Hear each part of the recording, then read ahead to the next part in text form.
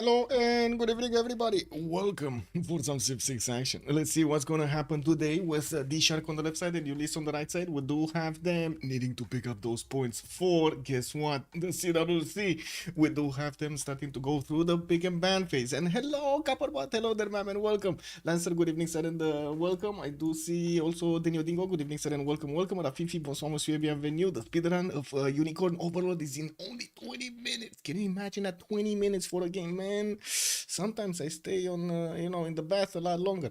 It is what it is. Anyway, Momiko, good evening, sir, and welcome. And thank you so much for the sub. Much appreciated, sir. I do see also. Give me a second so I can scroll up. Morphilo, good evening, sir. And indeed, Banana. We do have Vico Supreme. Good evening, sir, and welcome. And I do see, and I gotta say, thank you so much, Daniel Dingo, for how to say, writing first over there in the channel. Also, good evening, Lancer. Hello there, sir. We do have them choosing a map, and it's gonna be quite interesting tonight. We do have tilted axes for today. Okay, that's gonna be nice. We're gonna have quite a bit of naval action, and let's see if there's gonna be any kind of warmonger getting in behind the scenes over there and just smashing them down. We do have the sharks on the left side and Ulyss on the right side. And I do want to point out really quickly, because they're going through the ban phase and it's gonna take quite a bit of time. They already chose Elizabeth and Varangian to be taken out by the sharks, and on the right side, Indonesia and Norway, the other, I guess, Norwegian leader, has been taken out. Harald Hardrada. Konge. Well, let's actually see what's going to happen here. We do have, as you can see over here, well, KLM traveling and stuff like that. Click, click, click. Ulyss and Freritos with the Sharks are on the top 3 slots. We do have Ulyss on with the 13 games. This is going to be their 14th, and they're going to tie up with the number of games that Freritos has. If they manage to win, they're going to be 13-1, Freritos 12-2, and they're going to stay over there on the first spot. If the Shark manage to win here, they're gonna manage to add another point over there, giving them a chance to rise a bit higher, since they do have more games to play, while Ulyss will be tied with Freritos de la Vega on 12-2. And yeah, let's actually see what's gonna happen during the game. We do have Cithia being taken out by the Sharks, and I do see also Julius Caesar gonna be taken out by Team Ulyss on the right side. Also, if we open the link and we vote for the bands too, no, you cannot, unfortunately. It would be quite fun, I guess, to see a common vote for the maps, but I'm pretty sure the players would be actually quite annoyed after a few times, especially since we do have quite a few trolls in the community. I guess a lot of you know that, no? Also, you should use Firefox and the uBlock, more ad, and that changes your life. Good question. I think I had a ad blocker. I think there was a bit of an update and it kind of messed up the blockers, but anyway, I guess it is what it is, the normal fight. Yeah, also tilted game indeed, poor Daniel. Hello there, sir, and welcome. Let me actually put it up on the screen here so we can see, and everybody can see afterwards what map it is. Tilted access. And guys, we got 2 more days until we find out if we're gonna have more than actually 5 players in Civ7 or not, right? On the 25th, we're gonna have a presentation, I believe, from Civ7, and they're gonna tell us if they did manage to get those more than 5 players in or no. Yeah. What do you think, guys? Is it gonna be a surprise or is it not gonna be a surprise? Well, are we expecting it or are we not expecting it? Is it like a Christmas present and not just block ads in host file? KW. I do see Genghis Khan, and also the Dutch have been taken out by the Sharks, and on the right side, Spain has been taken out by Team Ulyss. 1 more ban to go, and we're gonna have the tone of the game being set by the Sharks, and then we're gonna have the counter picks from Team Ulyss, 2 in sequence. Also, no surprise with this. Okay, no surprise it is. Kublai Khan, Mongolia, on the side of Ulyss, gonna be taken down. And so both both the nations that do have, I should say, the ability to get those Kesheks out and take down their opponents, well, they're not allowed to be in the game anymore. Not allowed. And of course, there are also the Malis that are banned. Wait a second, the Malis are not banned in this tournament, right? And Cleopatra, I believe it is banned. I'm not sure, but I think it is banned on the CivFR Squadrons. Oh, that's gonna be quite a subject in the CWC. Which ones of these civilizations are gonna get an auto ban or not, if there will be any auto ban. We used to have Maori so many times actually autobanned last in the previous seasons. The Sharks are gonna go for Dido as the first pick, and look at that, it's the return of the Dido. We were just talking about this yesterday, right? So not many people actually pick Dido anymore. It's the return of Dido. Phoenicia just walking in over here with her earrings, and let's actually see what Ulyss is gonna pick up to counter here. Well, since it is tilted access, they're gonna need to get a balanced approach between the land and the naval. They could definitely focus on the naval. Not really that sure they could focus fully on the land, because yeah, naval action and naval dominance does play quite an important part in the game. We do have Eleanor being picked up by Team Ulyss, and it seems like this is going to be one of the choices to counter Phoenicia over here. Well, definitely there are quite a few bonuses over there on Eleanor, and we've seen it multiple times in the last weeks that it can just go brrr. Tokugawa got the legs. Wait, what happened with Tokugawa? He got he got whipped. He got whipped over there. It is what it is, man. It is what it is. You know, sometimes it is what it is. We do have Basil the second on Team Ulyss.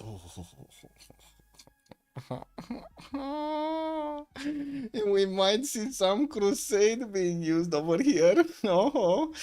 He has been nerfed. Yes, I know he has been nerfed. Unfortunately, those trade route eels, and Cleopatra Ptolemaic is not done. We got a confirmation here. It's actually getting in, and maybe this time we're actually gonna see it being played out to its full potential. Yesterday it kind of got attacked over there by his neighbor. He wasn't happy. Rome Trajan was like, what do you have over there, Cleopatra? Oh, let me take this city. Let me take this city. Oh, that's very nice. You have such a big army. Okay. Poor John. I mean, where is Australia actually? Oh my god, they kind of need to revert that, right, on Australia over there. The bonus is just wow. Anyway, we do have the fourth picks already chosen, and they're gonna need to go for the last four bands, two on each side, and Team Ulyss is gonna have the next choice on the board here, and it looks like they're taking their time. Coupe is gonna be taken down. They took out my boy over here, Coupe. Oh my god. Well, somebody's gonna need to get those hakas going. Space VK, good evening, sir, and welcome. We're Cham No Vicky. Well, let's see. They still have four more picks, Space VK. Maybe we're actually gonna see it getting in, no? Let's see it. Let's see it. Definitely, they're taking quite a bit of time over here with the ban phase. Also, I do have to check. This is fine. Sound check. Woo! Yeah, that's fine. Should be fine. Let me put my chats in order. Good evening, sir. Papa's on YouTube. Hello there, sir, and welcome. Also, everybody. Hello. Okay, there we go. What do we have? Trajan not gonna be allowed in, but okay, they're taking out Trajan, but they're not taking out Lotaro, they're not taking out Hojo, they're not taking out Nader Shah, for example. Yeah, well, I guess we're gonna need to see what they're gonna end up playing with, not to mention the Victorias, right? We got both Victorias available for them, and they're not taking them down. Well, let's see what they're gonna keep in their pockets over here. Is it gonna be cling, gold, or is it gonna be boom, shaka? I think cling, gold, no? I kind of feel like cling, gold.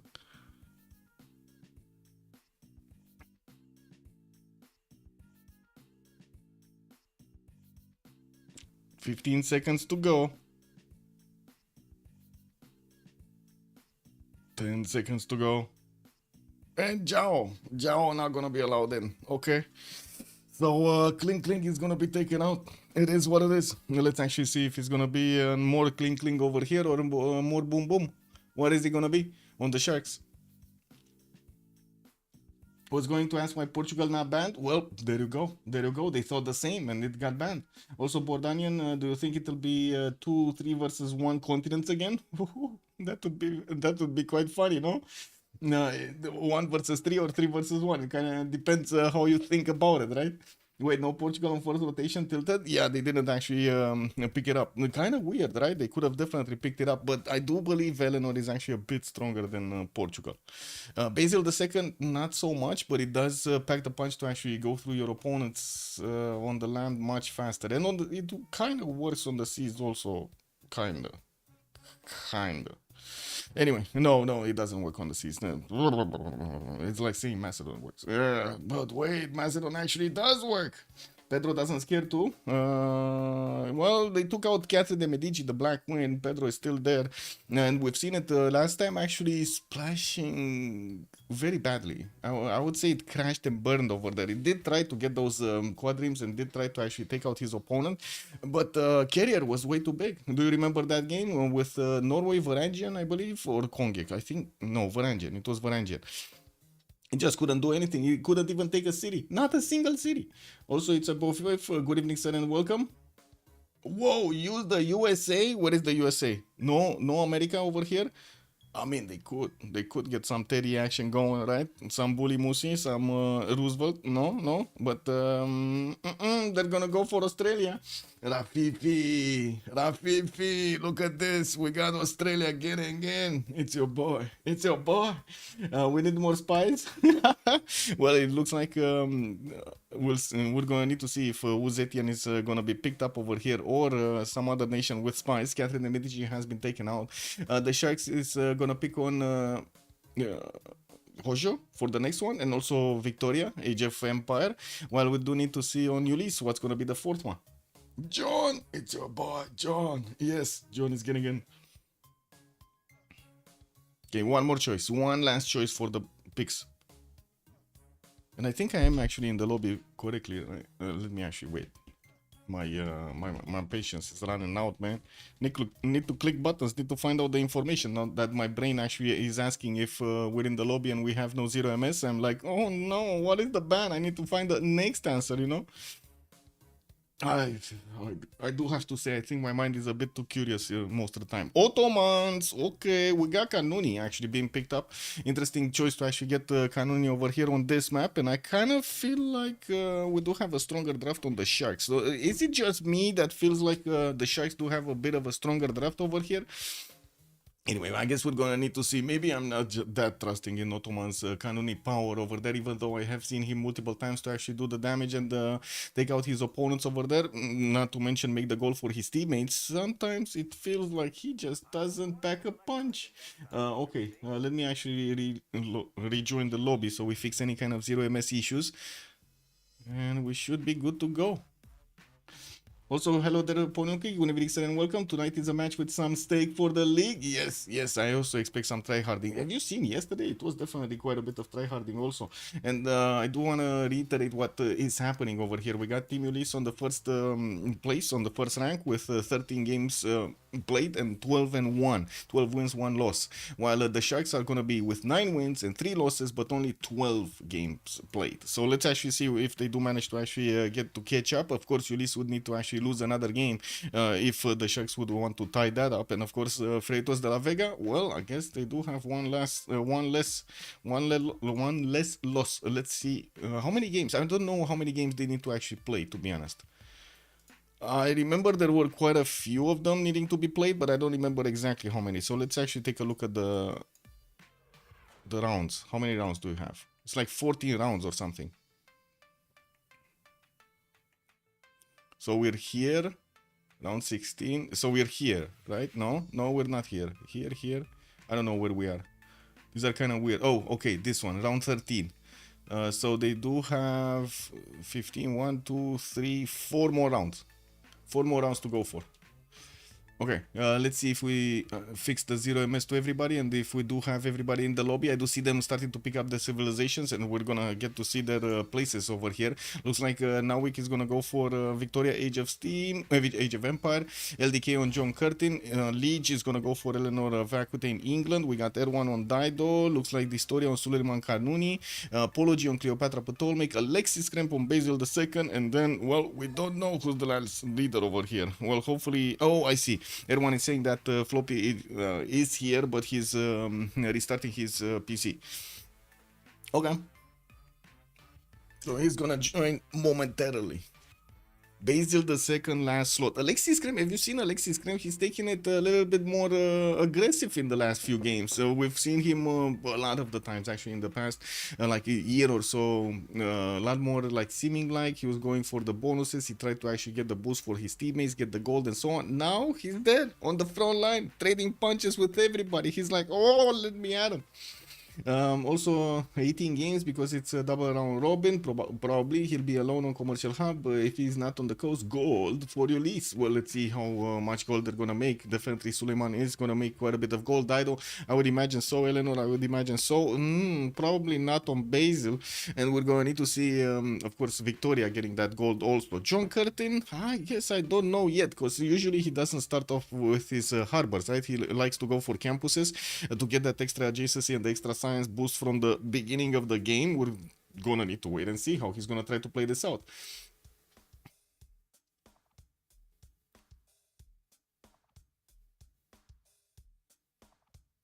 Okay, we got the map there, we got this, we got this.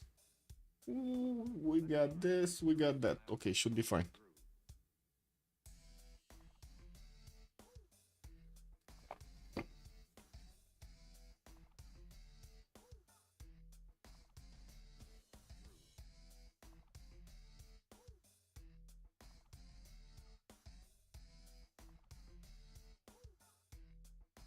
Still waiting for Floppy to get in. I guess we can take a look who's playing on each team, right? So it's Navig with Floppy, with Erwan and Apology on the side of the Sharks, and we do have Liege with LDK, Alexis Kremp and Distoria on the side of Ulyss.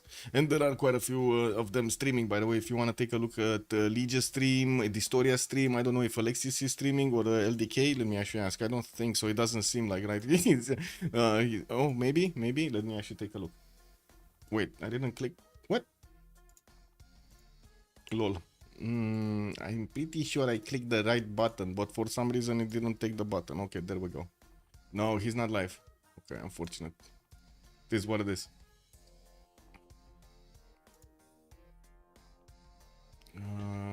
What was it? Bracket, standings. And we fixed this. And now we're just waiting for Floppy.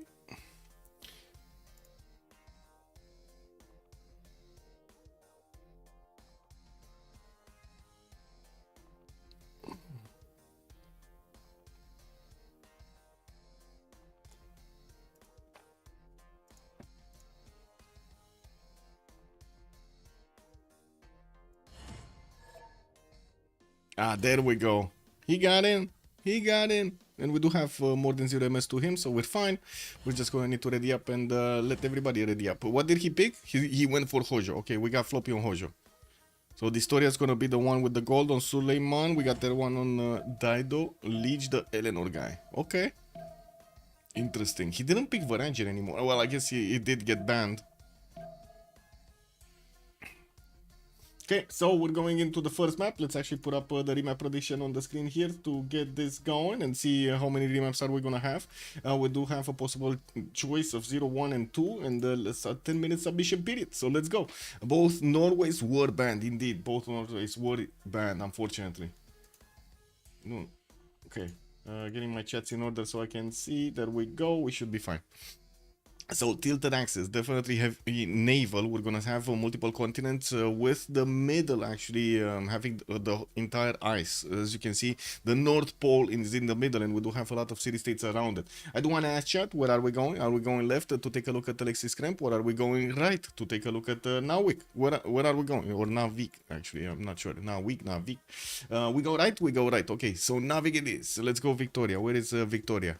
That is Australia. That is not Victoria. That is Dido. We got Cleopatra here. This is Victoria. We do have him with a 2-2 base. Looks like he's gonna get the fresh water from a lake. I'm gonna have a few decent 2-2 tiles around him, and I do see he's also gonna have his Series 1 fish. Unfortunately, the amber tile is kind of lacking that extra point of food, and from what I do notice, he's gonna have a decent amount of settles on the coast without fresh water though.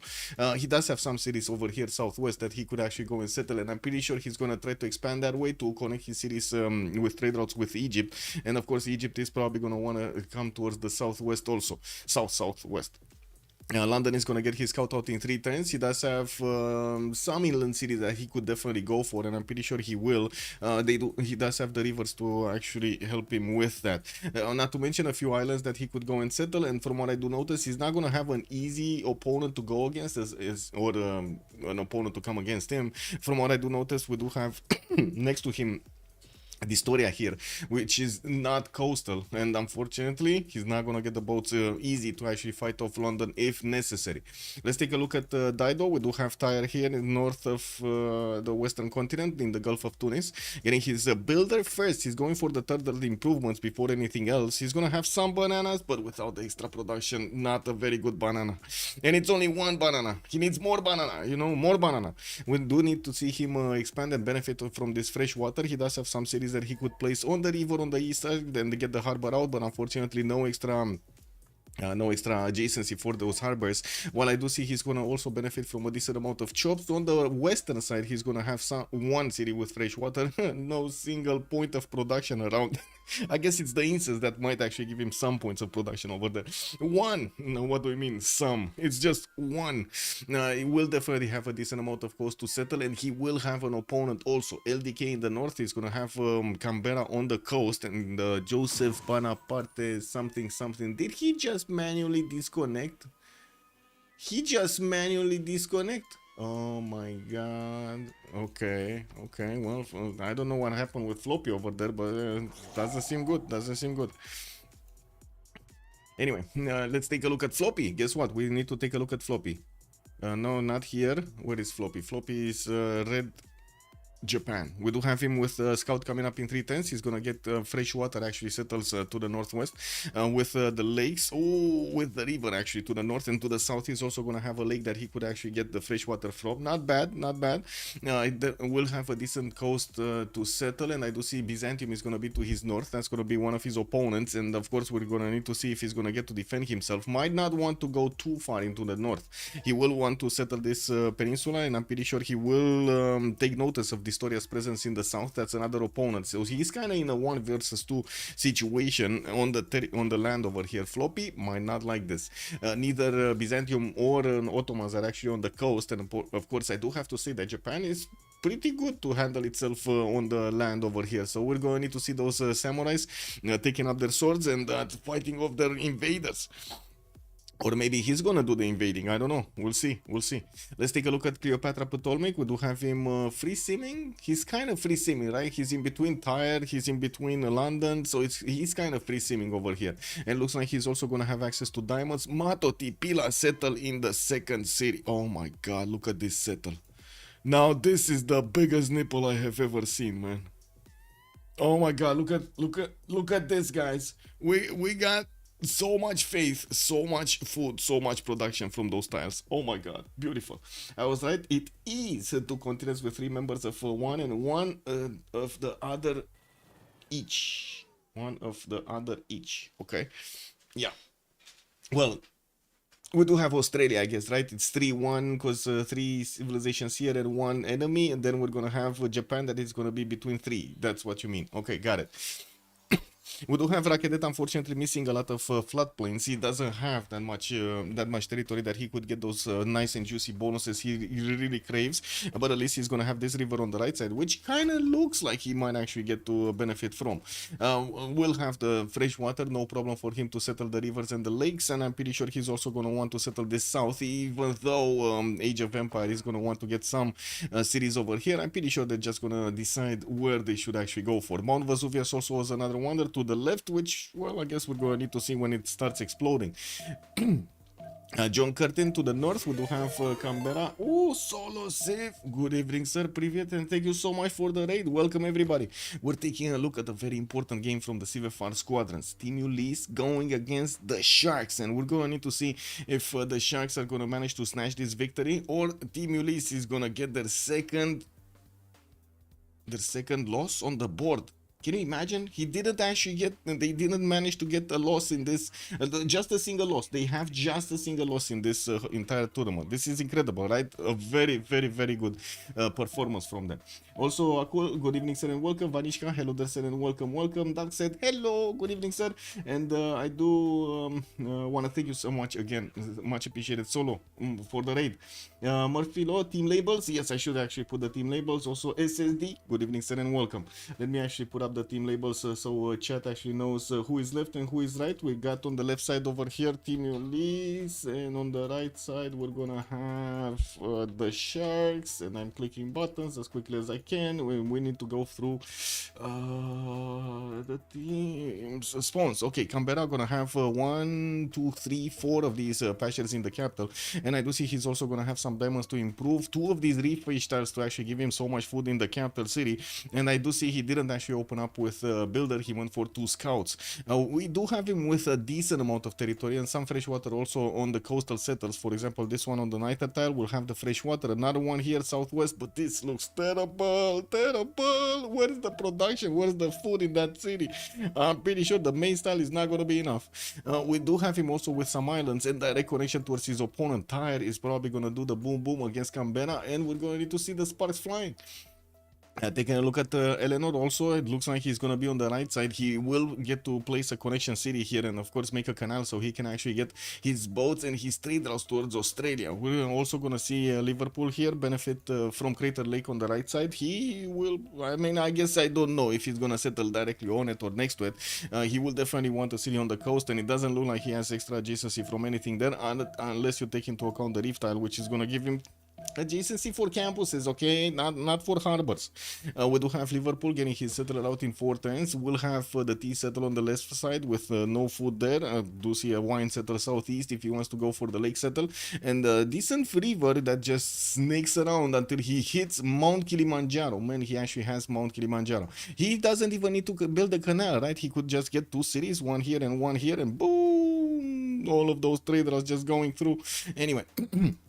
And let's take a look at also Suleiman Kanuni here.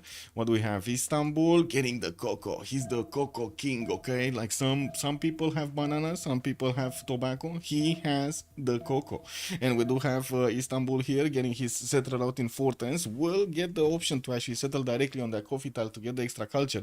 Northeast, not to mention the extra amenity. I'm actually curious if he's gonna try to put more cities in this on this river, because he does get the option to actually place 2 cities here, no? No. He's not gonna get that option, sorry.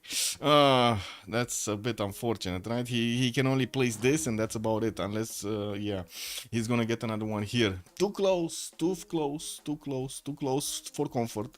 We do have Ottoman's getting his scout to pop a tiki hut, and it looks like he's gonna meet Japan soon. If he doesn't already see the border, I don't think he sees the borders, because these are high tiles over here. Then he can actually, you know, climb up and take a look from the trees what's going on.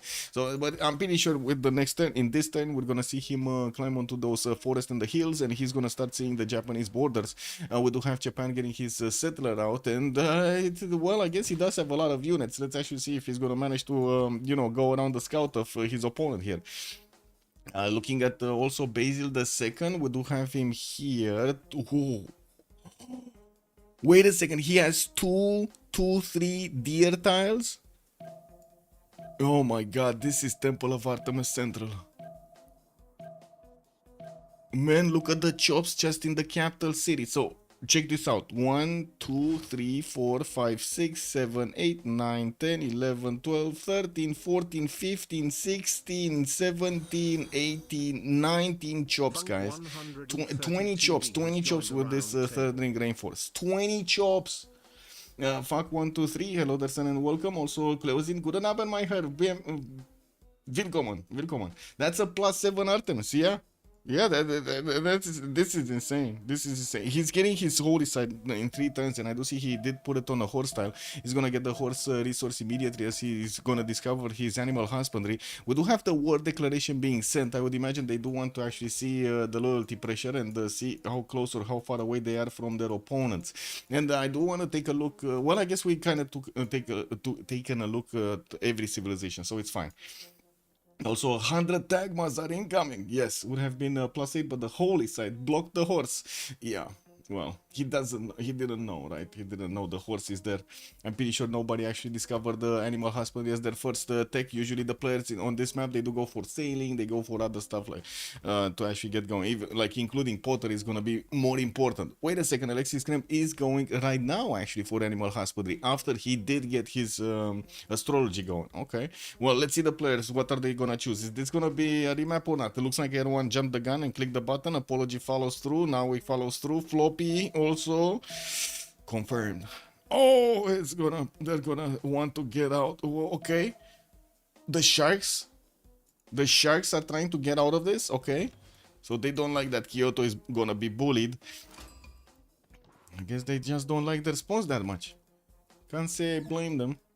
Oh my god. Okay, he didn't see Mato Tipila, right? Not that it made... Yeah, he didn't see Mato Tipila. Oh my. Oh my. He had the greatest nipple in the world and he couldn't settle on it, guys. It's not Temple of Artemis, it's Temple of Tempo and the Shrine of Chops. Konstantin, good evening, sir, and welcome. And I kind of tend to agree. Yeah. Amazing Japanese defense. Just get me out. We go left on the new map, Bordanian. Yes, sir. Let's go.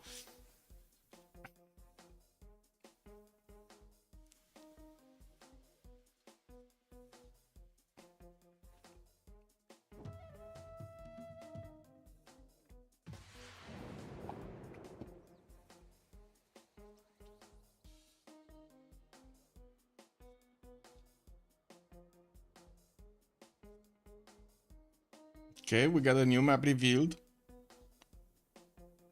Soon. What do we have?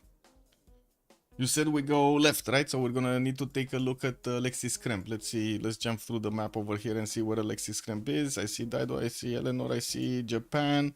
What's here? Ottomans? No. Wait. Oh. That's a big continent for Australia. Oh my god. That's one single continent for Australia. Nothing here. Oh, here. Alexis Kremp is here. Okay, got it. Not coastal again. He does have the possibility to go coast, and I do see he has 2 cities at least with fresh water that can be settled on the coast. We do have him also with some inland cities that I can see in the north, and he's gonna have Cleopatra, Ptolemaic to go against. Oh, this is gonna be dangerous for Cleopatra. I mean, I think he found a stronger target to go against, or I should say a weaker target to go against. Japan would have definitely had those, at least the samurais, right, to fend off the attacks.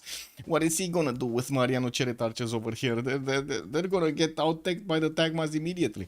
Well, let's actually see if Alexis Kremp is gonna get going, and of course we're gonna also need to see everybody getting into the lobby here. I believe they're still resyncing or something, not sure what's going on. Okay, there we go.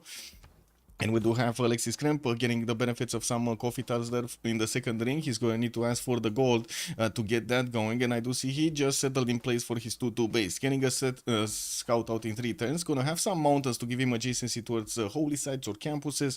And I'm pretty sure he's going to try to get a religion here quickly.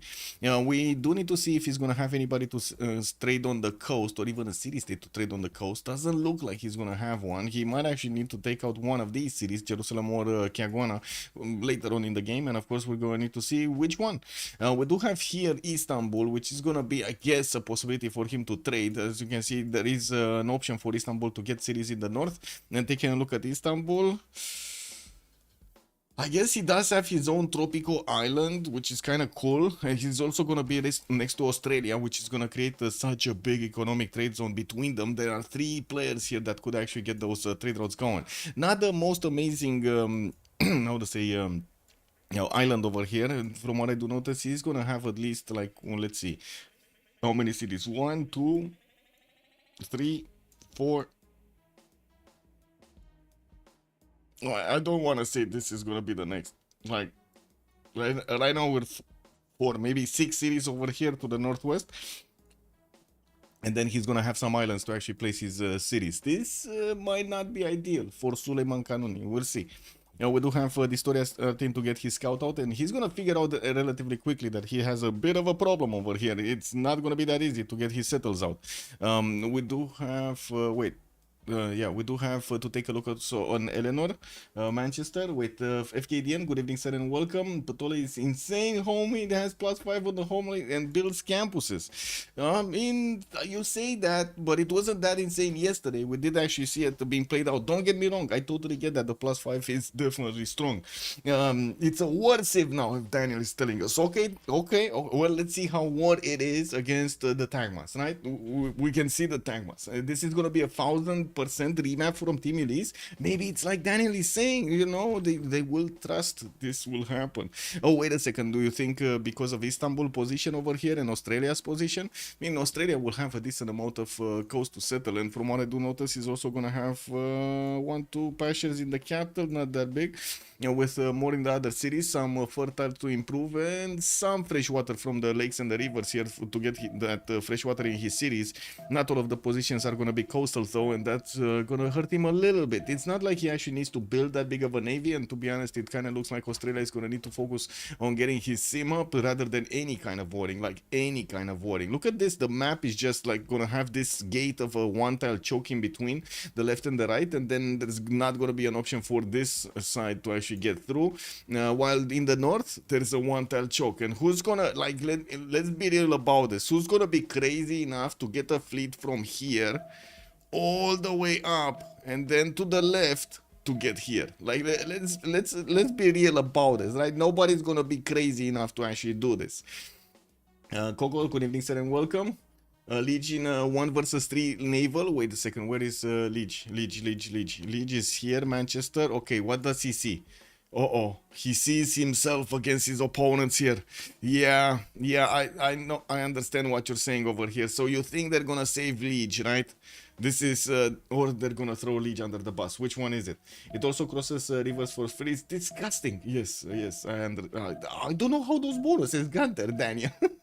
I feel like you can roll or worse if you remap here. At the very least, they have the naval trade routes, Ottomans, Australia. Yes, I kind of feel like, but I do have to agree that Liege, which I gotta say also Team Ulyss does have one remap token available, while the Sharks are not gonna have it. It kind of feels like Liege is gonna have a bit of a problem, right? Phoenicia right next to him. He has to the south Kyoto.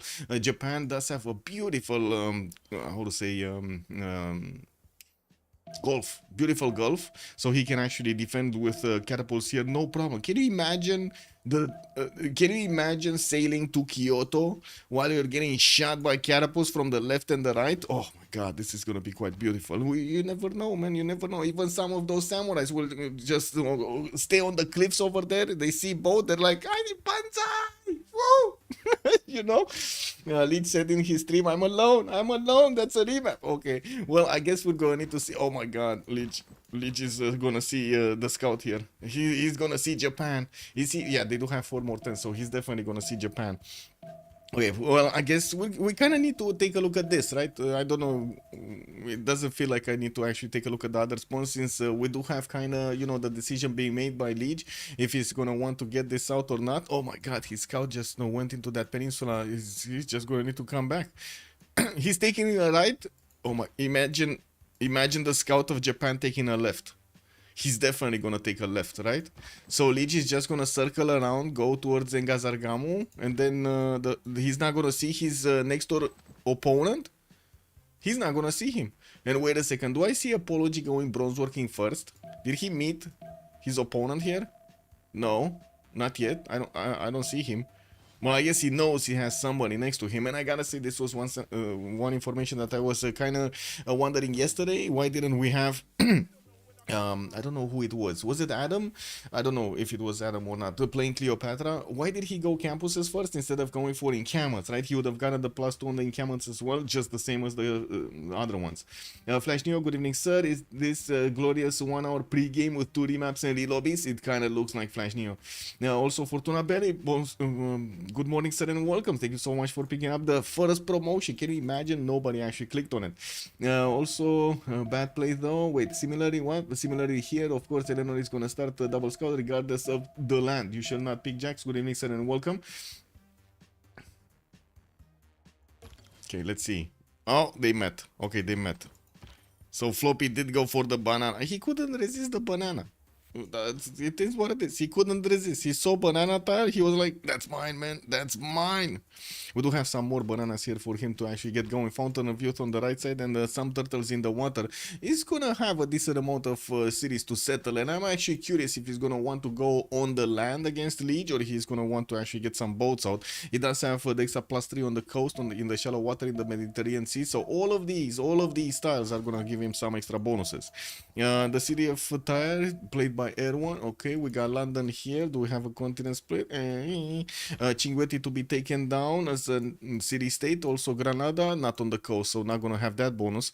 We do have 2-3 deer tiles and spice tiles for Nawick to use, and we do have a builder coming out next turn. He's gonna have 2 of these coastal resources, very good ones, a reef turtle and a reef fish to actually get to improve. Not to mention so many of these jobs in the capital. Same problem though, not a lot of fresh water on the coast. Some cities could be aqueducted like this one, a settle stone aqueduct next up. After you finish the banana, you get to aqueduct it. It's like a bonus point. Also, the Disney, hello there, sir, and welcome. I saw Nosferatu last night and it reminded me of... Wait, what? Why did it remind you of me? What? What is going on, Nosferatu? What of Nosferatu reminded you of me? A bloodthirsty vampire, faraway castle, a young land clerk embarks on a harrowing journey into the unknown. His innocent wife falls under the spell of a terrifying shadow in her dreams. Okay. A symphony of horror. Ooh. My god, man. Am I that dark? I mean, I'm trying to be as, cheerful as possible. Oh, yeah, they did remap. Up all night, doesn't see the light of day. Oh, my God. Yeah, that kind of, yeah. I cannot comment on that. It is what, that is the truth. I do stay up most of the night. It is what it is.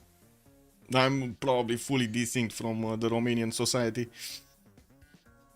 To be honest, for Australia earlier, I agree, as he was on the edge and that much he knew. We go right again, okay. Wait, watch the original 1922 Nosferatu. Can you even watch that? Like, is that possible? Pretty creepy. Oh my. So if... absolutely disappointed that we have only one full war save.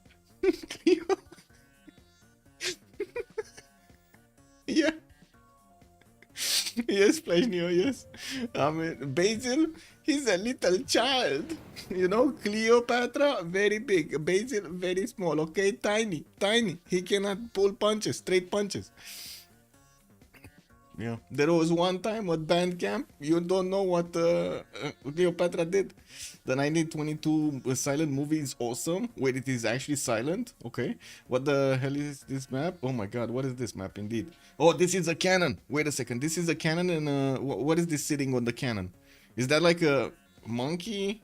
Because it kind of feels like it has a tail, right? Oh, a lemur maybe?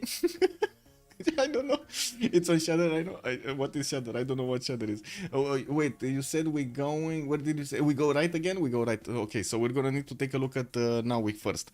We do have London here. Okay, he's gonna get his builder out in 5 turns, and I do see he's also gonna have the 2 fish tiles next to him. Pretty good. One big continent, Pantanal in the south, and also Japan to trade with. And they're gonna be allies here on the right side. And I gotta say, this land doesn't seem like it's gonna give him that many settlers. He does have a few settlers on the northwestern coast and in the north, while in the south he's gonna have some lakes here to actually benefit from. He could even connect and try to get some canals going through this arrangement of water bodies. We do have him also benefiting from horses and iron in the capital, second and first ring, and I do have to say his niter is also gonna be here, but in the inland. I'm not even sure he's gonna get a city here. It does look terrible, probably over here on the 1-1, so at least he does have the adjacency to the niter and has some mountains on the right side to get his setup going for his campuses. Not bad.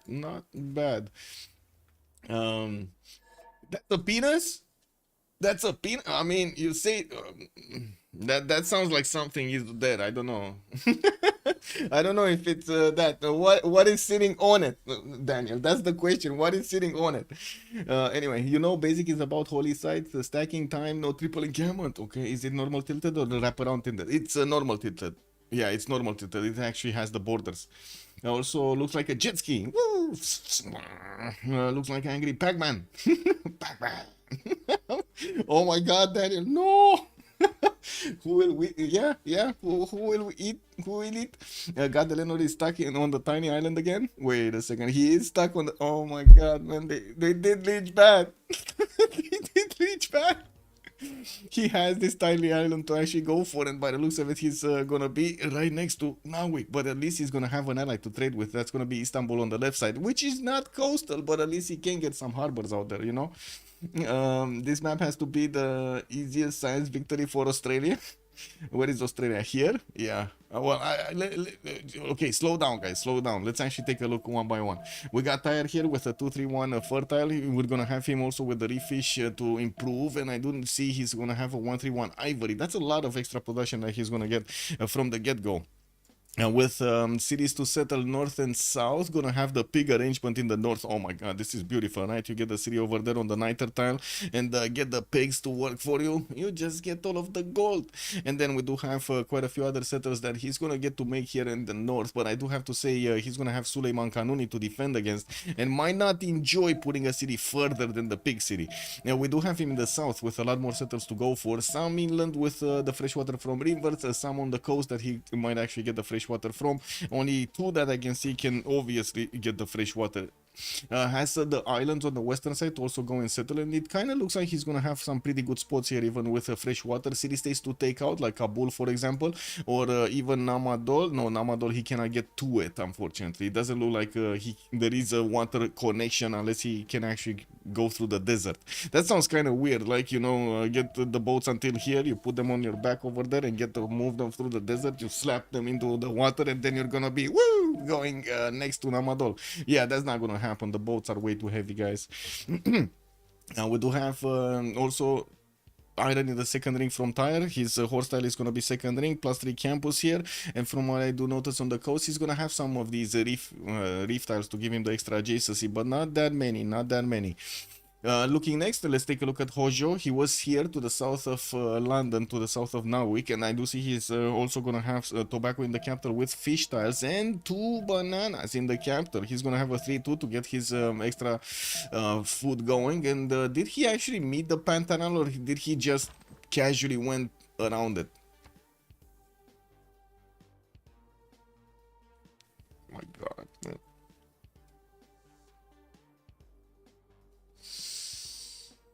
Hmm. Yeah, and the island south of Eleanor is full of cliffs, so he cannot get there basically. Also, Flash New, I remember in the same situation as Eleanor, someone called his capture. Oh Lord, give me strength to play this. Yeah, yeah, it was even worse. We once had a game on this channel with Pedro on a tilted map that was worse as well. Yeah, yeah, we did have definitely worse spawns. We're gonna need to see if Kyoto here. Okay, he did find out about the Pantanal, guys. It's fine. Floppy found it. He sniffed it out. He saw the tiki huts over there were making some food, and he was like, hey, what are these guys looking at? Yeah, okay, well, I guess he cracked the matrix, and he's gonna get that settled on the oil tile, on the 2-2 base stone tile. While we do have him with some settles, or actually there are quite a few settles in the south. He's gonna need to make some form of a connection city over here to pass this navy from the right to the left, and I don't see easy connections. There's no flat tile here to actually get the canal going. That's kind of weird. Oh well, it is what it is.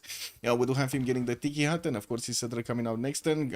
Also we'll have the horse tile in the second ring here towards the north, while we do have him also with iron in the second ring on the left side. Well, I guess we're gonna need to see what's gonna happen next when they're gonna start getting the improvements out. Where is Cleopatra and what is he doing? Oh my God, he's not getting out of this, guys. He's not getting out of this. Is again Byzantium versus Egypt. It's happening. Temenanki for the glorious Pantanal? Well, I think, yeah, I guess so. And this time, I do have to say, it doesn't look like it's gonna be floodplains that's gonna save him out. We do see some floodplains here in the cities of Constantinople, and yeah, we're gonna need to wait and see what's gonna happen. We do have Apology managing to get a 3-charge builder, and I do see he does have scouts moving east and west. Shri Pada to settle southeast without fresh water, or maybe he can get actually on the 1-3 tile over there on the plains hill to actually put down the cities and grab the tiles from the truffles.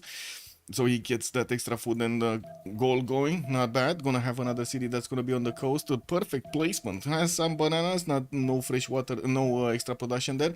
And I do see his freshwater cities are gonna kind of force him to go north here with another 2 cities on those rivers. Vredefort Dome also to the northwest, which I guess we're gonna need to see if it's gonna get settled or not. It does seem like also Byzantium is interested in I would say backsettling rather than going directly into his opponent. It's not like he had a good city anyway to play southeast. Like there's no placement over here for the production and everything that you need in a proper city. We do have also Rakedet benefiting from Horse tile in the second ring, Iron in the second ring. Niter tile is gonna be out on the east side, gonna have one next to Shri Pada also. That looks good. And I don't see him actually having the ability to trade with each other. Later on in the game, maybe Hojo is gonna get a city here, and they're gonna get that option to trade with each other. But at the moment, he's just gonna need to get the internals going. Not even a coastal, maybe Bandar, Brunei, but would you take the chance of to get on the coast? I don't think so. Anyway, let's take a look at John Curtin. Where is John and what is he doing? Ooh, John is here, and it does seem like he's gonna have free sim. This is free sim John, no?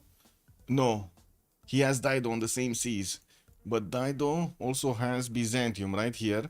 This is gonna be a bit problematic for Alexis Krem, by the way. Dido being so close. Of course, Dido also has Suleiman Kanuni on the land here to take care of on the northeast, but he can easily get some boats towards Constantinople and try to take that one down at the frigate timing.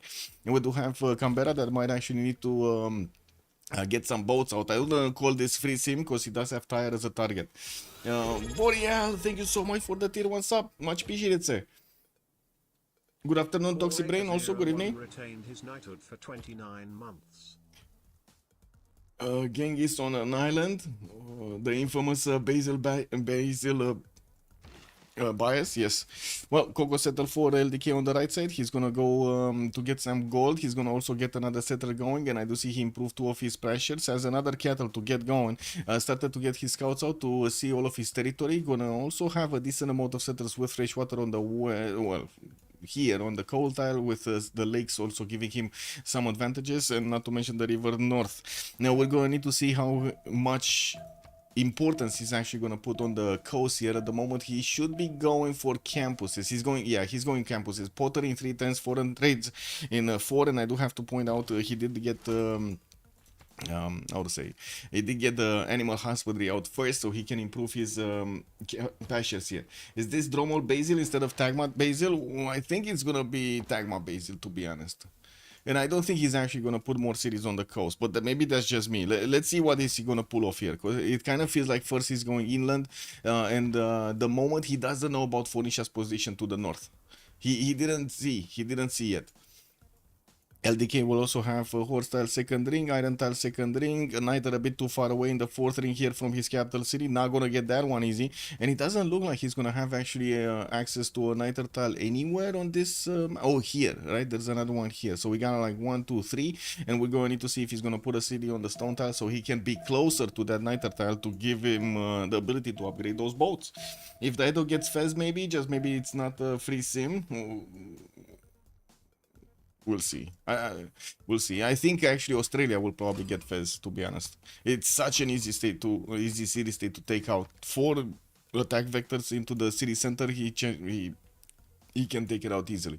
Anyway, now moving north, Eleanor. The big island Eleanor. Well, I guess the gods thought it's about time to actually turn the heat on, and by the looks of it, we got Birmingham with the northeast getting smoked up. We do have also him benefiting from a settler out in 2 turns, and we're gonna see how he's gonna get his city placement in the south. Probably we're gonna get this settler next to the river there, another one northeast next to those fires going on right now, and I do see a cattle settle here. How many cities does he have? Like 1, No? Oh my god, he needs to settle on the tip if he actually wants to get this one. So it's like 1, 2, 3, 4, 5, 6 cities, maybe 7 if he actually clumps them up a little bit. And then he does have Vatican City to take out as an island settle, while he does have Ottomans to trade with on the left side.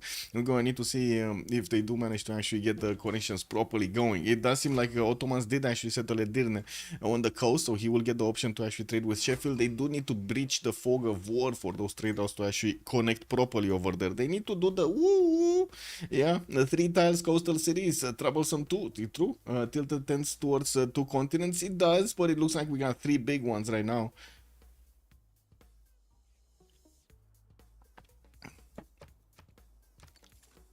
Looking at the Eleanor, it's not that bad, about 6 cities strong. Yeah, with more island settles, right? More island settles. Anyway, I do see he's gonna have his horse tile in the second ring, iron tile second ring, gonna have quite a few chops in the capital with another iron in Sheffield. Niter tiles are missing. There's no niter. There's some aluminium. There's some coal, like 2 coal tiles. I don't see niter anywhere. Okay, so he doesn't have niter. This might be a problem, and I do have to say he's actually quite close to England and to the other England, to Age of Empire, and we're going to need to see how quickly they can actually meet each other, so they can know about their presence and get the boats out. Anyway, Distoria. Ottomans, what is he doing? Getting 3rd city on the left side of Istanbul, gonna build up his monument count, and we do have him with ivory tiles in the capital, 2nd ring horse tile, 1st ring iron, niter tile in the 3rd city is gonna be here, and he's just gonna settle directly on it. He doesn't know about it, but that does seem like it's a pretty good city placement, while he is gonna have some other settles to actually go for on the coast. We're gonna need to see if he's gonna go quickly or slowly against Byblos, or even do anything to Byblos. We do need to see how the defense here is gonna look like, and of course Erdogan will have a bit of a problem with Ottomans being so close to him on the land. Taking a look at the Elixir Cramp also, he is defending his holy side. By the looks of it, the Egyptian warrior will get the opportunity to smack that slinger, but unfortunately the slinger just got some heals up, and that's not gonna work. We do have also Erdogan coming from the north to actually get in here. Wait, why did the warrior move? Well, I guess it would have died, right? If he didn't move, it would have died. The scout is getting in next to the slinger. I was thinking if he wanted to, he could have actually taken out the slinger, no? Oh no, this one does only have one single movement, and that's a plains hill. And I'm pretty sure he would have lost the warrior if he would have attacked. But anyway, you do see how much damage he does to the slinger, right? Anyway, with the second slinger, Lexis Cramp is going to secure that defense. And we do have his 3rd city coming up in 2 turns. Has a 2-3 deer tile and a fur in the capital for some extra gold. While he's also going to have access to more food from the fish. He did manage to settle Upsunur Hollow, which is going to give him some extra faith points per turn. Not bad. That's an extra 8 faith that you can actually get.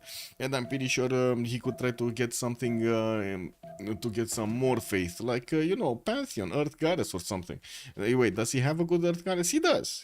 That's not bad. We're going to need to see how much he's going to need to actually fend off attacks from the north, from Phoenicia. He's gonna have that as an opponent, and he's also gonna have in the southeast Apology as an opponent in Egypt.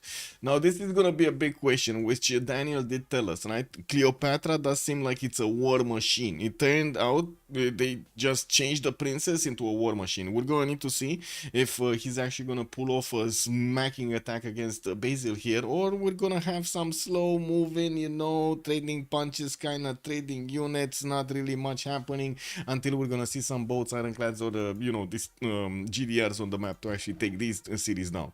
Now I'm pretty sure it's gonna happen faster, especially since we do have here Apology already getting a foro settle towards his opponent and placing down encampments in his face. Wait, it's forbidden to settle right for Basil? Forbidden to settle right? You mean forbidden to settle on the Mace style, or forbidden to settle in the face of Basil, or Flame Conquad? Good evening, sir, and welcome. Daido is 1 versus 3 dead. I think he can defend his north. I'm not sure about this side. Because Australia is already getting boats to take out Fez, and he's going to have a very good timing.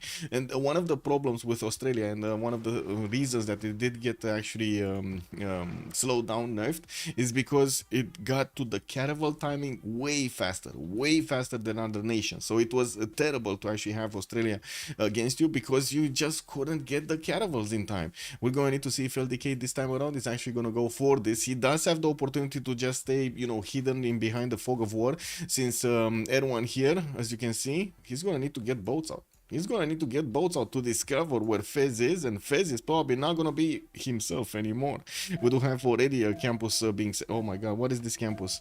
Oh, no appeal. It's just average +1 appeal. He definitely needs to actually chop the banana. He needs to chop the banana in the rainforest to make that tile great again. We do have him with the first boat on the way to taking out Fez, while the second one is getting trained over here in the city of Sydney. Also, the traders from Perth are gonna get out. I'm a bit surprised he didn't actually settle this city on the freshwater, but I guess he did want to get the 2-1 base over there with the two tiles around it, and might actually go just non-fresh here with no problem. I don't have to say, wait, Australia doesn't have a problem with freshwater. I just remember he does get like so much extra housing anyway from settling on coast. 3 cities, soon to be 4 from Phoenicia, getting the first biome out from Byblos. We'll see how this goes. Here, no Pantheons yet. We do have England settling his 3 cities, getting a 4th one also. Japan did manage to settle the Pantanal, and I still don't see a Pantheon yet, but he does have the extra science and the extra culture coming up for him. He's on 10 science right now with 7 culture, 21 points of production, with the 4th city coming out from Kyoto next turn. He's also gonna get a galley out from Tokyo, while I gotta say also Antananarivo is getting a galley out. This is, I mean, 5 tiles to attack into that. This is one of the worst cities I've seen, by the way, right now. Worst city. 2 no eel tiles from the desert, then he's gonna have just maze with no production and a single 1-2. This feels like a base game spawning. Okay, Cleopatra. Is he going strong? Getting those encampments out is also going to give him adjacency on science. Each of these do have extra +2 science adjacency. If they're placed on floodplains, and you do see, he does have them placed on floodplains. Yeah, all of them. I feel like there are not canal tile. Yeah, there is no canal tile. There is no canal tile. You are correct on that one. What he can do is build up later on in the game, maybe getting the big canal. How do you call it? A Panama Canal. He could actually get the Panama Canal, right? Settle uranium and then get it over here, and this is gonna work. But it's gonna be so expensive to get, because these are all flat tiles. That's why I'm pointing out. These are all flat tiles. Blazecat Games, good evening, sir, and welcome. Also, Vicky versus Eleanor, Suleiman versus Dido, Basil versus Clio, then Australian Diggers versus the Japanese Fighters. Wait, Australian Diggers? They're on the other side of the map. What do you think he's gonna do with the Australian Diggers over here? He's gonna fly them to Japan? He's gonna parachute them over there and send them into space. Oh my god, he's gonna pull a mask on them. That bad city still doesn't beat that hero city from a game last year. I think I remember it was a wonder and the rest all desert. Eddie Coffin, good evening, sir, and welcome. Only one chance for the Panama Canal. Only one chance. I guess we do need to see if anybody's actually going to spend that much production into Panama Canal. But they might actually need to save Navik, right? They might need to save Navik from Eleanor. We also do need to see what's the development here on Australia. Looks like he's just going for the 2 boats against Fez, and he does have 2 scouts also. A 3-charge builder that he could just take out. Right now, he should get it. He should get it, because you never know what the scout will do with the banana. Right? You never know what the scout will do with the banana. Maybe Japan just will go into space race. Why not? Yeah, that also might be.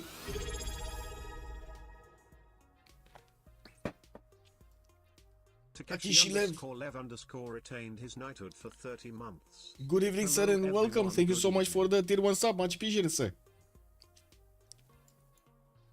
Okay, camp. We do have the monument starting to get out from Australia, and I do not. Oh my god, he's gonna get this one, no? This is gonna be his campus on the ship tile. This is his campus on the ship tile, right, guys? From the capital, 2 rifts and 1. Oh my god, and the breathtaking appeal. It must be that one. This must be his campus. Where is his campus, and why is he not placing it? He's going Celestial Navigation. Uh-oh. Okay, so 3 charge builder did get picked up. The banana is safe, guys. The banana is safe. It's fine. It's fine. We got banana safe. Also, un foc, bonsoir, monsieur, bienvenue. The scout eats the banana.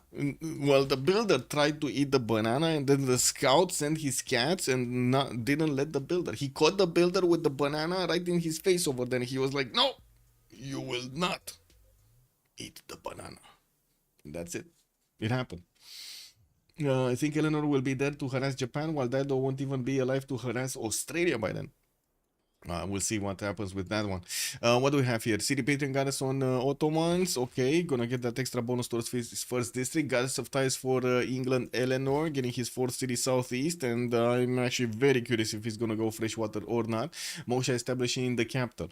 On England, still no freshwater, still no Pantheon here for Victoria. We do have him getting his Royal Navy dockyards quite quickly. And of course, he's gonna start rolling in the Admiral points. Japan did go for God of the Sea as a Pantheon, and we do have him with a single resource actually that he's upgrading in the capital, with a few more in the other cities. Okay, that's not that terrible, but I wouldn't really say this is a very good Pantheon. It is what it is right now for Japan. I mean, for Japan. Okay, we do have God of War and Plunder also picked up by Apology. Wait, isn't Lady of the Reeds and Marshes working with Pantanal to add the production point? I believe it is, right? Those are like March tiles. Elephant Guy, thank you so much, sir, for the raid. Much appreciated. Welcome, everybody. Basil took it. Wait. Basil took it. Lady... Basil took initiation rights. It works, right? Yeah, okay. But I guess it didn't really, you know, it wasn't really that good. And it doesn't look like he has other stuff to actually improve, right? Maybe like one single march, 2 marches with the rices, and that's about it. But anyway, let's actually take a look at the other pantheons. What do we have? Cleopatra, God of War and Plunder. Here I saw Initiation, right? So Byzantium, whenever he's gonna start to pump out units, he's also gonna get some smug face points. And I do see monuments coming around here from Nicaea, while we do have holy sites from Antioch. I do see also Moksha getting in the capital city to give him that extra culture, and not to mention he's going for bronze working in 1 turn. Now we will need to see him actually placing down some encampments here so he can get a general, and of course we're going for bronze working. He's gonna give him that district to place down. It was, if not changed in updates, yeah, it does. Enoch also coming in with 2 Byrims from the cities of Phoenicia from the north. Still no Pantheon yet. A 3rd Byrim is also getting out. The city of Fez is also going to be taken out next turn, and by the looks of it, the builder is going to need to get to re-improve some of these tiles. He does have quite a few of these coastal tiles, and I'm pretty sure he does need to actually chop the banana and the rainforest, but at the same time, he probably doesn't want to go that fast for irrigation and or getting his bronze working going, right? He does want Celestial Navigation, getting the campuses, getting other districts in the meantime, and so on. Gonna repair the campus in Fez, and that's a good question. Wait, he actually has campuses? Well, I guess it is what it is, right? Dido might synchronize with you and bang up Alexis Cramp. He only has, I mean, I guess he does have 2 cities here. Oh my god, it's happening. The Byrims are coming in, boys. The Byrims are coming in. You can defend these cities, by the way, the 10 garrison defense strength cities. It shouldn't be that big of a problem. It's only 1 tile of attack. If they would have been open to 2 tiles, to 2 attack vectors, it would have been harder. And I don't really think Erwan is going to do that much damage, but he's definitely going to annoy here Alexis Cramp, and might make Alexis Cramp actually make a mistake, which is still valuable, you know. That is still valuable. Egypt is on encampments and God of War and Plunder. He is also he's definitely going out for trading punches here with his opponent. Apology, is he going horses quickly? What is he? Apology, Cleopatra going for archery in 2, 10 state workforce in 3. Yeah, he's going horses here. And we do have him getting his moksha in the city of Raketet, while Hunde Priester is saying Basil should go warrior monk so he can take ships against Dido. Chatting.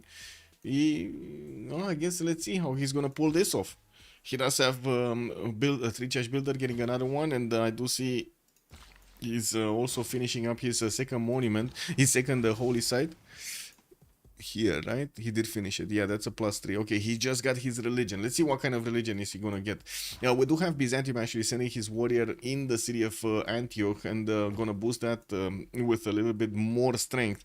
And that's what I mean over here. You do see that the Byrims, yes, they do have 35 damage. They can go against the city center and take out a big chunk of it, but the city is still gonna get repaired. And you only get one shot against it. If he would have had like 2 shots, it would have been definitely dead. Now, in this case, doesn't look like it's actually gonna happen. Not much is gonna happen, right? He just can get a boat out and it's fine. We do have also Japan, God of the Sea. Okay, Phoenicia still no Pantheon. The city patron got us here on Ottomans, getting his government plots, already placed down his commercials. He's not going harbors, he's going commercials, and we do have him with Magnus in the city of Edirne getting set up. While I do see also Ibrahim was his first choice in the capital, gonna get his soon other resources improved and has quite a few shops, builders coming around, and I do see he's gonna finish this third commercial soon. In the merchant screen, we do have Marcus Licinius Crassus as the first one, and I do also notice Hypatia is going to be one of the scientists here. He's going to get the extra free library with the extra point of science on it. Egypt is already making 4 great general points a turn. He's the only one actually making general points at this moment in time.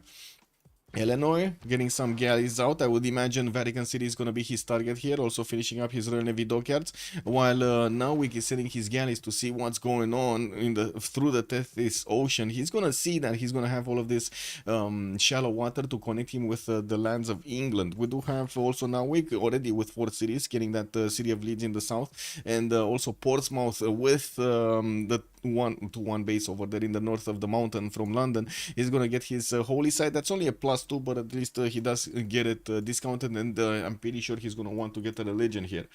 Basil loves crusade. Yes, Basil loves. He went defender of the faith. No. Oh my god, he's full defensive here. Okay, so we do have Constantinople with 38 strength. He just got a spearman in there. Now the city of Antioch is also 20 strength with the warrior in it, and it doesn't seem like Ulyss Cramp is going to be faced by the arrival of the Erewhonian Byrims here. But that also does give an information to LDK that he does have somebody here, and it's going to be Phoenicia, right? He only saw these cities. He didn't know if it's fully connected or if he does have the shallow waters to actually get to his opponent. Now he knows.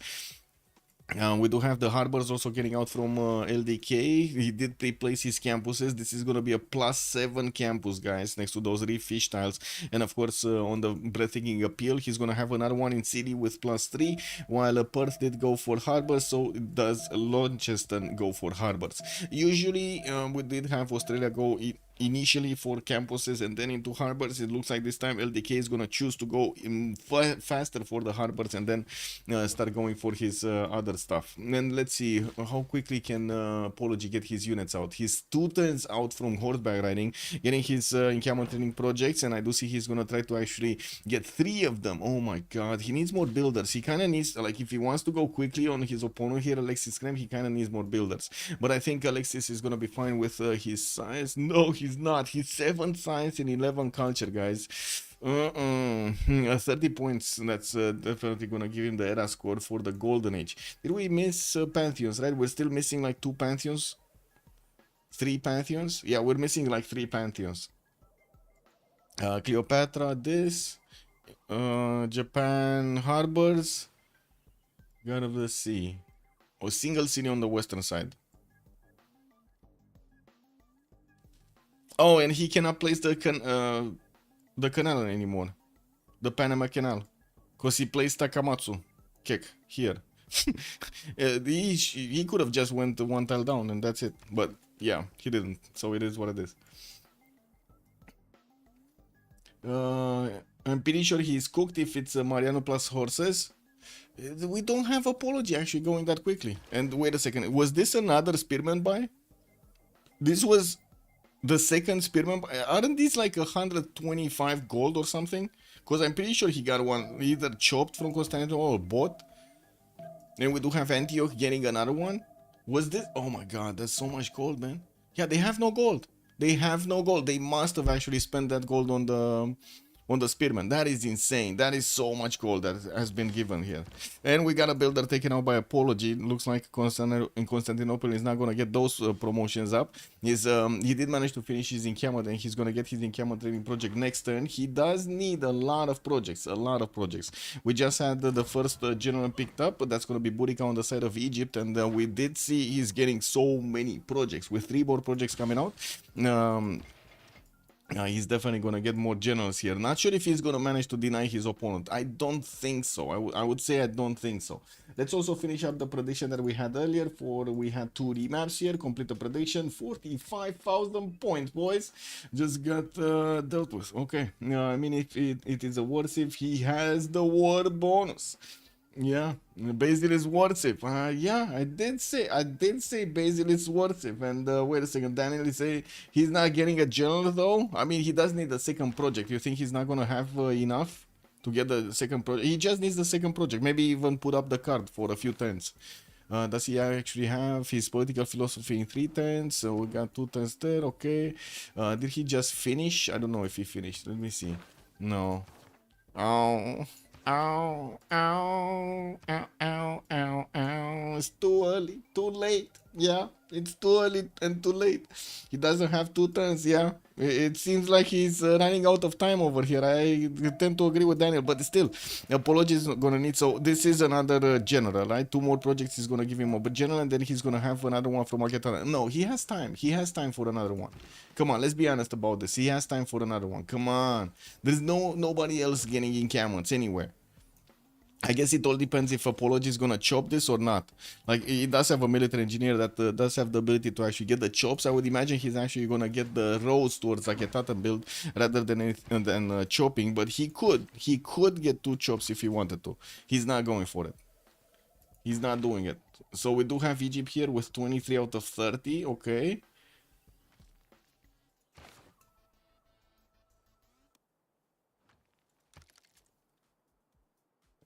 Oh my god, he might actually get 2 generals next turn. He should get 2 generals next turn.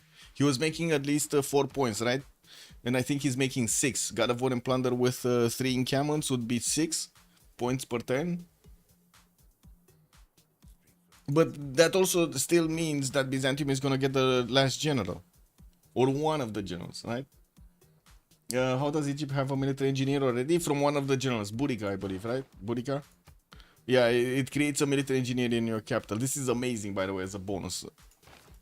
Really love this. Really love this.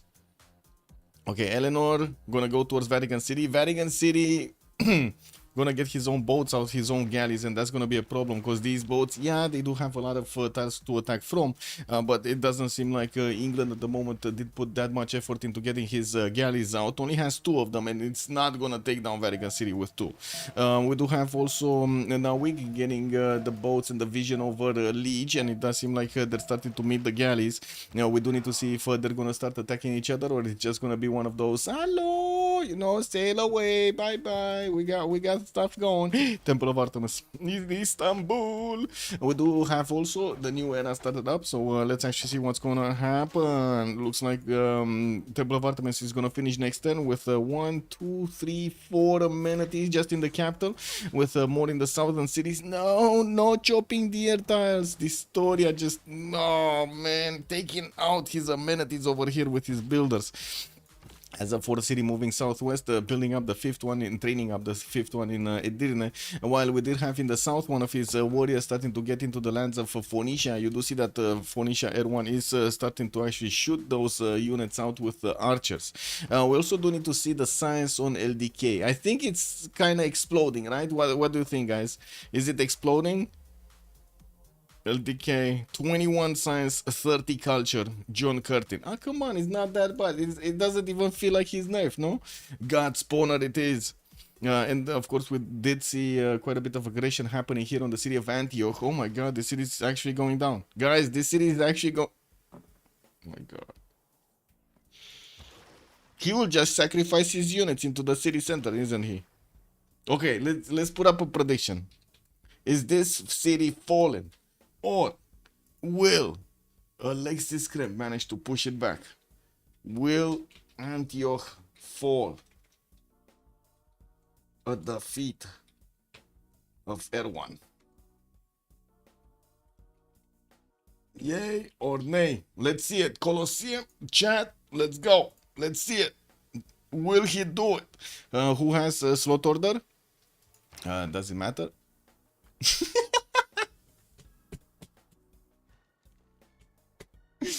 Oh man. Oh man.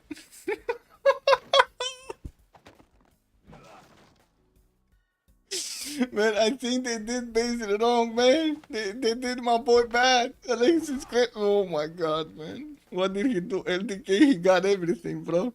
He got everything, man. He got everything and the cookies that came as a prize. Amazing. Okay, let's see what Alexis Script is gonna do. At least he does have a horse coming out next turn, so it kind of feels like Antioch is gonna be saved because of the horse, right? It's gonna give you a little bit more, or it should give a little bit more strength over there. We do have 3 archers that are also going to start shooting down these biomes, and of course we're going to need to see if the city of Antioch is going to remain alive. It might just... oh my god, did he just move out the spearman? Okay, he got to take down the biome. I don't know why he didn't shoot, by the way. Everyone could have actually attacked with 2 boats this turn, and he didn't do it. And that's why I'm putting the prediction up, because he could have like sacrificed the first biome into the center of Antioch, done like half the damage, then attack with the second biome, and maybe that city would have gone down, or it would have been like a sliver of health, and you had the opportunity that the archers wouldn't have killed your boat. Well, anyway, yeah, he had to do it. No, wait, he actually deleted the archer. Wow. In the city of Antioch. Yeah, he deleted the archer so he can get the spearman back in. No, that's quite something. And yeah, there we go. The city is just gonna stay alive. We do have the biome with a little bit of experience needed to actually get going. And since we do have the horse also popped out, that would mean the city of Antioch would be safe. Anyway, now we do have swordsman. Wait, no, why swordsman? Man, never mind. Let's actually take a look at their golden age options here. Czop, good evening, sir, and welcome. Alexis Kremp, 8 science and 19 culture. We do have a monumentality golden age for Alexis Kremp with 28 faith per turn, minus 4 gold, makes sense. And he does have Governor Plaza coming up from Nicaea. We're going to need to see him choose his specializing building of choice. We do have him also with 33 points of production, getting his horses out, and did manage to get a religion that would be Defender of the Faith for him with choral music, if I'm not mistaken, so he can get the extra culture from the shrines and the temples. I do see also Suleiman Kanuni to the north over here. He's gonna get his Pembrash and Voice Golden Age with City Patriot Goddess as a Pantheon. Gonna go for Audience Chamber, gonna want to get the tall cities. His 4th and 5th are already on the way towards the next set of locations. When he has his 6th one coming out from Edirne, he did manage to actually put the chops with the help of Magnus into these settlers to get them faster. Oh my god, the city of Halep actually doesn't really have tutus around it, but I guess, you know, it is what it is. We do have 21 science with 27 culture here for Distoria. Finished Temple of Artemis to give him all of those extra amenities in the capital. Has a +6 bonus, +3 in the other cities, and I do see he's on 34 gold a turn at the moment with 43 points of production. Also, Braziad, in game he has defender. He probably can hold even without the general. That's only a +3 though. I guess we're going to need to see where he's going to put up a defense and how much apology is going to be coming onto him. It's gonna be aggressive against him. Yeah, you know what I mean. Eleanor, 10 science and 31 culture. Eleanor is gonna be 4 cities here. Looks like Leech did actually meet the fleet of England of Narwick next to him. And we do have him going for Goddess of Tides as a Pantheon, so he can get that extra culture on these improved resources. 6 resources, easy peasy, 6 culture. And with Theater Squares coming out, it does seem like he's going to focus on getting that extra culture going, and his science is going to require a bit of help. Has some rift fish stars that would actually give him that science. He chose to put Governor Plaza right smack in between 2 of these rift stars. Well, I guess I'm pretty sure he didn't want to get the bronze working to actually get that forest out, and that would be a pretty good industrial zone later on in the game. We do have him also with 43 points of production, getting to chop some more builders and building up his monument count for that extra culture, not to mention the loyalty of the city center, while he is on 55 gold per turn. He's choosing to go externally, Plymouth to Istanbul. He's actually trading to the capital city of Ottomans, and that is the source of his major gold. per turn. LDK, 27 science and 40 culture. Mathematics coming up in 4. Looks like he's going really quickly for the caravels. Also, how about the golden ages? We're gonna see it. We're gonna see it soon, Flash Neo. Also, no movement bonus will hurt his non-cav units though. Yeah, that's kind of weird over here. I don't know why he's going horses. Oh, because he saw spearmen. That's sorry, he's going swordsman because he saw spearmen. But then horses are coming around. Oh my god, wait a second, guys.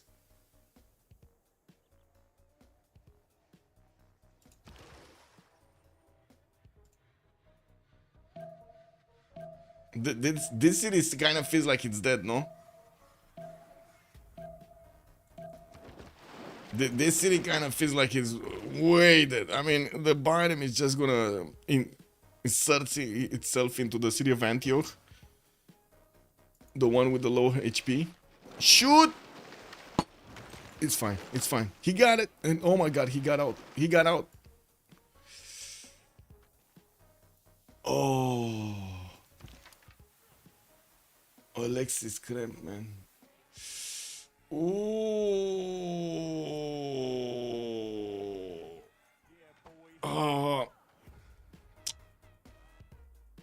When in trouble, chop banana. You know what? You know what Alexis Kremp is saying, right? When in trouble, chop banana. Let's see. Let's see if this is gonna work. Yeah, it kind of feels like Basil might be full dead here. It kind of feels like it. LDK will need to well, do bad things against Phoenicia here, and we're gonna need to see what is he gonna do with more boats coming up on the eastern side. He's getting his library out in 3 turns from Sydney and getting Waldos thrown in 3. Gonna chop another campus in Perth, and that's gonna be a +4, while in Launceston he still needs the 4th population level. He did go for open sky as a pantheon, and getting the extra culture from all of these patches improve, has quite a few of them, and of course benefiting from the extra production points from Australia's bonuses, while we're going to need to see how quickly he can actually get to the caravels. Apology. 18 science to 31 culture. We do have Cleopatra here, 3 cities strong. Mariano Ceretarcha starting to come out. He's 4 turns from Wallace Throne and getting another campus. Wait a second. Does the Gavron Plaza actually give more adjacency to the campuses that do? No. Okay. I was like so surprised about this if he would have actually gotten the encampments with more adjacency from the Gavron Plaza, but no. We do have more swordsmen getting built in Akhetatan. A general is being sent towards the front line. Hannibal Barca is going to lead the way, the pathway, while the military engineer that came out from Burica is just creating the road behind them. Now, we do have a major army actually from Byzantium. We got 2, 4, 6 of these horses, but most of them actually deployed to the north. Wait a second, is he actually going full north? Oh my. Oh my. Oh my. No. He kind of chopped everything in Constantinople. And he just saw the... Oh, okay, this is a bit of a problem. I think Alexis Kremp is having a bit of a problem over here, a bit of a breakdown. He wants to go against Phoenicia and take out his cities, and yes, he does have a pretty good chance of taking out Sbrnt. But at the same time, man, the south is a problem, and he's gonna start chopping everything he has remaining over here from Nicaea to actually get this defense up. Okay, well, let's see how things are gonna go. Let's take a look at Apology's other stats here. 41 points of production. Magnus in the city of Abydos is going to give him a lot of chops. He does have at least like 6 or 7 chops here. Never actually settled the city next to the truffles over there. I'm actually quite surprised about the position of Abydos. He probably wanted to get another city directly on Tripada to give him the bonuses. But oh well, we'll see. Floppy, 14 science, 33 culture on Hojo Tokyo. He's kind of safe over here. He started to trade with England and getting that extra goal going. He's on 55 gold with 46 points of production. Magnus establishing in Sendai for the chops, has 2 builders able to chop, and also I do see some bananas over there that are gonna make his people happy. We do have also Takamatsu with the lighthouses coming up in 5, and I do see Japan is gonna need to keep improving his coastal resources. Didn't even get the Kyoto fish tile over there, the reef fish, to improve, even if he does have God of the Sea as a pantheon, so he gets that extra point of production. R1, 17 science, 22 culture on Dido. He did spend quite a bit of production on those biomes to go and take out a city. He was successful in taking out Antioch from Byzantium. And I think we need to finish the prediction, right? Yeah, Antioch fall. He fell at the feet of R1. He fell, guys. There we go. 55 science LDK. Yeah. 59. Yeah, it just keeps on going, man. Every second, tick tock, tick tock, tick tock. Oh my god, something got into my eye. 1 sec. There we go. Hopefully. Anyway. 48 points of production on R1. We do have him with Goddess of the Hunt. Interesting. He's gonna get some extra gold and of course the extra food on these camps, and I do see he does have some truffles and some ivory tiles to improve. He did have the pigs over here next to Biblos and getting quite a bit of gold. He's on 43 gold a turn alone and not trading externally. We do have him also with 48 points of production and 4 faith, getting his lighthouses up and getting a horse from Suburban. Now already the horses of Byzantium are about to actually get to that city center, and this is gonna be problematic to say the least. With 3 horses or more, actually 4, 5 horses coming towards him, he's definitely going to need to get a few more units in Suburban to handle that pressure. No army coming from Ottomans yet, so at least he does know that from the northeast he's going to be safe. And he definitely poked the bear on Alexis Krem here. We do have Marianus also starting to get towards the cities of Byzantium. We're gonna need a lot more than just one, and from what I do notice, we got more swordsmen getting trained in Aketaten, with Wolostron finishing up next turn, and horses getting out from Abydos to start running towards Byzantium. Byzantium did try to get a fourth city by the looks of it, and well, we're gonna need to see how he's gonna get out of this. Now week 22 science, 47 culture versus legions 10 and 38, 4 cities strong, more settlers coming around. I do see a 5th one from London, 6th one from Leeds, and we do have some builders getting out. His campuses are also getting pre-placed. That's a +3 in Bradford, and he did manage to build one in London. He did get his 8th population level there. Still working on his holy side to get that Great Prophet, and does have the shrine getting built in 2 turns. While we do have him on 88 points of gold per turn, he does have pen brush and voice bonuses. All of his traders do look like they're going towards Japan's capital city, and of course he does manage to get so much gold, so much value out of these. Now we're going to need to see also his timing against his opponent, against England next to him, and of course Eleanor here with Liege will definitely need to get a lot more science if he wants to get to cartography, while Nawik does seem like he's focusing the science a lot more than Liege. This might be a problem actually. I would say this might be a problem. Joe sir, good evening sir and welcome. Rest in peace, Alexis Krem. Well, we already have apologies units getting close up in person with Constantinople, but I do see these horses of Byzantium are going to be strong enough to defend the direct attacks of the swordsman. Probably not going to be strong enough if we do have a lot of hits from the Marianos, and the problem is there aren't that many Marianos on the way. Pingala establishing Aketaten in 2 turns, while we do have Campus coming up in 5, more horses Rakedet, and the settler from Abydos is going to get out in 4 turns. Now the biggest issue is LDK is starting to make more science than all of his opponents combined. What's happening with the Admiral? Hanno, Gaius, that's it? Oh, I see. They're going through them. Australia is on 4 points. Phoenicia is 3. England is on 4. Valletta on the north of NDK can be good. Head, good evening, sir. Lot of farms to take the city. Valletta? Yeah, but he already took Fez. We'll see if anybody's actually going to pick that one up. It might be actually Basil that's going to pick that one up. He does have 30 faith a turn, and will get quite a bit of faith. I don't know how much he's actually going to put into his monumentality.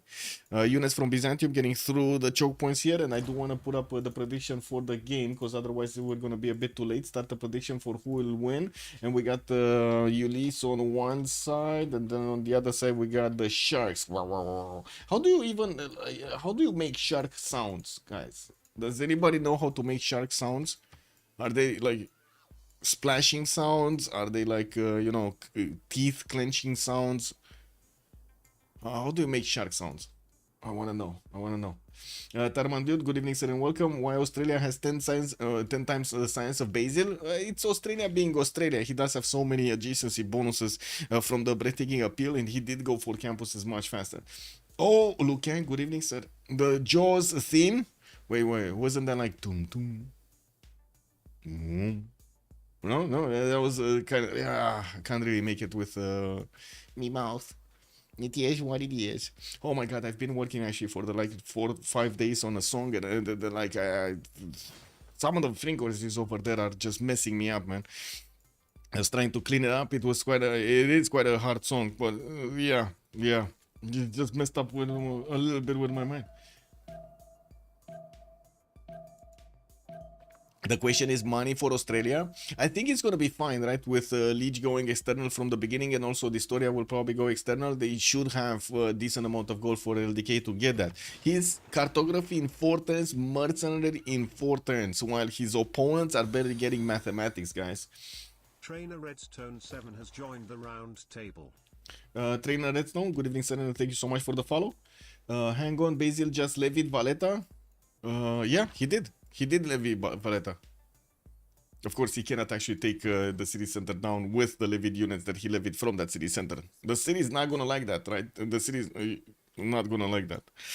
Harbor shipping projects also coming around from LDK. We do have Rajendra Kola as the next one, and he just needs like 1 or 2 projects, and he should be fine to recruit it, since he does have passively 4 great terminal points a turn. That does also mean he didn't get that many lighthouses in his harbor, so he doesn't have that many trade routes available for him. Getting pushed by Phoenicia. Phoenicia found out about what's going on here. We do have a big navy from Australia, and it kind of seems like he put how to say he put the lights on. He turned on the lights over there. Did we just have one of the swordsmen die? No, it was actually retreated, and he just has a sliver of health available for him.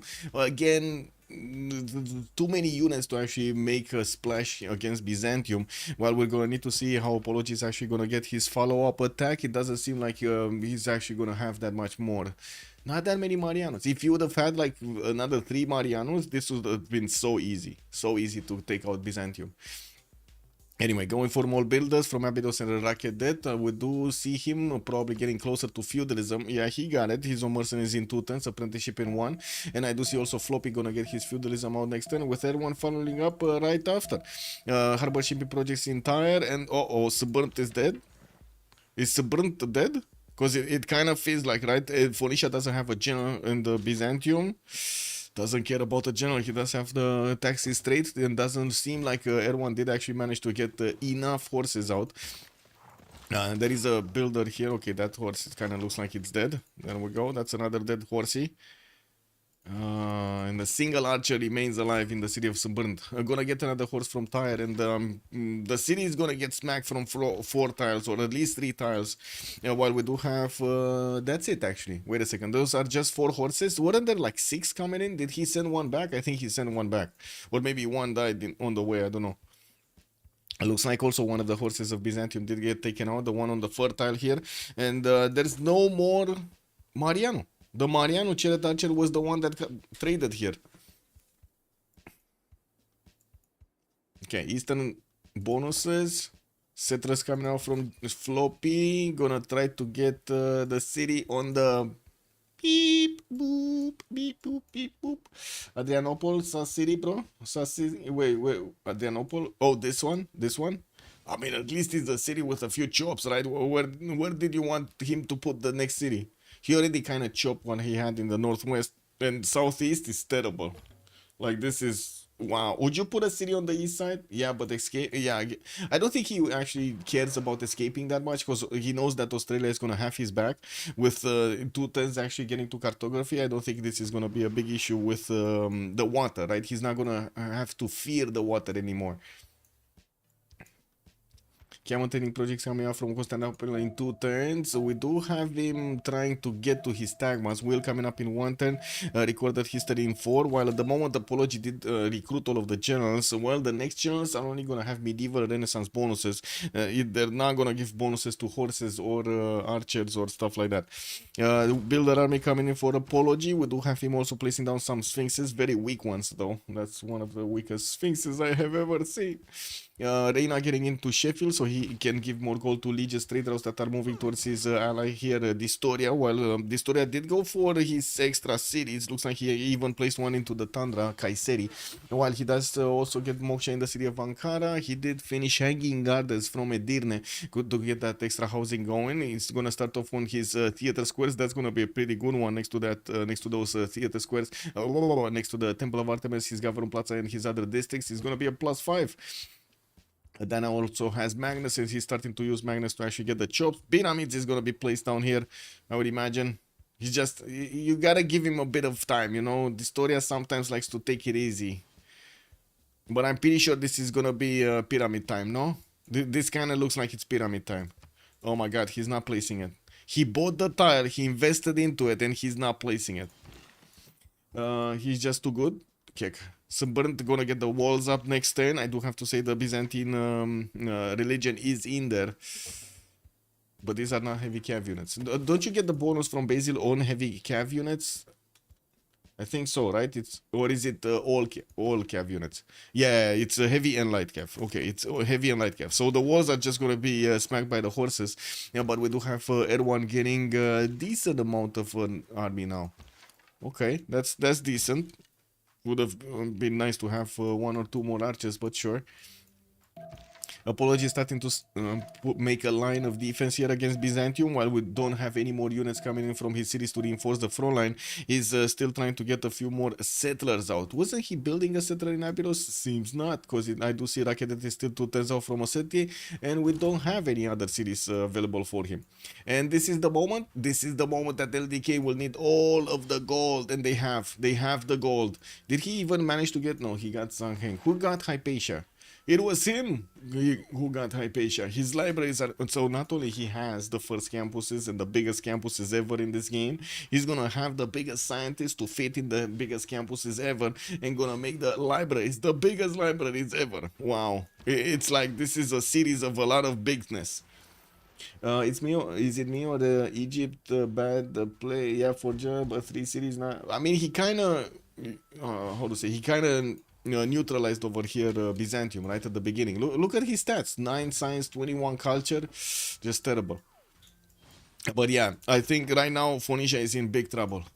Big trouble. N1 is mathematics in 1. He's gonna need to go through buttress, and he's gonna need to go also to cartography. This is way too early for him.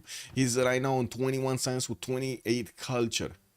Wait, LDK? Oh, 30. Okay, I was actually checking if LDK is making more science than his opponents combined. But look at this science. This is insane, boys. 78 science, man, and 54 culture. Basil can get all Egypt towns if he decided to push. Egypt looks not too strong.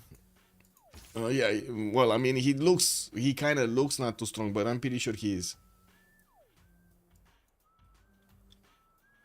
So walls normally mitigate damage based on percentage HP. If the wall is 100%, any melee unit will do 1 damage to it unless they have do full damage to walls ability. Yes. Can hit the walls without the modifier penalty, though ranged units get the -17. I do also see the armies of Byzantium are getting pushed back from Sunburnt. Phoenicia did manage to successfully defend that city, and we will need to see if he's gonna actually keep going towards Byzantium with his horses. It's not like he can actually use the horses for his defense on the coast, and while LDK is gonna start smashing down through his byname count, it does seem like he has the cities exposed here. Yes, there's a one-tile choke in Anuk, but then he can just go through the Libyan Sea and take out Tyre, take out Byblos, no problem, you know, shoot them out of the water over there.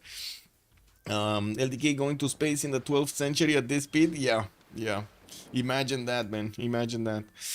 We do have a wave of builders coming out from Floppy. He did get a religion with Stonehenge, and I do see he went for Zen meditation with stewardship. While he's gonna need to actually spread his religion somehow. He does have Magnus in there, so that's not really gonna help him. Actually, having Mosha in the city right next to that religious city is just gonna stop it from actually getting anywhere. We do have also an entertainment complex being placed. I'm thinking he might actually want to get here his Colosseum, but I'm thinking it might be a bit too much of an investment. More cities are being settled on the western side. He is just totally ignoring the fact that he could get a canal. Or I don't think he actually realized he could get a canal. He never thought about it, right? Probably. We do have also England getting scouted by England. Eleanor is getting in through these tiles. Liege is still on 12 science with 46 culture, while Navik is 39 and 51. He's gonna get mathematics in 1 turn, and does look like he's starting to actually get a few galleys out. So I would imagine he's actually gonna try to get cartography and try to take out Liege here, while we do have a problem with Erwan. Erwan, we don't know if he's gonna survive the initial encounter with LDK's fleet, since we do have admirals here, and already his cartography is up. There's no chance these Myrims are actually gonna defend this. No chance. Buttress in 10 turns. 10 turns Buttress?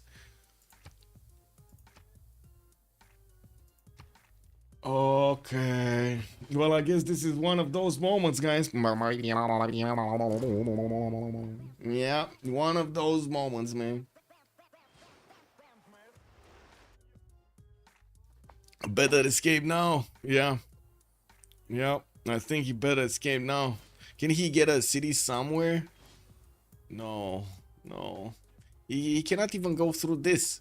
Look how terrible this is. He's no, he can't get out, boys. He just cannot get out. He's trying to get his next campuses here in Byblos. That's at least gonna be a +3. Gonna definitely shave some of those turns from Batres up. And I do see now Wick is also gonna boost Batres for him. You know, pyramids. Pyramids did get chopped. Okay, Distoria did actually go for it. They got a free builder and they got extra charges on his builders. That's a +6 builder charge builder. We do have also him getting that moksha here, building more commercials, getting those trade routes, and of course acquiring the gold per turn. Historia is on 82, while we do have Legion on 107. On Byzantium's defense, doesn't seem like Egypt is going anywhere. Actually, we had two of these horses of Egypt dying, and it looks like Egypt is going to follow up with attacks soon with knights. Okay, we got knights. We got knights. While Alexis Kremp is barely getting engineering in 6 turns. And I do see Ethelfred did get recruited by Byzantium, but I do want to reiterate, he's not giving bonuses to these boys. Not a single point of extra damage or movement, not even giving them a little bit of a pep talk over there. You know, he's not a good pep talker. It is what it is.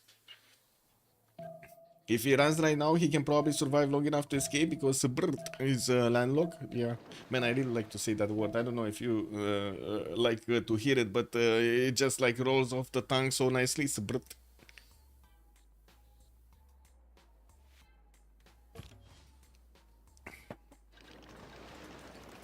Okay. Inuk Ancient Walls in 2 turns. The entire fleet of Phoenicia has been taken down.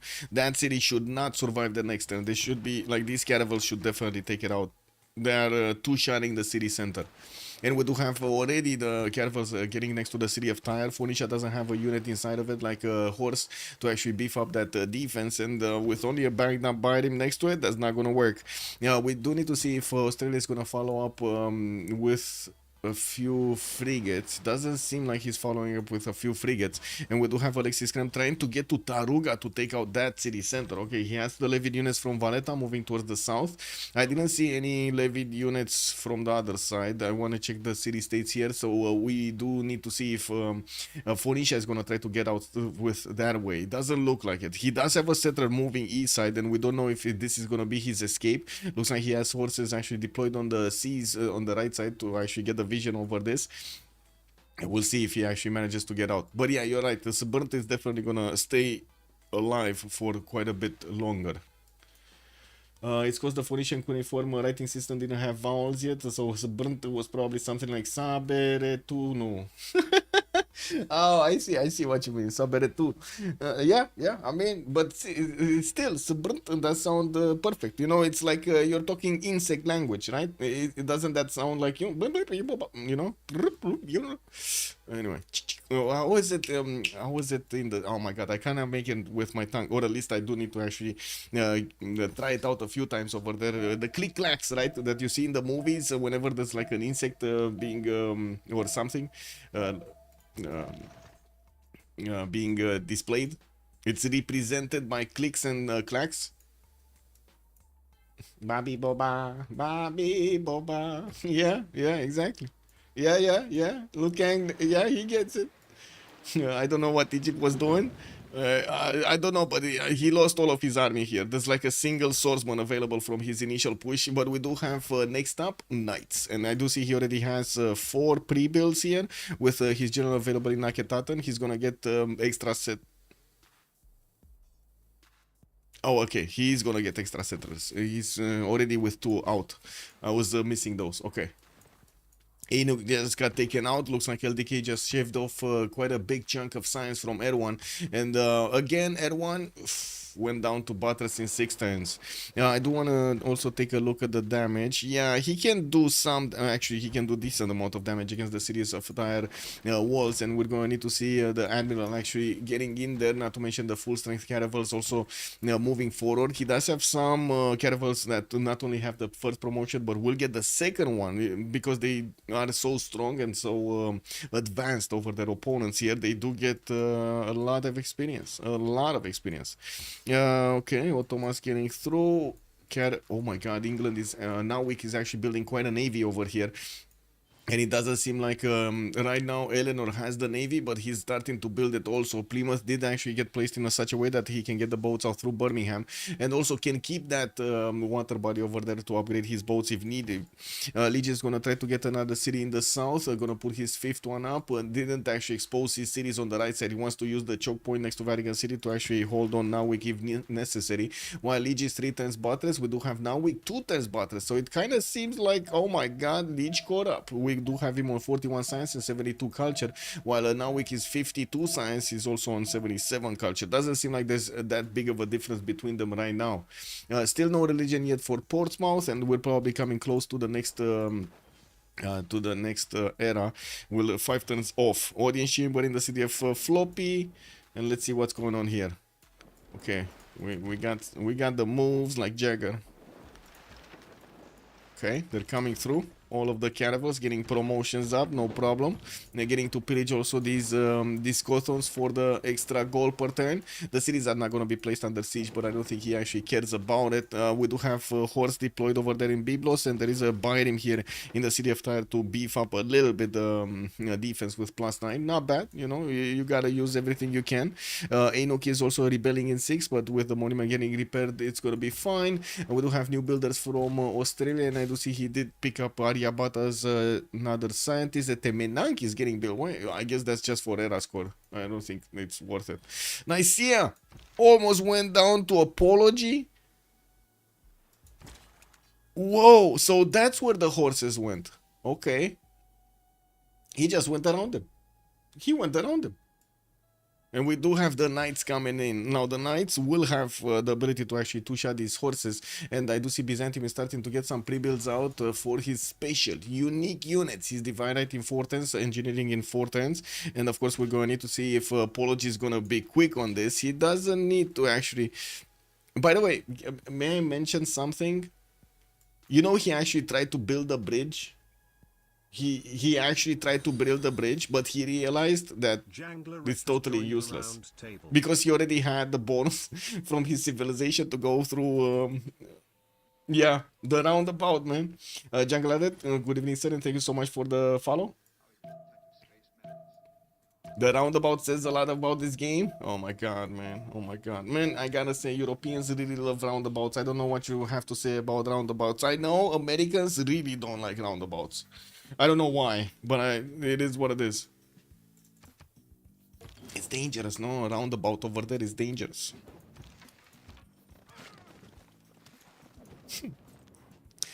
Finally, Egypt learned how to use generals. Kick. Well, let's see how things are going here.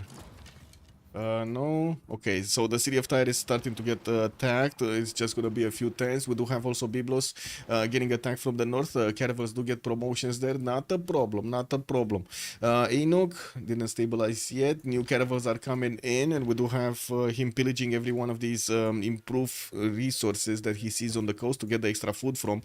Northeast doesn't seem like Ottoman is moving further. Alexis Krem going dark, 44 out of 48. He's getting pushed quite strongly by Phoenicia next, and I do see he's clumping up his units to get them as much defense as possible from the support. We're going to need to see if this is going to be enough. He does have Defender of the Faith. He does have also the +2 taxes trade, so you know it's not that easy to actually punch through him.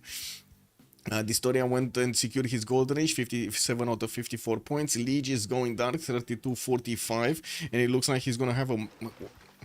Okay, this is extremely surprising. Why do you think Narvik is keeping all of these galleys in the middle of the Tethys Ocean where he cannot upgrade?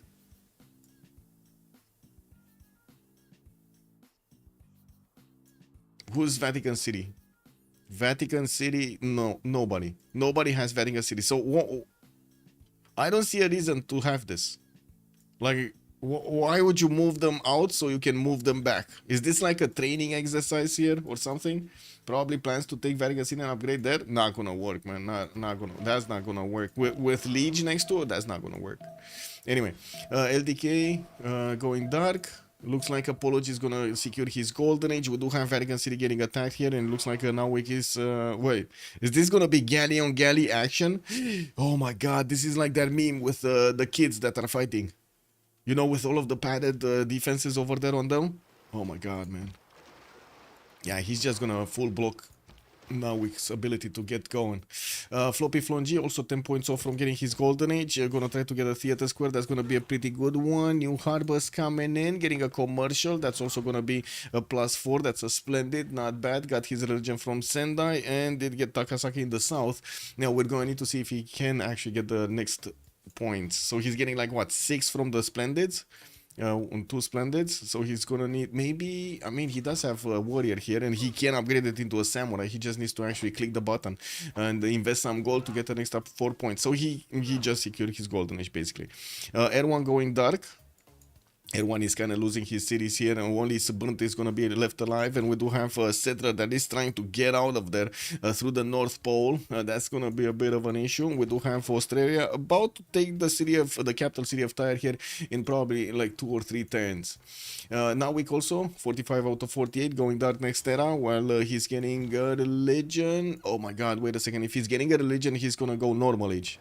I don't think he wants a religion right now. He's not activating Lousy. Wait. Isn't this a word in English? Lousy? Doesn't this mean like weak or something? Lousy? Wait, what was this? Lousy? What was this? Very poor or bad? It means bad. Wait, so this is a bad religion? Uh-oh. Bad. This is bad juju, guys. Bad juju. Yeah, bad juju. Laozi is a Chinese philosopher. Okay. Well, I mean, it's the same sounds, right? That's what I'm pointing at. It is what it is. Galleys coming out here from Japan, more horses from Kyoto. We got the commercials finishing up, and let's actually see what's going to happen with the initial attack on Tyre. We do need to see, Apology with the Night Corps getting in through the borders of Byzantium. Byzantium still needs that divine right, and by the looks of it, he's going to try to pick off some of these units. While we do have Apology getting the catapult out, he's pushing through the Byzantine defense like it's nothing, like it's butter. The catapult does have 3 movement, and I do see there are hills here, so he cannot actually attack and shoot. He's gonna get to attack the encounter maybe next turn, because he does need to actually climb onto one of the hills to have the vision to attack into the city of Constantinople. We don't have, again, no follow-up units from the initial attack. That is kind of sad. Tyre, yeah, is down in HP. Byblos is getting slowly taken down. We do have R1 9 turns away from cartography, 4 turns mercenaries. It doesn't seem like he's gonna get that, because he's gonna lose Tyre and he's gonna lose another wave, a big wave of science. And I'm pretty sure Byblos is just gonna be taken out in good enough time anyway to not allow him to get those bonuses. Suburnt is gonna stay alive, and of course we're gonna need to see if the setter is actually gonna get anywhere.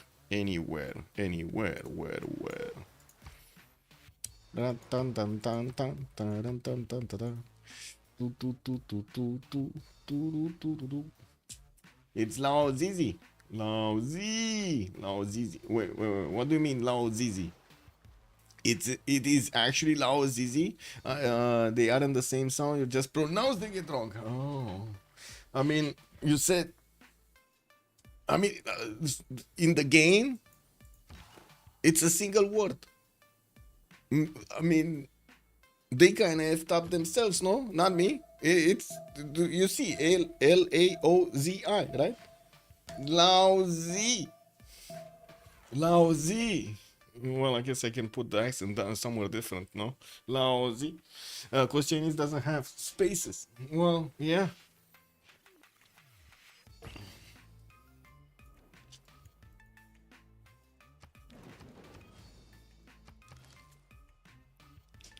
Okay, Capital City has been taken out. LDK wins the day. We do get into the next era, and we're going to need to see who did manage to get that a single golden age on the side of Ulyss, and that's going to be the story.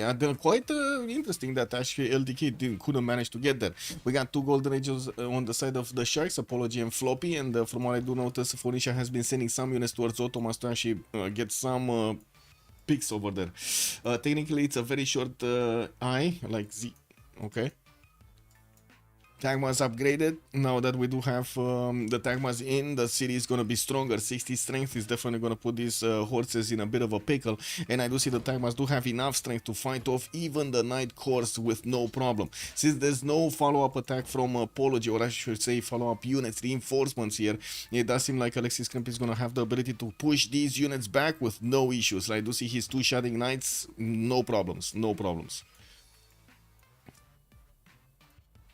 How Basil escape going on the CS here on Taruga? So it looks like Australia is helping him out. He has his warriors only about levied for 2 turns, and by the looks of it, he might take the city. If Bandar Brunei is not going to take the city. Can you imagine if Bandar Brunei actually deals the final blow on Taruga? and deletes the city before Alexis Krem gets it? Oh my god, this would be so funny. Not gonna lie, this would be so funny. This would be amazing. We don't know how it was pronounced 2500 years ago. Yes, true. That is so true, BlizzCon Games. There is so much missing information, but saying it's the same sound as Sloan is kind of offensive. I mean, I don't make the sounds, man. I feel like Cleo just sims a bit. Basil will not die, so just a bit of attacking, not more. Yeah, it's just a bit of tickling over here. Anyway, we're gonna have the thing, the Congress. So let me actually click on buttons here and get this through. Recomplete.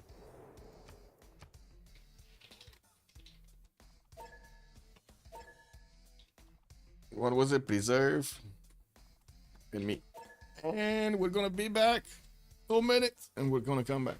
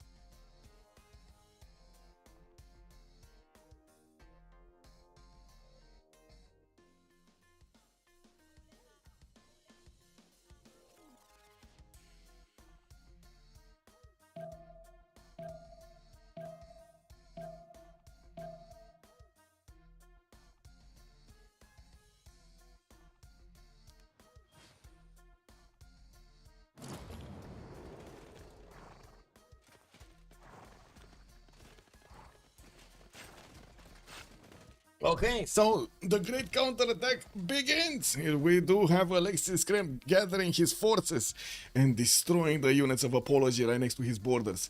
We do have also heavy Cavs losing 3 combat strength. That's a bit bad. In commercial hubs, 100% the production towards this district. Okay, and then Hojo Tokimun gaining the 2 Diplo points. So Hojo over here is going to try to get the Diplo. He's also keeping on track to actually get his Colosseum. Kyoto is going to get his entertainment complex. And we do have the massive fleet of England starting to get upgraded. Looks like that city Jerusalem did get, or whatever it was here, did get taken out, and we do see Navik's initial boats are getting next to the borders of Liege. Liege is 2 turns out for cartography and has a decent amount of fleet that he's actually going to get to defend behind. Rajen Dracola was an admiral, while we do have Leif Erikson on the side of Navik. Alexis Krem, Dark Age, 35 Science, 24 Culture. You do see he did save the city of Nicaea. Lost the city, sure, but he's going for the 4th city again. And by the looks of it, with the Tagmas, he has more than enough strength to actually take on the Egyptian military. With only 2 knights available for Egypt and 3 catapults, it does seem like these units are going to be dead quite quickly. Where is this settler coming from? Where is this settler going, man? Please don't go there. Like, by the time he gets there, he's just going to lose the city, no? He needs new units. He needs a land war units. Anyway, Distoria, 67 Science, 80 Culture. North, he did manage to get the Golden Age, Pembrashe and Voice. And I do see more settlers are coming out from him. He did get the Colosseum. Never mind, he got the Colosseum, boys. There's no more Colosseum for Japan there. It is what it is. 192 points of gold per turn for Suleiman, while he's on 113 points of production. I do see he's getting hit by a blizzard in the plains. Whoa. I mean, I guess that's kind of a bad bubble, kind of a bad juju. A significant blizzard just took out a lot of the health of the Ottoman's units. We got also Liege here with 51 sciences, 72 culture, gonna need to start upgrading his boats in 1 turn, while his opponent Nawik is barely getting here. He's starting to take out the initial defenses of Liege, and I'm pretty sure they're gonna start fighting with each other quite soon. We do have multiple Sea Dogs coming around here from Liege. He's gonna follow up with ranged units, and that's a unit that we're gonna also see from Nawik. 150 points of call per turn. Nawik is saying delete. What is delete? What is delete? Tapale draw. What? Nawik. Wait. Nawik is England, right? So it needs to be here somewhere.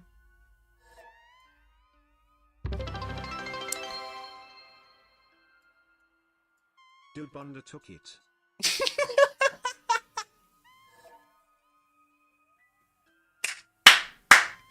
Thank you so much for the 100 biddies, man. This is incredible, man.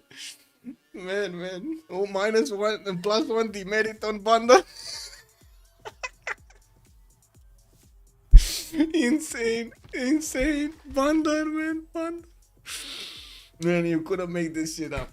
Like, really, you can't make this shit up. All the trip to attempt to take... Yeah, no. He spent like 20 turns, man, getting this perfect plan going. Yeah, it looks like Bandar just did it. Anyway, we gotta pause, so I guess we're gonna just leave it for a few minutes and come back here. This is insane. That's insane. That's amazing.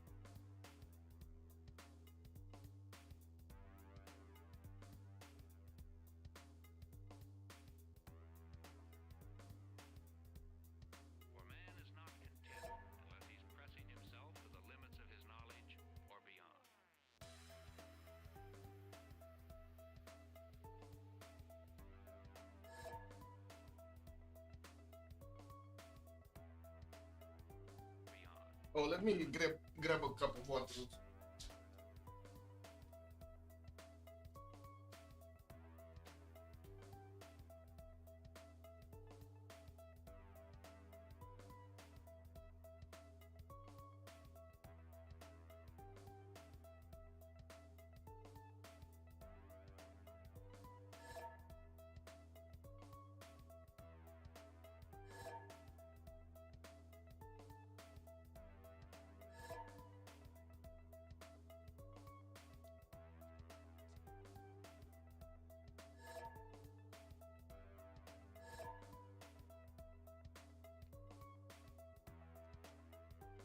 Vanishka, good evening, sir. Dido, yeah. It kind of seems like he lost that third city, Biblos, only down to Sbrnt, and we do need to see if he's gonna manage to make it here. He's trying to get southeast by the looks of it, going through the water towards Japan.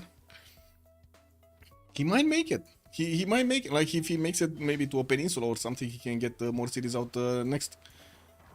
At the moment, there's no military from LDK. They could invest into some because they have so much gold, but they do need to actually upgrade the Liege.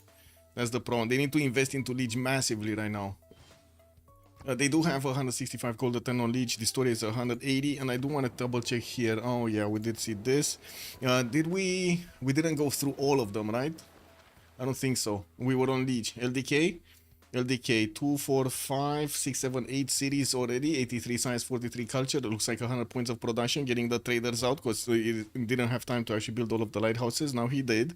Theater Square is also coming around from Sydney. That's going to be a +4, not bad. And getting, well, he did pre-place at Temenanki. Don't really see him putting the production points into that. We do also see him on 67 gold a turn, and of course he's now getting to start improving all of his territory. Here definitely has more cities to settle, and we're gonna need to wait and see what's going on. Whoa, whoa, whoa, what's this army of scouts coming through? There's an army of scouts actually getting through the water. What is this shenanigan happening? There's like 4 scouts or 5 scouts from Australia. Man, this is not Scotland. No, this is not Scotland. Oh well. Scotland does have those unique or Inca actually. Now Australia should send the navy east to help Eleanor. Sea supremacy. Yeah, but the problem is he cannot really get there. He needs a connection city, and he doesn't have yet a settler with him. And he did manage to take out another city. Not sure which one was it, but he did take out this city that was placed on the wine tile. Anyway, now we might actually see Ottomans managing to get an army to get to take down Sbrnt here soon. We do have a few units, but they're kind of damaged, and yeah, new settlers are actually the priority at the moment. Anyway, Apology, 50 science, 39 culture. He's gonna need to pull back his units and defend. He does have a settler that is gonna get his settle spot here next to that river, next to Byzantium. While Byzantium does have tagmas, this is gonna be a problem. But it doesn't seem like he can actually take on the knights of his opponent when he's outside of the borders. Inside of the borders, no problem. Extra +3 over there from his defender of the faith does help him out. And of course, right now that he does have Tagmas, he also has Ethelfred bonuses.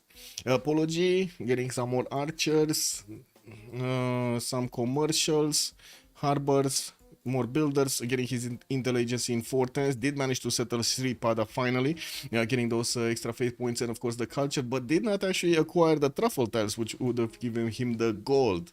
Well, yeah, we do have a floppy with 150 science and 66 culture, still on 6 cities, getting his foreign ministry in Kyoto. But he does have a problem with his next door neighborhood. England, Eleanor is starting to be quite big, while Narwick is trying to push through. We're going to need to see which one of these Englands is actually going to win the day. Both are starting to get their sea dogs out, and that's going to help him do the damage from afar. We're going to definitely need to see the moves. It's going to matter quite a bit. The moves are going to be extremely important here. How are they going to get that going? Antananarivo also being taken down by England. Antananarivo being a city that is soused by LDK. So, okay, he's going to lose some culture. Not that much, though. Erwan, 10 science and 4th culture with that one city center Sbrnt, which is not getting attacked, but he's going to start pillaging his own former tiles. And I do see his settler is moving east. Okay, he's getting out there. Wait, Japan? Oh yeah, there we go. He's just scouting in front of that settler. Now week 70 science, 70 culture. We do have him still on 4 cities. He's getting as many sea dogs out as he possibly can. Doesn't really have that many chops available, but he's putting everything he could into these sea dogs production. While from London, he might actually get the chop into intelligence from this builder. We're going to need to see if he's going to get to spy on his opponent soon to get that extra +3 or not. Military tactics next turn, diplomatic service also coming up next turn. He did take Antananarivo for himself. That's his 5th city right here, and I do see he's actually getting the boats upgraded, or should be getting the boats upgraded in Antananarivo to keep going and hit the English boats, the Eleanor boats from the south as well as from the east. It does seem like, of course, with the arrival of the Sea Dogs, they're not that keen on pushing right now. Doesn't seem like they're that fast on the push. Okay, Diracium did get placed. Byzantium getting his 4th city, still pre-building heavy chariots, getting a wave in Nicaea. Okay, so it looks like Byzantium is gonna be the one that might actually finish burnt here. You see all of these heavy chariots getting out 6 turns with Warlord's Throne. I think he's just gonna get the money to upgrade and keep going. They did manage to upgrade the majority of the boats of Liege, and I do see him getting attacked. Whoa. Wait. Well, that's a dead boat. That's a counter, right? Will he actually take it out? That doesn't have enough experience to actually get a level, unfortunately for him. Do they both use Oligarchy Legacy? Yes. Yes, they do. Both have admirals, and I do see a +5 from both. Let's see. Does he have a +5? I don't see the +5. No, he doesn't. So, wait, Liege didn't put the Twilight Valor card, but we do have Nawik with the Twilight Valor card, I think. Yeah, he just had Oligarchy Legacy, and then Nawik has Twilight Valor for the +5 strength on the mini units. That's why his caravels are a bit stronger. And we're going to need to see in the south if Liege is actually going to manage to do anything here, because we do have the boats of Nawik just gathering their strength in Antananarivo, and we'll need to get their promotions up. This was another continent, right? He got a free warrior? Yeah, it was another continent. Okay, more of these Sea Dogs coming through. There aren't that many remaining caravels, I gotta say, for Liege. But there are more than enough on Nawik. I guess we're going to need to see if this is going to go through. He could easily take out more Sea Dogs here, actually. Oh my god, he could snipe. He could snipe the Great Admiral. I don't know why is he not doing this. Why is he not doing this, guys? Like, he could attack with a Sea Dog, move the Sea Dog here on the 1-1, attack this other, move the caravel in front, discover the Sea Dog, because I'm pretty sure he knows about it already. And then snipe the Sea Dog with it. Then the Admiral is gonna go back. These boats are gonna remain without bonuses, and he just can keep on slamming. Okay, boats getting upgraded here. Yeah, Liege doesn't have an Admiral, but I don't see an Admiral from England either, from R1 either in the city of Antananarivo. Tagmas did get upgraded. And we do see the first many times he's coming out from Subburnt. Okay, that's going to be a stronger unit to actually handle the defense, and it's going to beef up the garrison strength also. Phoenicia did manage to actually pillage the science tiles of his former lands here, and it looks like he is going very quickly on the safety settle. Auckland is being sourced by Floppy by the looks of it. Japan is going to get those extra production points on the coastal resources, and we do have him getting his industrial zones up. Talking about production, he is on 131, not the biggest one. This Storia actually has 96 and 94, but Floppy does have the bigger science stick with 155 science. We do also see him on 180 gold, while Nawik is on 91. We're going to need to see what's going to follow up here, with Nawik definitely having a good amount of strength against Liege's boats. Quite a few of his navy is being sent through Antananarivo though right now. Quite a few of those boats. Okay, let's see what's gonna happen, because it kind of looks like Liege's boats are just gonna end up dying to Nawik's caravels here. Or at least that's what it feels like to me. Okay, how many Sea Dogs we have here? Just one? Okay, just one. But that's fine, right? No, wrong boat. Oh, wrong boat. Wrong boat.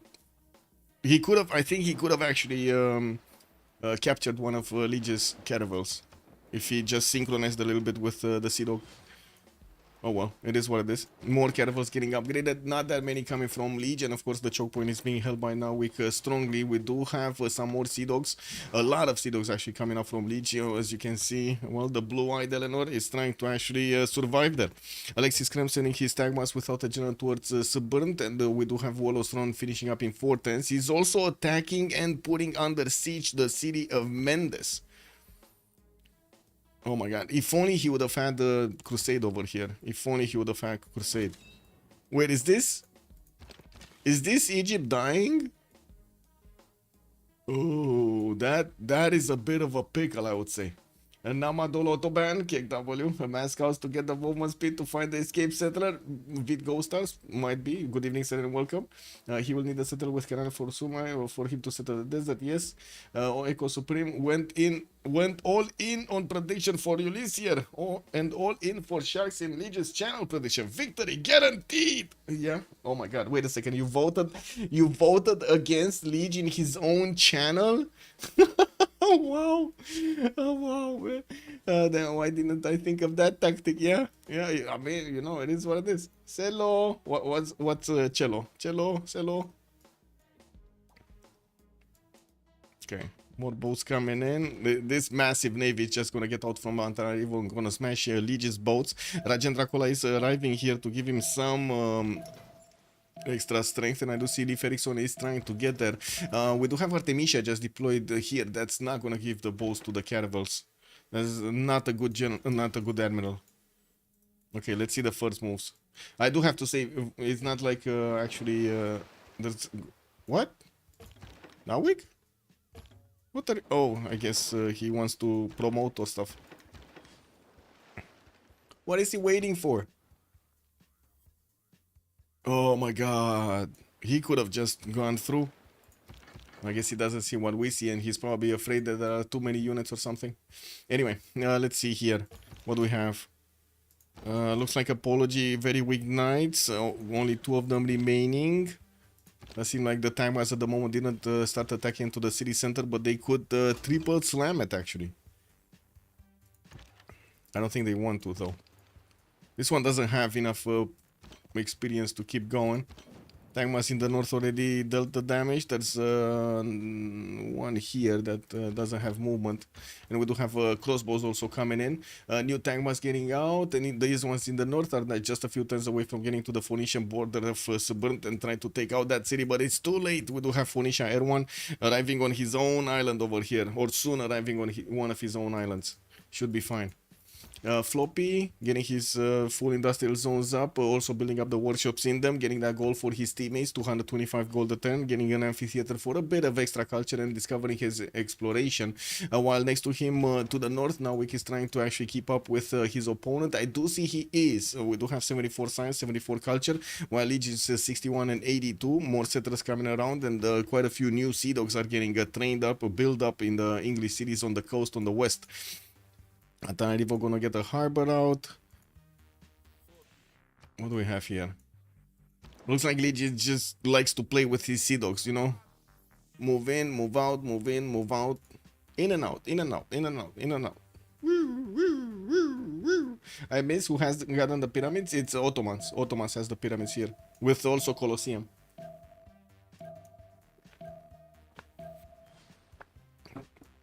Ottomans looks like he's also going for campus research projects. We do need to see if Newton is next. No, it's going to be Ibn Khaldun, but that's also going to be very valuable for him since he does have Colosseum and Temple of Artemis. He has both of these. Both of the extra amenities. +6 everywhere, +6. +6 amenities everywhere. His empire is booming. 142 science, 114 culture. He's managing to get to the same science number of Hojo, and Hojo does have free inquiry golden age. Nawik is finally starting to move his boats. Looks like he's also hunting down these Sea Dogs, trying to get to them. We do have a lot of units coming up from Floppy, and there we go, free Sea Dog. A free Sea Dog is a Sea Dog, no? And we do have Nawik here also trying to get another one. Yeah, no. wasn't enough damage, but he did take out that caravel with a minimal amount of damage taken. And it does seem like Liege is gonna have a bit of a problem. I gotta say, a bit of a problem. Uh-oh, uh-oh. Liege is lashing out, and Nawik is being caught with his pants down in the choke point. Okay, so wait, did he just took a caravel and then he took back a caravel? I think he did, no? Yeah, he did. New Sea Dogs are gonna get moving here towards the choke point, and we're gonna need to see if they're gonna hold the horde of Legion units at bay. Tagmas arriving next to the borders of Phoenicia with the first man at times getting out next turn. He does have a warrior to upgrade from also, 2 warriors actually to upgrade from also. Those are going to be quite a few units there. It looks like Mendes is going to be taken out. There's nothing at the moment that Apology can do to actually save that city center. Trying to get his coursers out, and by the looks of it, Apology has a big problem in front of him. We do have Apology with 51 science, 39 culture versus Alexis 35-26 tech side, military engineering, Diplo quarter, getting a wave of coursers out, but isn't really building them quickly. While he does have a few of these crossbows, it doesn't seem like he has enough damage from these crossbows to actually take out these Tagmas, even if they are low HP. He could take out this one though. No more movement. Yeah, he doesn't have enough movement. Never mind. Why is he not shooting? Okay, finally, he shot. So there is a possibility to take out 2 Tagmas next turn. Like these 2 weak ones. But City of Mendes, it's gone. There's no way that's actually gonna stay alive there. Did he? Okay. I guess it is what it is.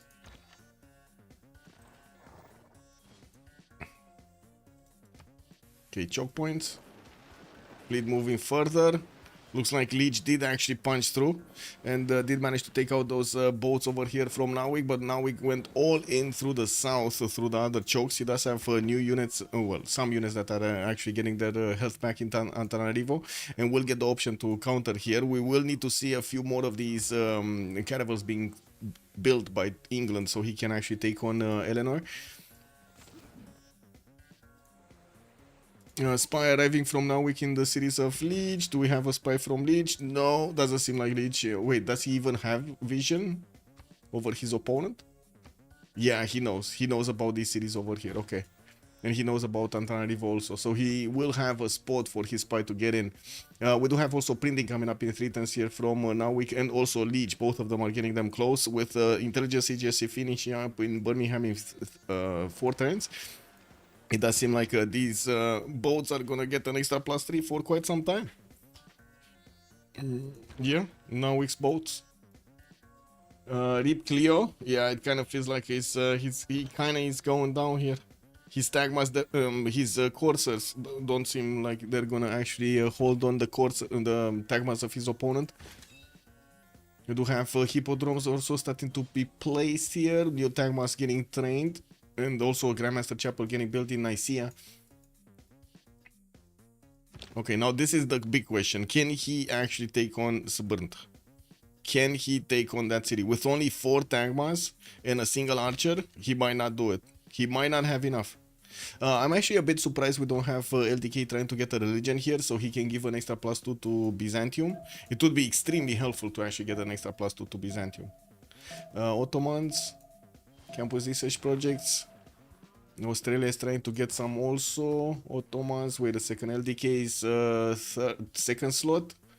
Okay, so it kind of feels like LDK is gonna get this. We do have, what is it, Historia? It's like half of the way there.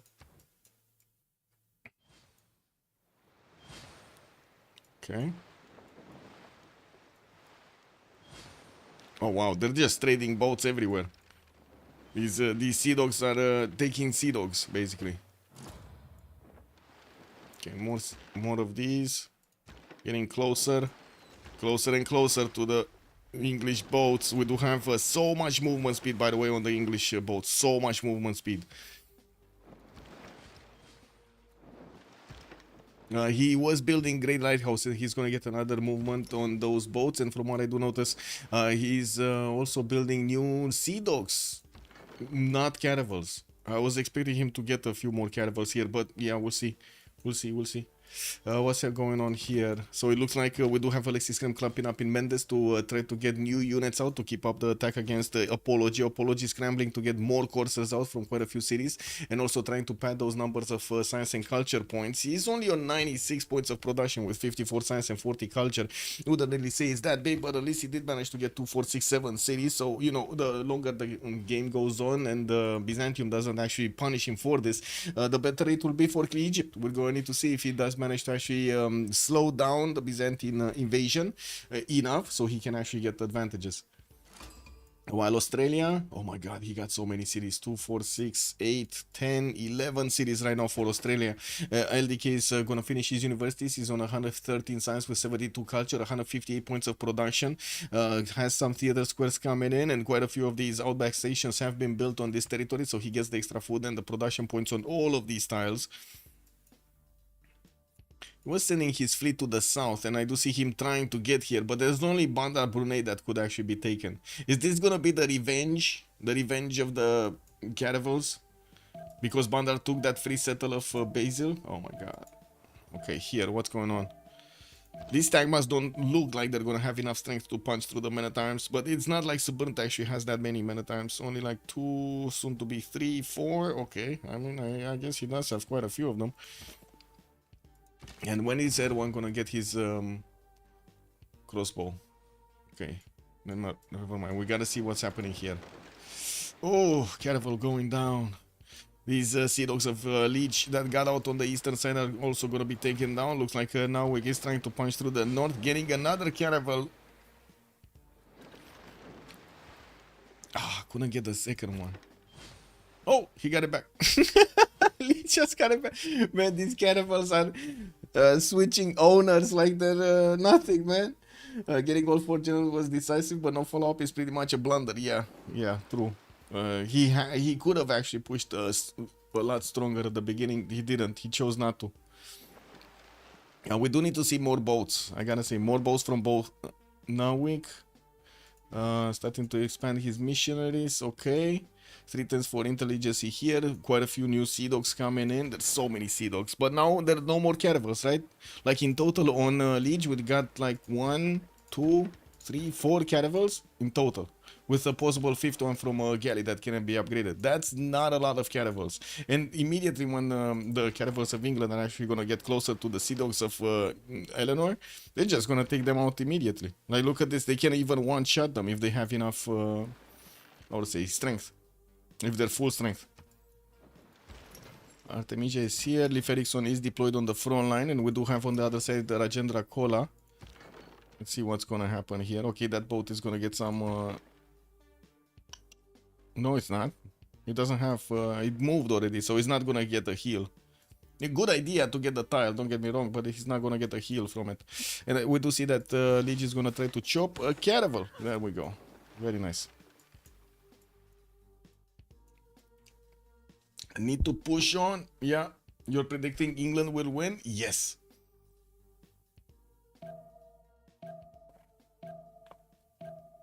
I do have to say the story of science and culture does look quite great right now, 171 and 168.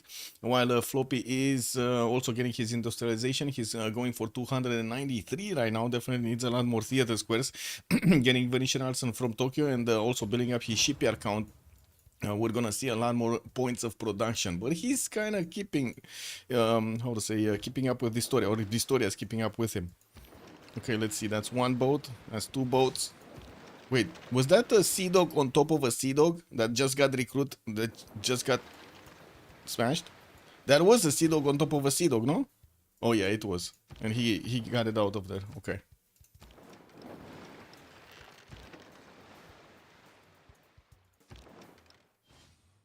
Okay, that's another unit taken down, but we do have new caravels with the Empolo promotion getting in. I don't know why he did get this one, the extremely fast one. He could have actually moved another one and kept on punching through. But anyway, the problem is caravels are starting to be traded and there is no resupply line coming in properly. Yes, we got a lot of Sea Dogs from Narvik, but I'm pretty sure he's going to need stronger boats like caravels to actually carry him in the next part. Dido did actually settle the city of Carthage and he's going to be safe. Narvik is actually sending some units over there to help protect him if necessary. And we do have a Japanese samurai also going in through the water, while there is a single Phoenician horse to defend. Yeah, this city is gonna hold. This city is gonna hold. Doesn't seem like the Tagmas are doing damage. They did sacrifice a lot of strength. Actually, 2 Tagmas died to take out one of the men at times. And it doesn't seem like he's gonna get to punch through. He needed a lot more units. Next up, attacks against Egypt. Looks like the Alexis Kremp military did manage to take out the encampment in Aketata. No walls there, not that it mattered anyway. And we do have coursers that are getting out and knights from Apology. We'll see if they do manage to actually hold on. There are only 4 Tagmas remaining with a crossbow and of course the general and a spearman. Not that many, but I can't really say that. I cannot really say that Apology has that many units on his side either. With a spy coming up in 3 turns from Rakedet, we're also going to need to see if... yeah, he's already spying on his opponent, getting an extra +3. Ottomans. Barbary Corsairs, okay. Kilvaki Sivani coming out from Istanbul. Forbidden City also getting built in Adana. Getting his Grand Bazaars for those extra trade routes everywhere. And we do need to see what's happening here. Okay, let's see it. Let's see it. Come on. Okay. Caravel got out. Oh. Wow. Wow. This one actually is staying alive on 1 HP. That's not good. It's really not good. More Sea Dogs getting their promotions, not that it matters that much. Wow, that's so much damage actually being done. 81 strength Caravel against a 66 of Liege. That's significantly more damage.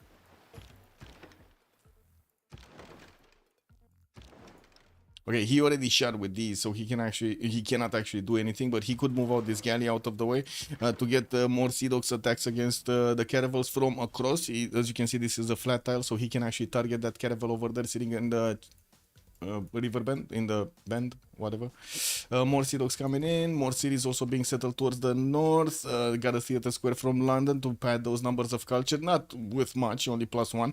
And he did finish his Great Lighthouse for an extra point of movement. I would really say he needs more boats here. Like, he only has 4 or 5 caravels remaining. This one I wouldn't really call as remaining. We'll see. Vasily needs more calves, free passage on the flanks. Vasily? Who's Vasily? Oh, Basil, you mean? He needs a lot more units, yes. Also, Vico Stars, my internet has really hated Twitch the last couple of days. Have to keep reloading. Oh, I'm sorry. Is it your... maybe it's the... how to say? The browser? Have you tried opening up in another browser? Yeah. Easy money. Yeah. Give me a sec.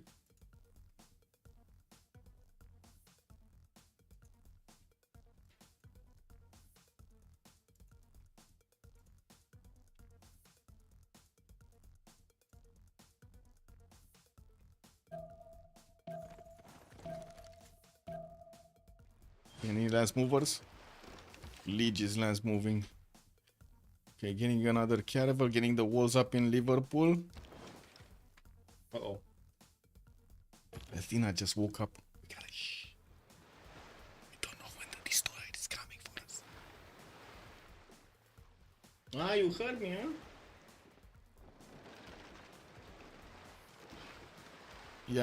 Yeah, she's fine, she's fine.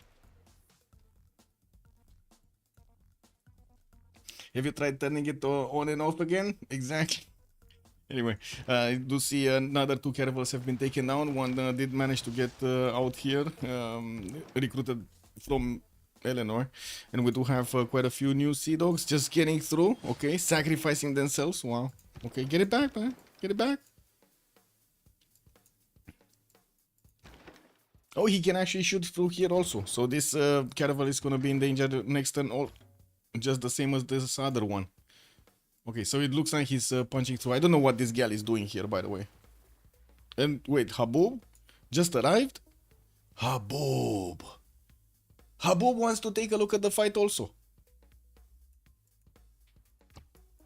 Okay. There is a Sea Dog from Liege that did manage to remain alive, and we're going to need to see it actually pillage some tiles here. or at least try to pillage some tiles. We do have caravels finally starting to get into the production queues with an industrial zone coming out from London. That's gonna be a +1. Yeah, a +1, unfortunately, next to the mountains. He will get the aqueduct option later on, or I should say right now, actually. But he does need to actually take out one of his mines, and I think he wants the industrial zone first. I would really say he would need the boats also. In his opponent series, we do have Legia making as many sea dogs as possible. And I do see him 2-turning, 3-turning them with walls getting up in the city of Liverpool.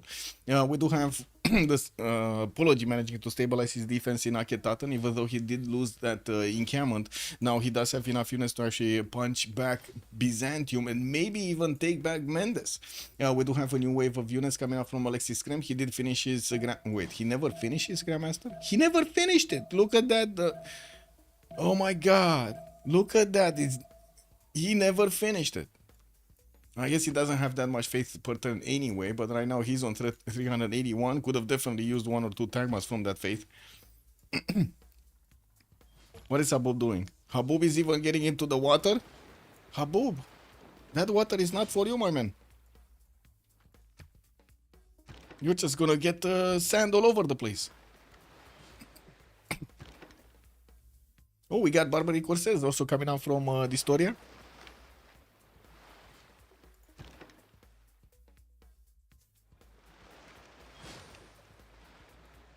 Man, these sea dogs just capturing sea dogs everywhere. This is so funny. But yeah, 1, 2, 3 caravels remaining. Okay, 4, 5. He's coming with more from the south. And we do have him building the caravels. He did manage to get his, Merchant Republic. So he does have the Prescan card plugged in. He's getting that extra production towards these boats. I would be quite sure that Eleanor has the same. And we are not that far away from getting the new Congress. We'll see what happens then. Here, do we have Apology counter-attacking? It kind of seems like he's gonna start counter-attacking, right? He has 2 crossbows with 4 knights, 5 knights. And I do see him starting to build up his trebuchet count, getting a spy out from Rakedet and also getting new builders out on the eastern side. He's building up his economy, only at 24 gold a turn. Not that big right now, but he definitely wants more. And I gotta say, the Historia jumped up to 500 gold per turn here. He's 209 science, 180 culture, 500 gold per turn. They could buy out a caravel every turn, basically, for Liege.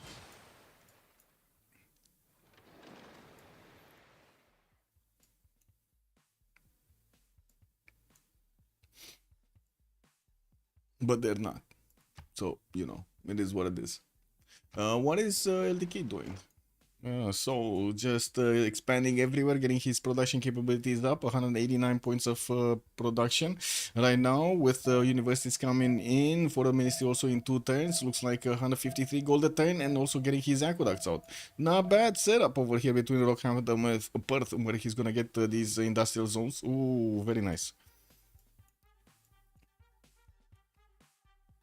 We got some Australian coursers also joining up the fight over here in against the city of Tyre, but Burns being 62 strength, I think that's a bit too much. Okay, that's another caravel actually recruited. Looks like we do have now week managing to get next to Liverpool. And Athena just came to say hello. Hello? What are you doing there? She's checking out the hardware, guys. Yeah, you're checking out the hardware? Good girl, good girl.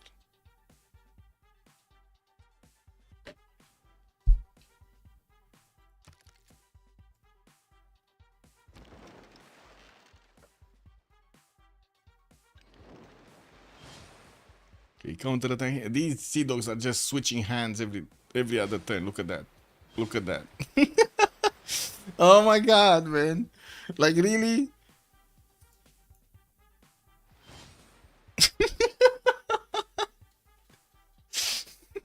How many pocket CS are there?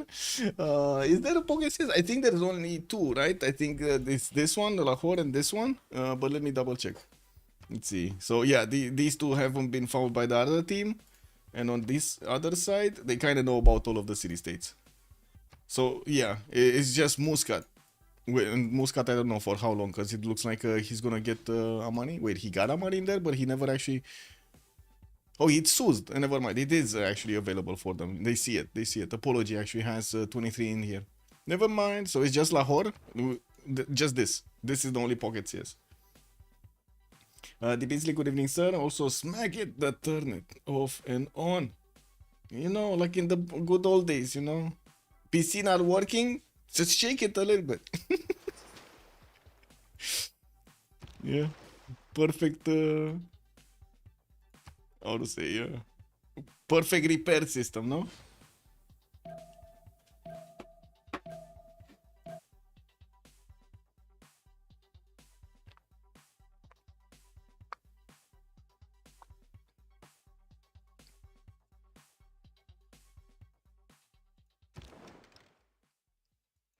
Still, the city of Suburb is kept here. It looks like we do need to see LDK actually getting to CAF technology. These courses are not going to give him the necessary attack damage. We do have also now Wig managing to punch through to actually get the shots on Liverpool. But we do need to see if Leach is actually going to leave him. And by the looks of it, Leach did manage to get to nationalism. So he's going to start quoting up his units. And like I was saying, now Wig definitely needs stronger units here. It looks like he's going to go. He did manage to recruit Isun Sin by the looks of it. And Australia got Ferdinand Magellan. So he got Isun Sin and Santa Cruz. Oh my god, wait a second. He can actually get an Armada Admiral. An Armada Ironclad. He just got an Armada. Uh-oh. And it's 7 movement. Uh-oh. I mean, this guy can one-shot caravels. And doesn't really care about the counterattacks from the Sea Dogs. Like, almost at all. Wow. The Sea Dog fight is so funny. No more boats though. No more caravels. And this is problematic. Liverpool looks like it's gonna go down at least. We do have Navik with the ability to attack into it with the Sea Dogs and take it down. And of course the Ironclad that's gonna arrive here is just gonna start smashing through the boats. With ease. We do need to see new caravels. A lot more. And yeah, there we go. 3 more caravels being commissioned here by Nawik to get going. Will we see new cities soon from Air 1? Also, looks like he's getting defended over here by the Japanese units, and he does have his 1 horse there. He's getting his Diplo quarter and not building up a new settler. Okay.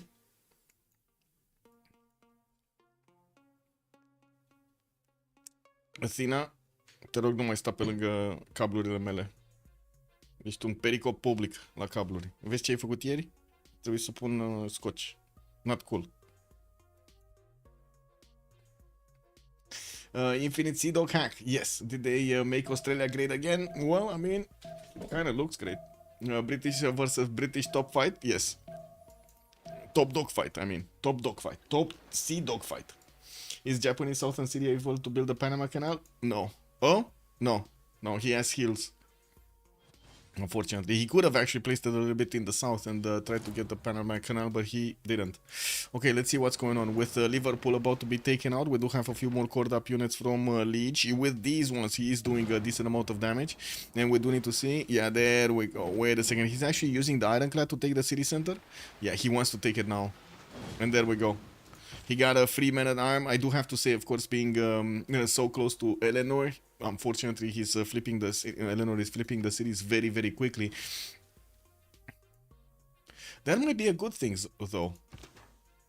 Because you get a free unit every time you take the city, right? So it flips, you get another time, you get another unit. It flips, you get another unit. So like every 3 times you get a unit. Oh, wait a second, now we can actually manage to convert one of the barbaric horses of the Historia. Very nice, very nice. What is this one? I have no idea what this one is doing here, by the way. Like, it's so damaged, it's about to actually, you know, go down under without even that much of an effort. Anyway, both Historia and LDK going for industrialization. Looks like good enough production, but Floppy just exploded in production. He's on 389 points. 389 points. 250 science, 136 culture. And it does seem like now we just chose to actually delete that city, not...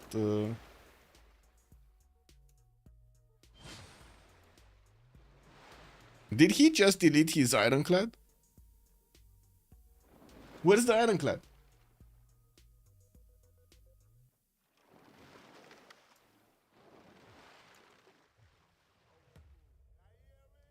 Vasashnaike, good evening, sir. Where's the Ironclad? Where ironclad?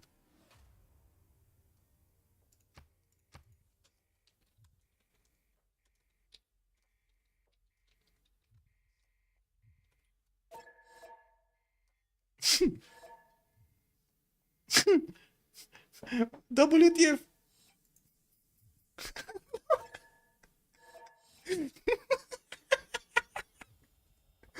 Whoa! Whoa, whoa, whoa!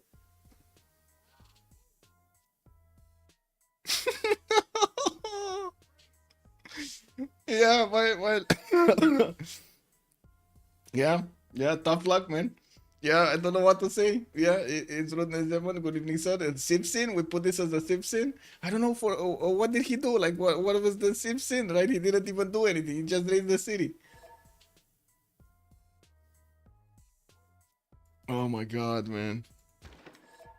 Where is the ironclad?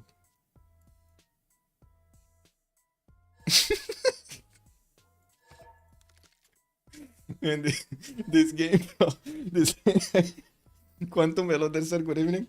Yeah, he occupied the one available tile he had for it to retreat. Okay.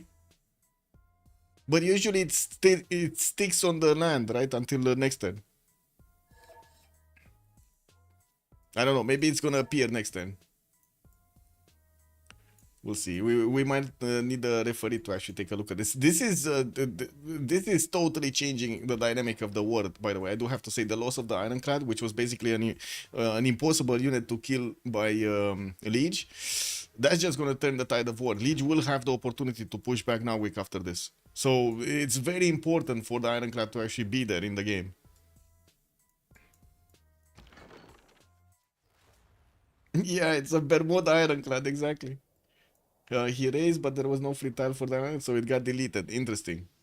Interesting. I didn't know they get deleted right now. I'm pretty sure I've never seen this before. Actually, a unit from a city center that got raised getting deleted.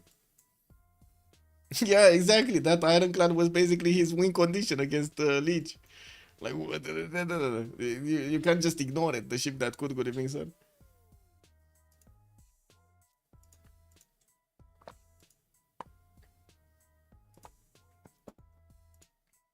Also, sunny day. Good evening, sir. I just saw the messages. This should be a good match. It is a good match, yes. Very good match, actually. So many funny things. Okay, so it looks like Mendez is gonna get under attack. Byzantium level 2 crossbow is there. Ooh. Ooh, this level 2 crossbow, man. Apologies saying that it should have rested on the land. Yeah, but it didn't. Rested. It should have remained on the land, I mean.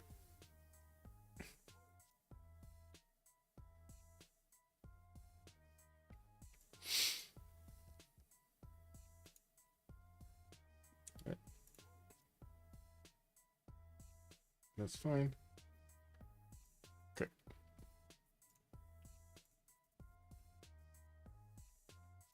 Yeah. Yeah, I don't know what happened there. Let me actually check my pings over here and delete them because too many pings. Way too many pings.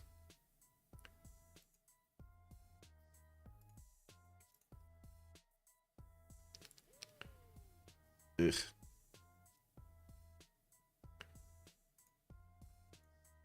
Oh. Yeah, it bitched itself. Yeah, basically. I guess we're gonna need to give them a few minutes here to handle the problems.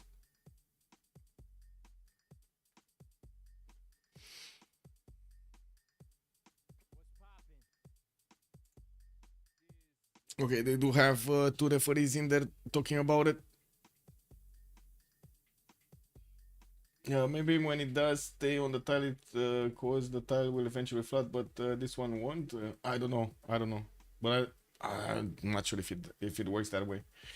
Yeah. Cause now if they replay it and now it doesn't raise, I mean he could decide that he shouldn't take the city with that ironclad in particular. I don't know why he took it with the ironclad in the first place anyway.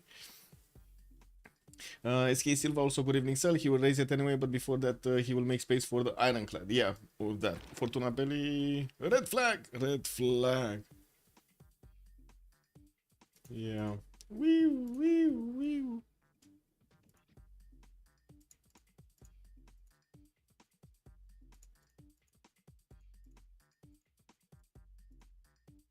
Saps, bună seara, domnule, și bine ai venit. He will prepare for a relobby next turn. Okay.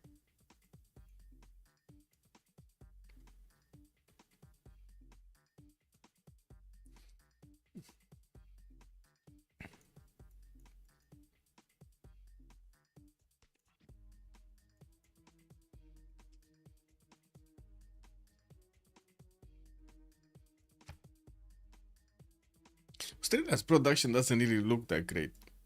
Well, at least he's gonna get his shipyards now and gonna have pretty good production from this. +5, +3 harbors, quite a few new harbors coming in, multiple universities finishing, still on 172 science, but he is in a dark age, so you know, can't really blame him for that. So many, I still don't understand what's happening with all of the scouts. Is this gonna be skirmisher attack against Phoenicia? It kind of looks like he's gonna pull off all of the skirmishers from the scouts and gonna attack Phoenicia with them. Death by skirmisher. Okay, so it looks like he's gonna be reloading same move. Got it. Who remembers the moves, man? There were like 4 Sea Dogs that switched hands over here for like 30 seconds straight or something. Who will remember the moves? I don't know. Yeah, Dido already escaped. Yeah, he's here, Carthage. And it looks like he's gonna be fine. Actually, Floppy sending quite a few units here. I don't know what he's doing with all of these units. I guess he did actually levy them. That's what he's doing. Levied from Auckland. Okay, we need to rejoin the lobby.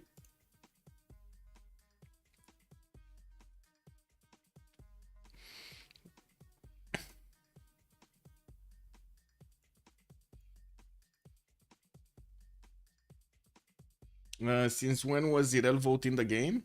Since MPH. And then it's random, we'll take back the units gain. I don't know. So fitting to have Carthage being the escape settle and new capital. But without this original gangsta capital, I don't think he ran the project to change the original capital. Yeah, I don't think he did. Wait, this is the previous lobby? Yeah, this is the previous lobby.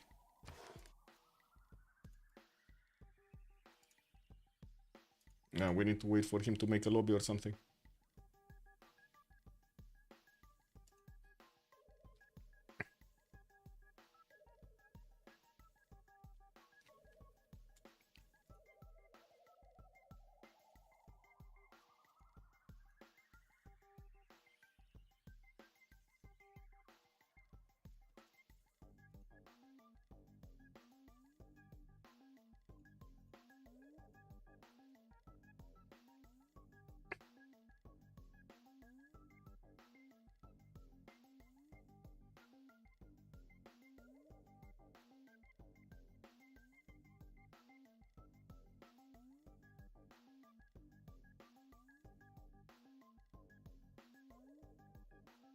Okay, we found the lobby. Just need to reconnect really quickly.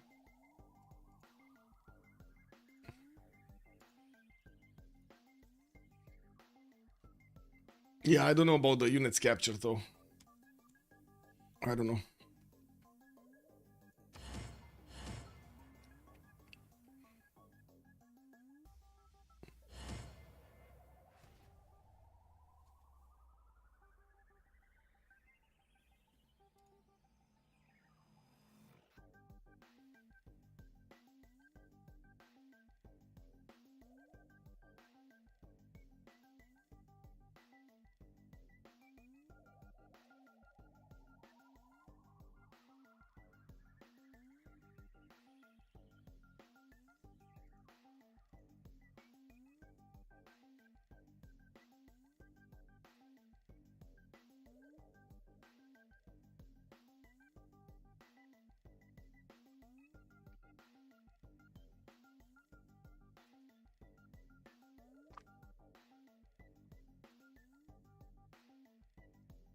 So they want that ironclad back and any luck units captured won't happen. We don't know. They're asking each other if they do remember the move they did, but that's gonna be a bit of a challenge to be honest. There were quite a few moves there.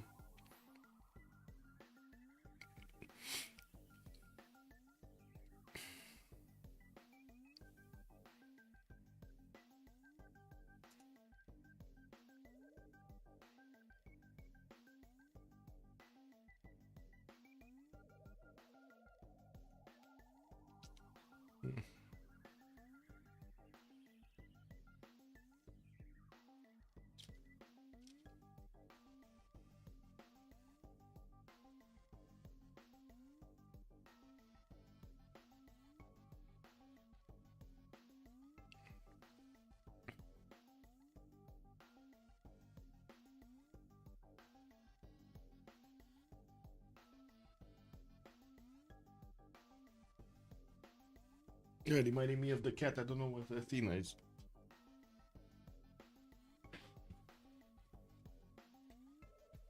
She probably went sleeping in the other room because, you know, it's a bit too loud here. It is what it is.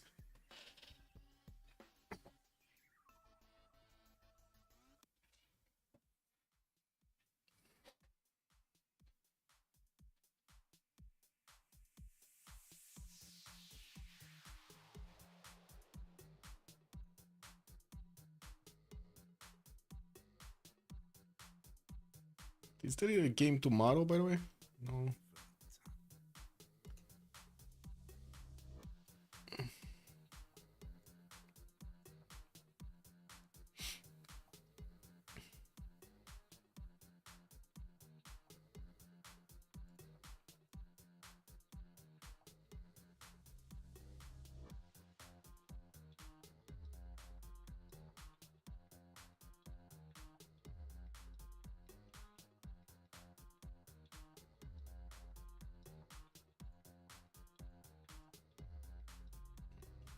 No, Athena is playing. Yeah, yeah. She actually took the ironclad herself.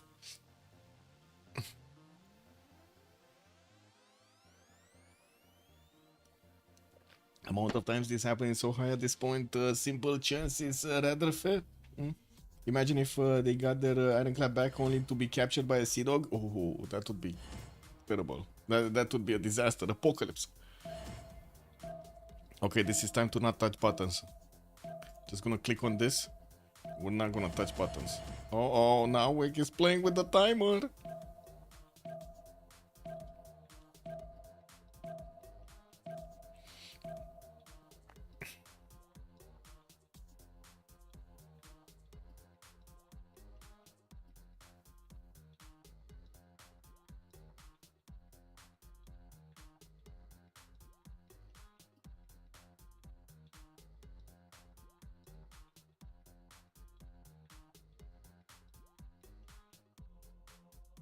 I'm waiting for the load. What do you think is one specific team winning? Well, right now, it's a very good question if we're gonna have a space race between John Curtin and Japan. Japan definitely has the production, but now John Curtin is getting his, and we're also gonna have Ottomans feeding so much gold into John Curtin. Like he's already 500 gold per turn, and he's just gonna keep on going.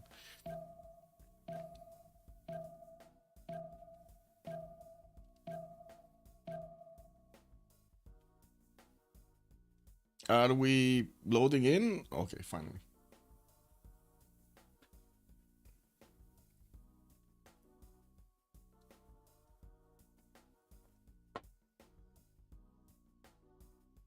Yep, take two.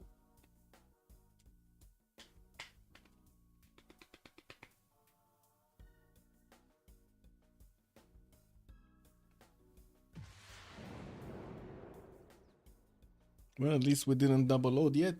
Let's see what's going on. We got 8 in already. That was fast.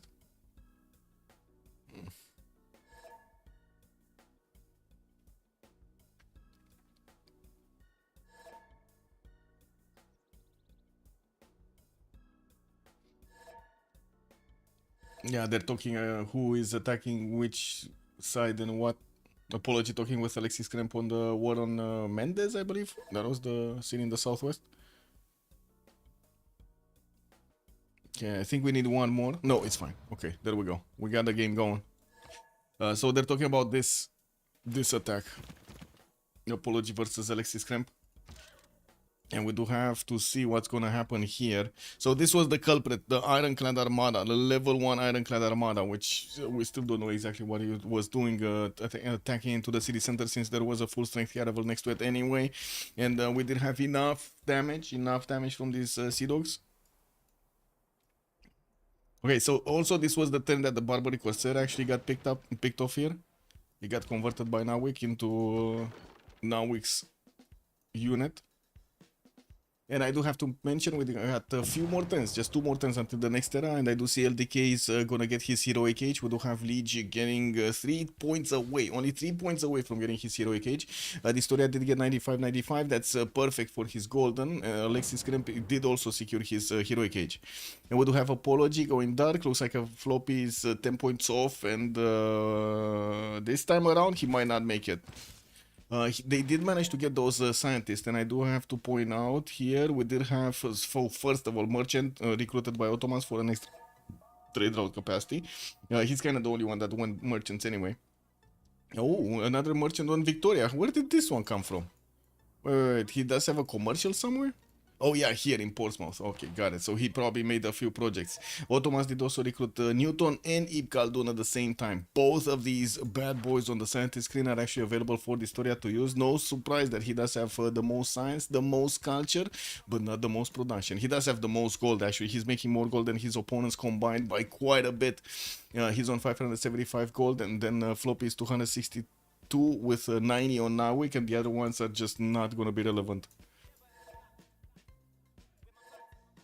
Man, the Ironclad disappeared again. Who won the CWC last year? Wasn't it HOH? I believe it was HOH. Was it? Give me a second. I think it was HOH. You can actually figure it. Look at the Civ6 World Cup website. 1 second. Yeah, HOH, Holiday Highlands. Dave, Nidine, Toes, Andram, Space, Regnier, Andrew, Sabuga, and Marius BW. This aligns with how Civ6 handles units that can't legally exist in a tile at the end of the turn. They get deleted, the city being deleted. But so he had the option to actually move back this Sea Dog, but didn't. And they're asking if they play or not. Maybe it's just gonna appear next turn, like I don't know. I've never really seen units just getting randomly deleted unless they're like in Incamots or something like that. Have you seen units getting randomly deleted like this? 1000 points says this was the result of the adjacent tiles being occupied by naval units at the time the city was deleted. There was nowhere for the Ironclad to go. It might have been, and it's a bit of a surprise because now we did have a Sea Dog with enough movement to just move it back. Somewhere, move it back to give space for that Ironclad. Man, this is just terrible. I still don't know why he chose to attack with the Ironclad into that city center. He had a caravel. He could have done it with the caravel. Anyway. But like I said, this changes the dynamic of the game entirely, unfortunately. This is just not gonna be good. Okay, same thing happening here. We got more knights in production. Armory coming out from Racket Dead, getting another spy out, and building up his chancery in the Diplo quarter he got in the city of Thebes. Dido, still no new settlers. Australia, still padding those numbers of production points. And let me actually check out what's going on in the chats. They probably are talking in the voice comms about this. Give me a sec to double check. No, not really. Well, I guess the referees are talking between them. We got Liege with Navik just talking about who's attacking what. Yeah, they're talking about here. This is incredible, by the way. This is the first time I've seen this. Never seen this. Never seen this.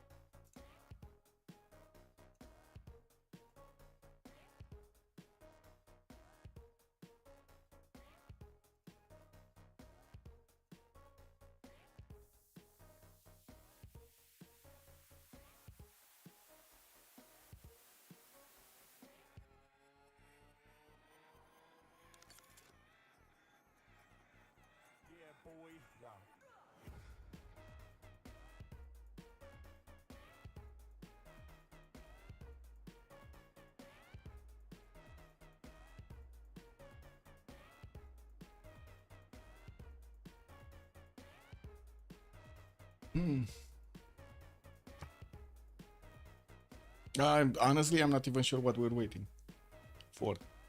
It's not like they're talking to referee right now. I don't see any referees in the channels.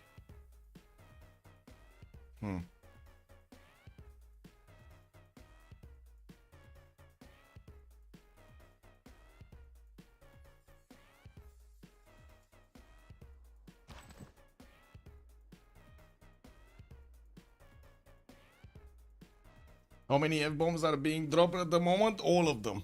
I think that's the correct answer. Yes, and all of them. Man. Man, Ironclad Armada, not something you just wanna, you know, lose out of this.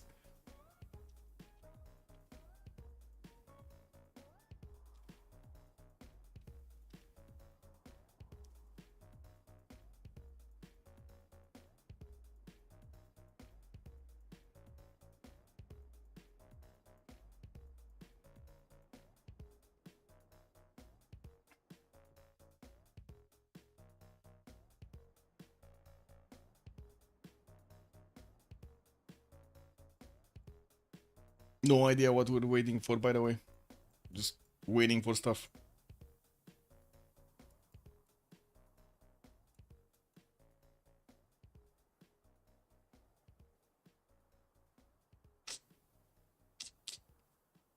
Mm-mm-mm.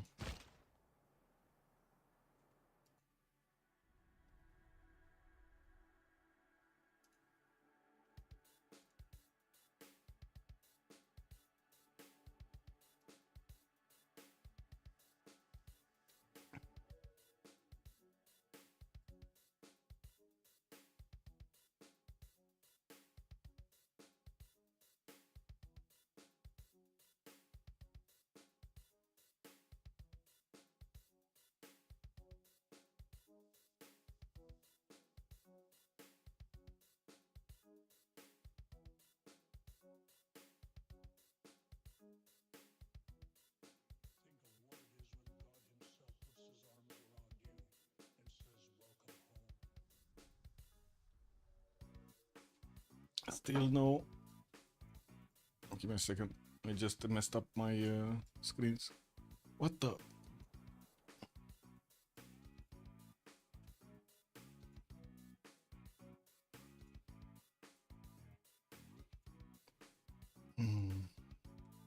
Do you guys have problems with the resize of the windows in Windows? It's like one of the most stupid thing to actually move windows from one side to the other when they get resized. So like, they, for some reason they just immediately get like triple the size or something.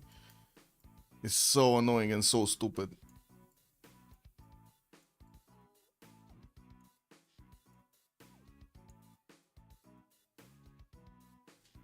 Oh my god, again. Freaking Windows, man.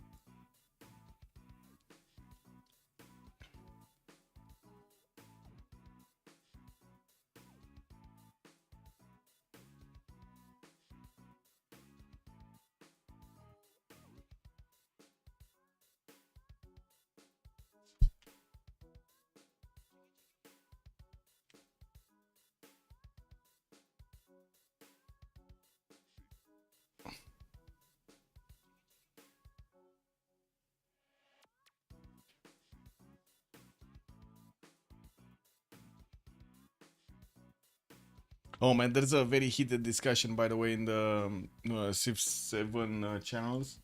1 second, let me open up the screen so you can see.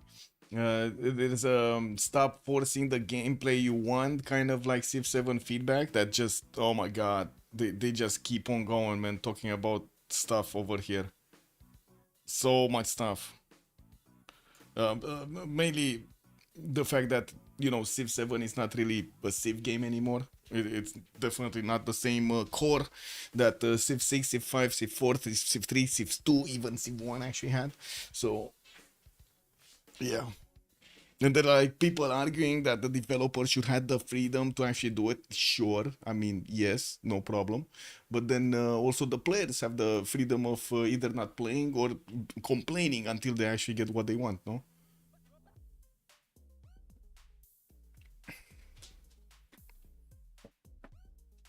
What is it? Yeah, you can criticize, but don't you dare expect any actual changes. Wow, why would you even criticize if you don't expect changes? Yeah, no, we should just ignore it completely. Kick W. I don't know. I kind of stopped giving feedback. Apologies, a sorry name. Kick. He's a very cool guy, man. He's a very cool guy. This is what it is. I also find it funny when random people in the Civ7 channels over there are telling me that I didn't say. Why didn't I say, or why wasn't I active? But I gave so much feedback in the last 6 months about this, and I said no, don't push that button, man. If you push, this is like, talking to Didi. If you push that button, very bad juju happens. Now let's call the now Leech Victoria Eleanor Anglad deletion precedent. Yeah. Wait, that's NLVEIDP. That sounds like a bit of a quick, a bit of a hard abbreviation over there. We need to make it faster. Naleviel DP. That doesn't work properly. No, that really doesn't work properly. What's the other feedback here? Official news. What's this? Wow. Is anybody excited to see the devs playing the game? Settle too close to another Civ capital. You need to do something. Yeah, sure. Create seasons and a ladder for Momentos. Wow. 10 countdown at the end of ages. What? Oh, yeah. In between, right? So we can actually switch it. Yeah, that would be nice. Some suggested okay, Civ7 is peak. Wait, somebody actually said Civ7 is peak. Okay. It is so good. I was not sure, but it is amazing. It plays amazing. Okay, we got another reload here.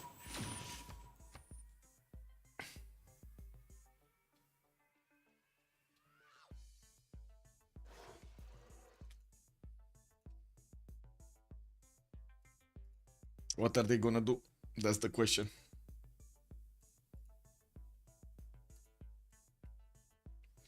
Just waiting for the lobby up.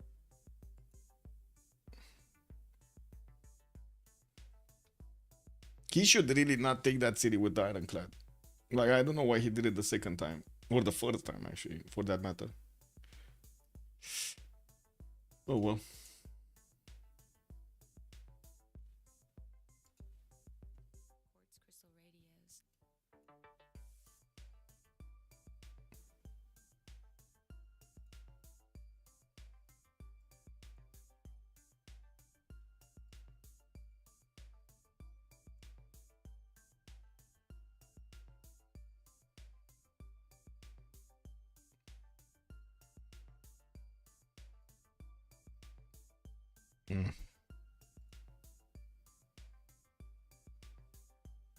I don't see the lobby getting up.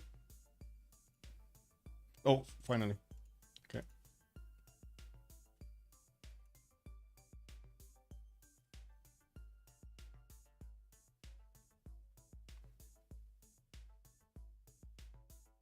Okay, this story connected also. Looks like we do have 0 MS to everybody. We should be fine.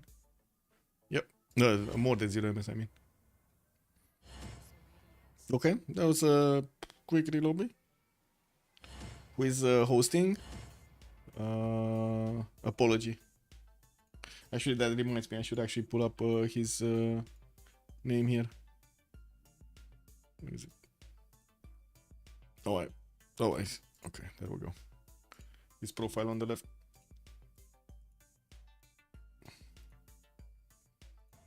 Okay. Loading in. No touchy, no feely right now. No touchy.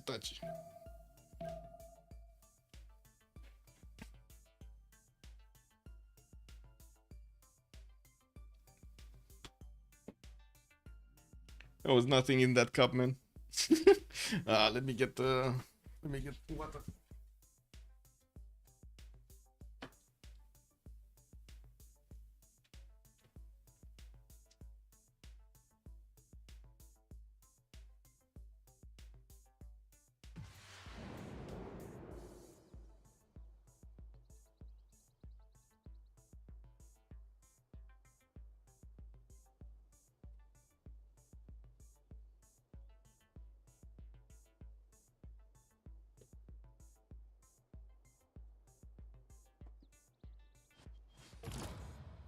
Okay.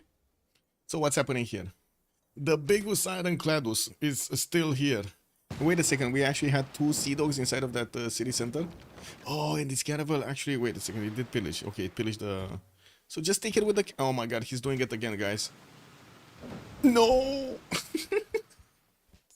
Okay. And the Ironclad is out! It's out! He did it! He did it, boys! Finally, the Ironclad is alive! It's alive! Okay, okay, okay. We got this. We got this, boys. Seems like it's a new turn or something, because they don't really care about the moves that much. Okay, units from LDK getting here. They're gonna need to repair those tiles, and of course, LDK does have quite a few caravels, but doesn't really have somewhere to go through. Oh, there's a canal here. There is a canal. We might actually see some units from Australia getting out into the wild. He still needs to take out Burnt, and as you can see, we do have Carthage also available for Dido here. It's quite far away.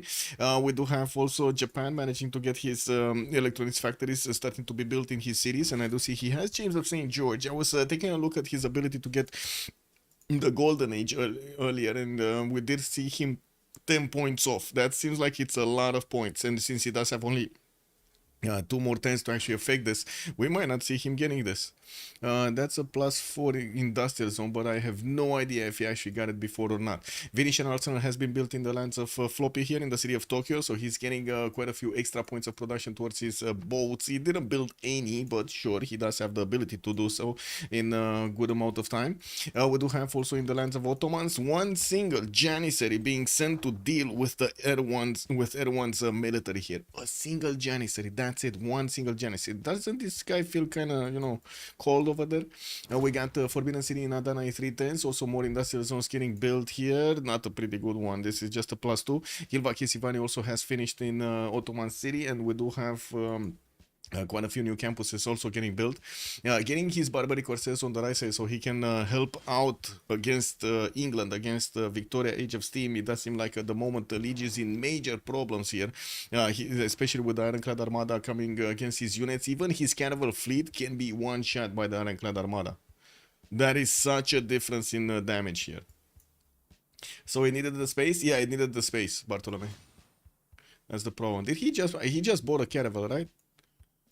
I mean, I did mention they do have more than enough gold per turn to keep banking on the gold and pay for whatever they want, and also buy out a caravel every turn. I don't know why they didn't do it earlier, but anyway, at this point, the caravels are kind of, how to say, obsolete here. Science, where do we have them? Floppy, scientific, okay, mass production on Nowig. We do have Leech going military tactics. Doesn't seem like we do have something like very interesting happening over here, a big change.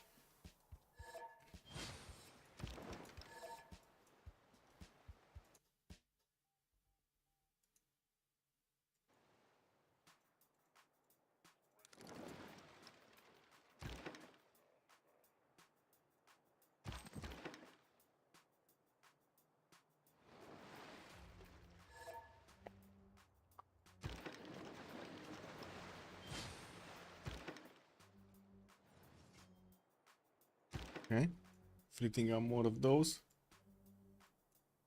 We do have a new wave of caravels coming out from England, and it doesn't seem like he's going to be quick to actually get his own ironclads out.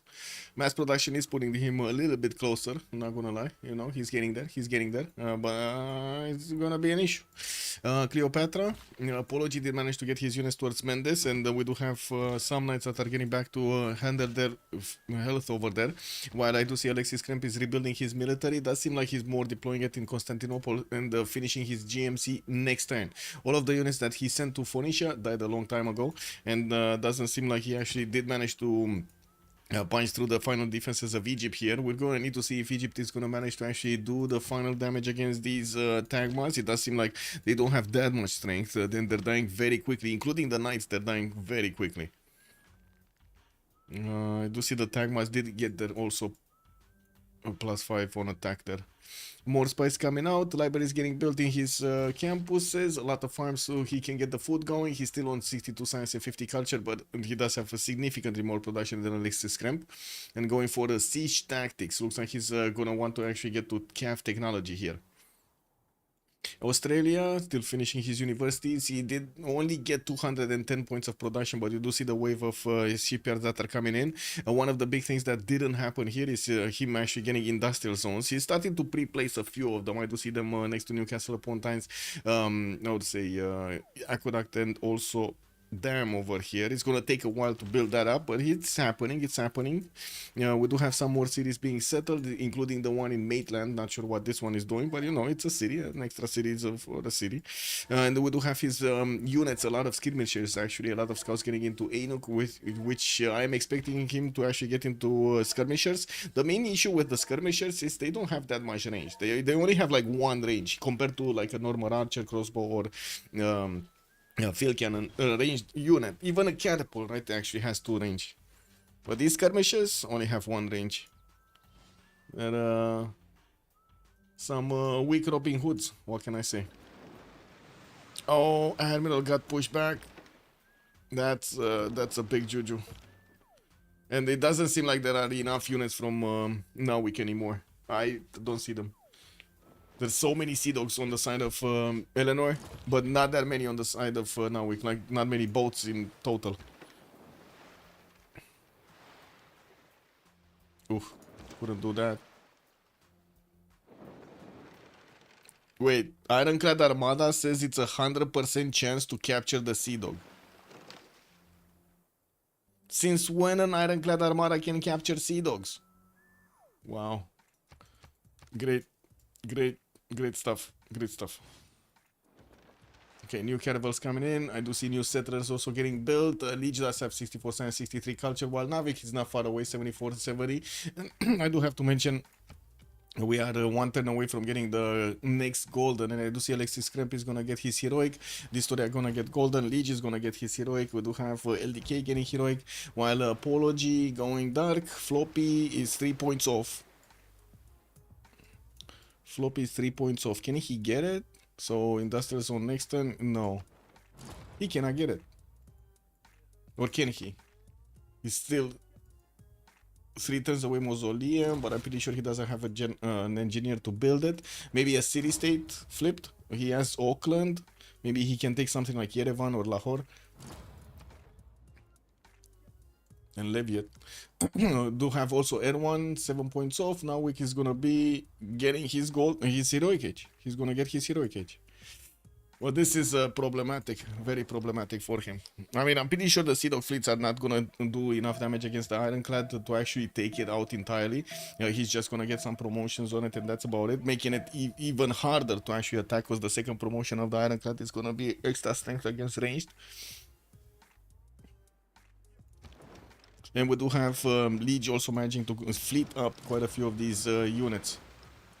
You see, he has like 3 Sea Dog fleets here, with some of his caravel fleets also getting out. It's just now we chose to actually try to do some more expands, some more districts here, and didn't actually build that many caravels. So stopped building units quite a few turns ago, and this is the result, right? We didn't have Liege stopping to build units, to reinforcing his front line. If he wouldn't have had this Ironclad, he would have died right here. Right, there would have been a massive fleet from England just going through the units of Narvik. Okay, so we did jump into the new era, and Floppy didn't get it. He's in normal age. Everyone didn't get it, normal age. So only Narvik does manage to get his golden, his heroic, reform the coinage. Oh my god, that is so little gold. Only 84 gold, and on the other side we already have like 1,000 gold per turn.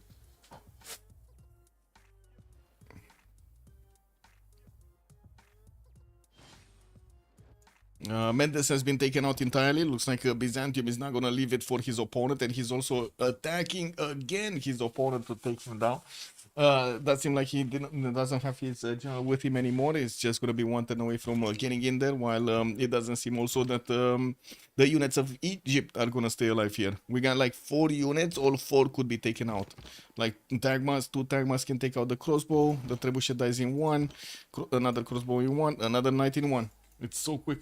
What about the Diplo win? So it was it Byzantium or Australia that got the first one? Oh, Floppy, 5 out of 20 points. Yeah, Floppy has 5 out of 20. Did he get the... Yeah, he got the first one. Let's see if he's gonna manage to get the next ones. We didn't see him trying to put down his holy site somewhere to get Mahabali Temple. We didn't see him actually getting that much culture to rush or say civil engineering, so he gets his Statue of Liberty. But I do have to say he has the most production in the game, right? 426 points of production, good enough science, good enough culture, not as much as the story on 300, and we do have LDK on 224. Let me finish this, and we're gonna have a quick pause. Sorry for the pauses.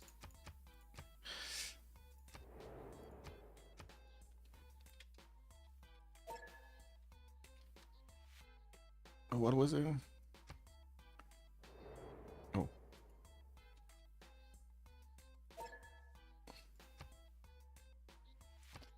Be right back, 2 minutes.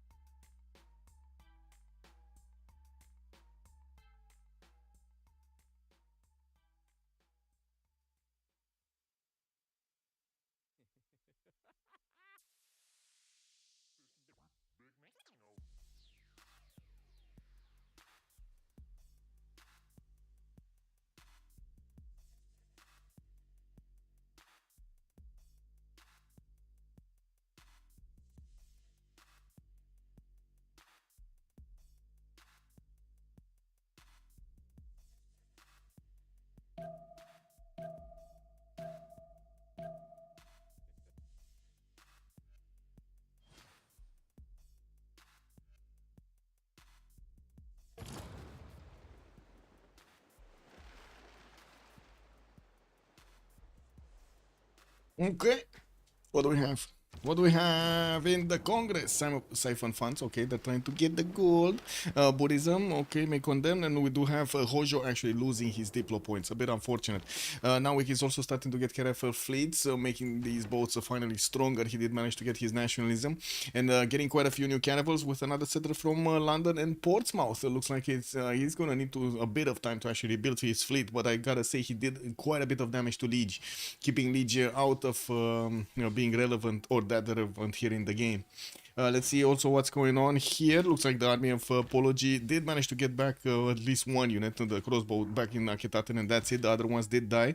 We did also have a Tagma being taken out by the looks of it. There were 4, 5, no, 2 Tagmas. There were 5 and 2 of them died. New Tagmas are coming out, and I do see some horses also from Nicaea. These skirmishers, what are they doing? Just sitting around here, doesn't seem like they're moving. And I would imagine diggers are gonna be the answer. Not the skirmishers, the diggers are gonna be the answer. We got a Inuk getting some musketemen, and he's just keeping the courses so he can actually get some pillages and defend himself against a possible counter attack. We do have also Australia sending his boats towards the north. Will want to actually get his boats here in Amasia's Gulf so he can upgrade them. While we do have Australia getting his scientific theory and nationalism in one, he's definitely gonna get ironclad technology, their steam power. The Historia did go for reform the coinage, and we do have him still padding those production numbers up with 900 gold, 320 science, and 174 culture. He's going into this era very strongly. 342 points of production, working on Oxford University. We do need to see if we'll see some engineers here. Doesn't seem like it. Japan does have... he did pass this one, and it doesn't look like the others are making that many points to grab them quickly. Only 3 points here on Ottomans. In the scientist screen, nothing important. Writers, artists, musicians, doesn't seem like we got that much movement. We do have Lascarina Bobulina, the next admiral. It's gonna take a while to get there. And Australia, what is he actually doing? Okay, so Statue of Liberty is getting built in Australia's territory, 12 turns to finish. We would need to see it being built also in Japan's territory quickly. It doesn't seem like he's going for it. He did finish a mausoleum of Halicarnassus, though. Floppy is gonna get an extra charge on all of his builders, on all of his, great engineers. While I do see Mahabodhi Temple is getting built in Sendai. He did manage to get that holy site over there next to Pantanal and next to a forest, so he can get the 2 diplo points. I do also see him starting to get, wait, it says privateer, but it was actually a frigate. You know, I guess it is a frigate.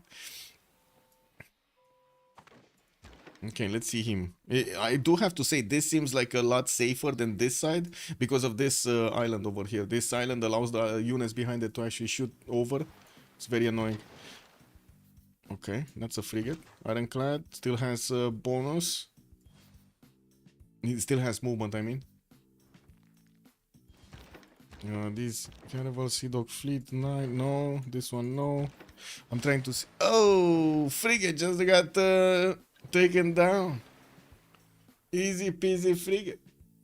Great game. Yeah, 6.5 errors out of 8. Kick double. It's only Dystoria that's not irrel. And Floppy, I do have to say, Floppy is not irrel either. But I guess there's a massive difference in science between them. Mostly because Dystoria did manage to get not only Newton, but also Colosseum, got all extra, I would say, extra cards to use. He did also manage to get Temple of Artemis first, Newton, and also Khaldun at the same time. Just massive bonuses coming out from the Grey People and his wonders. And the goal per turn is insane. 879 goal per turn. When is this? Okay, he just got a promotion actually. It's 45 out of 45. And it really doesn't seem... I mean, wait a second. Next turn, this Ironclad is in trouble. There is enough damage. There is enough damage from these 2 Sea Dog fleets, the frigate and the 2 Caravel fleets to actually take this Ironclad down. Tolkien Broken, thank you so much for the prime, sir. Much appreciated. Thou shall be knighted primer. Dol Chime Rooken.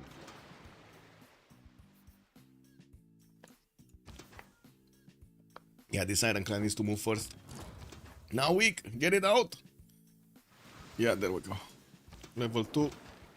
Promoted, got the health pack. Now it's gonna be significantly harder to attack into it with Sea Dogs.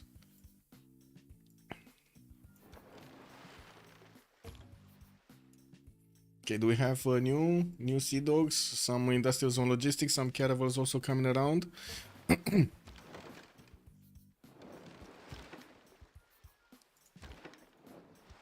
Well, looks like dwindling numbers on Liege, even though he still builds up his Sea Dog count, doesn't have that many chops available to get them quickly, and the production capabilities are not that great anymore. We do see them just, you know, trading units here. That's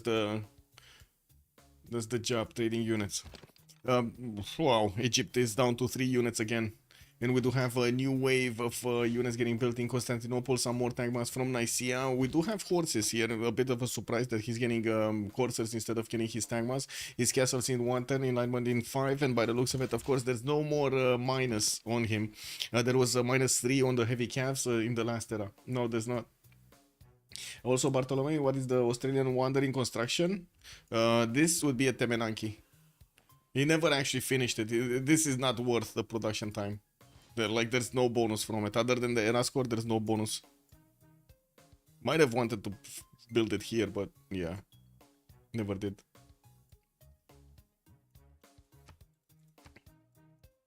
The other one is the Statue of Liberty in his capital.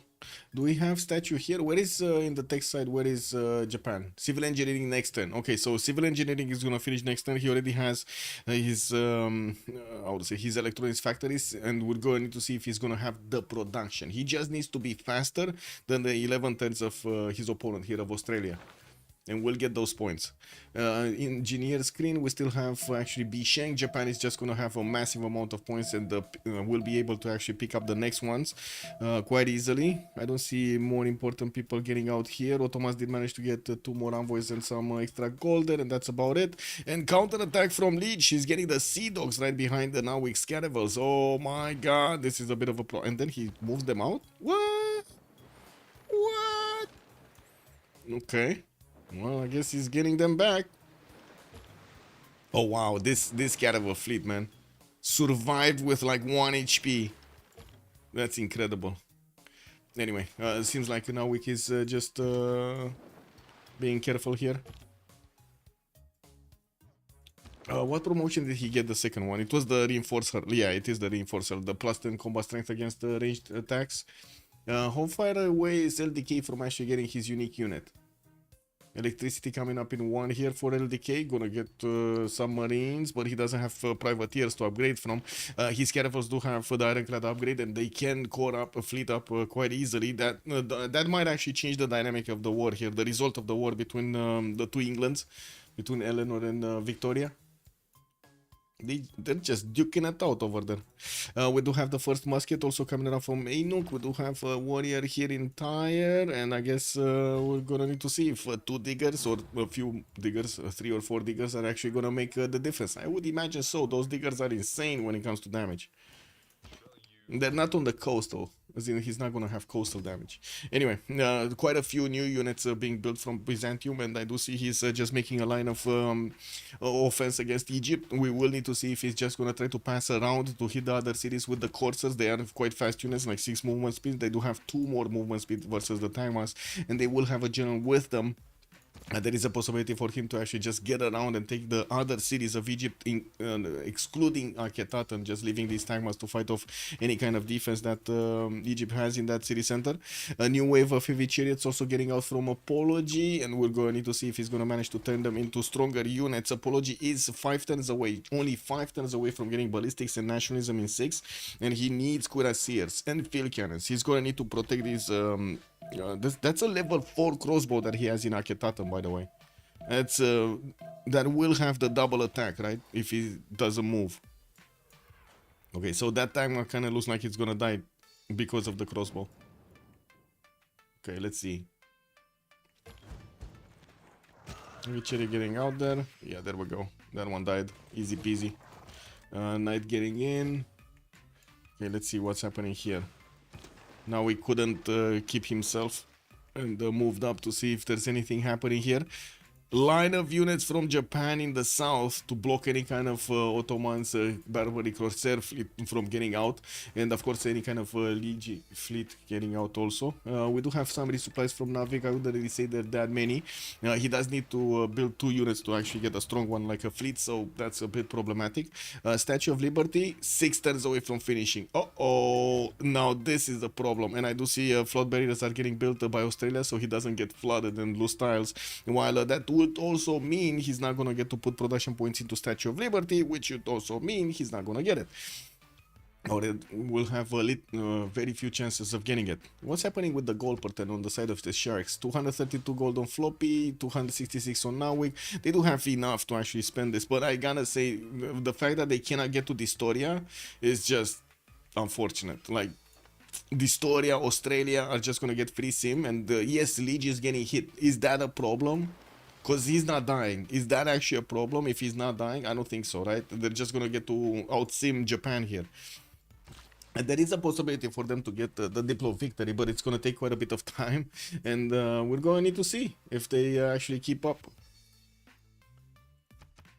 Because right now he's like on what, 3? No, okay, so he's 6 points. Did he finish Mahabodhi Temple? No, so he's gonna be 8 points, 11 points. Plus the points that he's gonna get in the next World Congress. I don't really see them making that much Diplo favor though. Because the last World Congress, I think it was finished by Ulyss. But anyway, Potala Parasinka Takasaki, that's also gonna be 4 turns out from finishing. So he has 6 points that are coming in soon. Okay. He probably wanted to deny Temenanki to Egypt, but no need now. Yeah, I guess so. I mean, to be honest, I was actually thinking if it's worth for Egypt to actually get a Temenanki. I'm not sure if it's that worth, because he's so incentivized to place his districts on floodplains. You kind of want to get the production into districts, then you want to get the extra production into those tiles.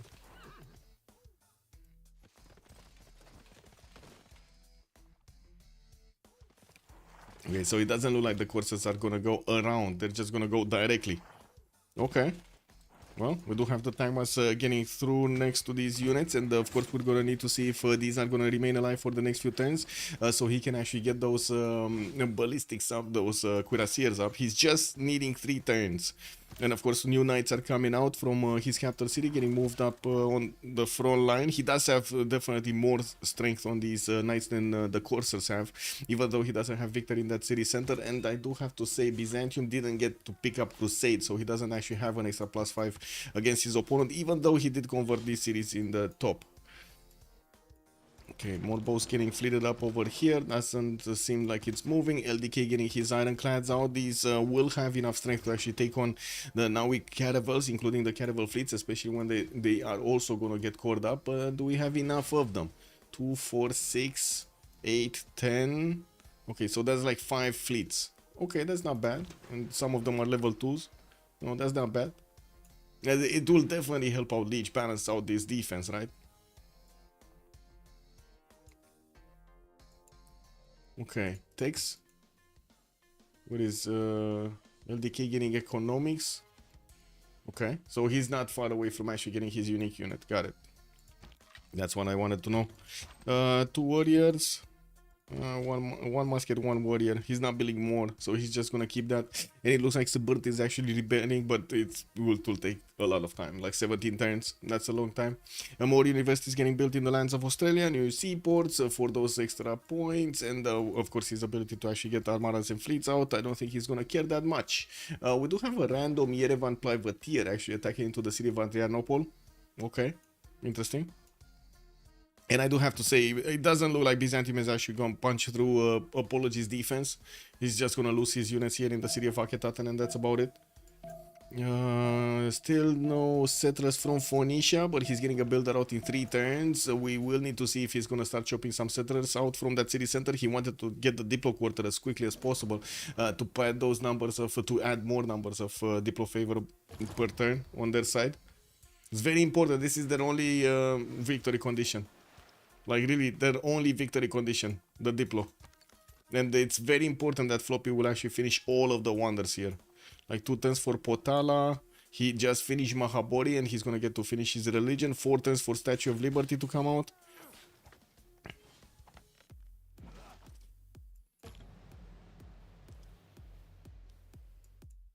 Okay.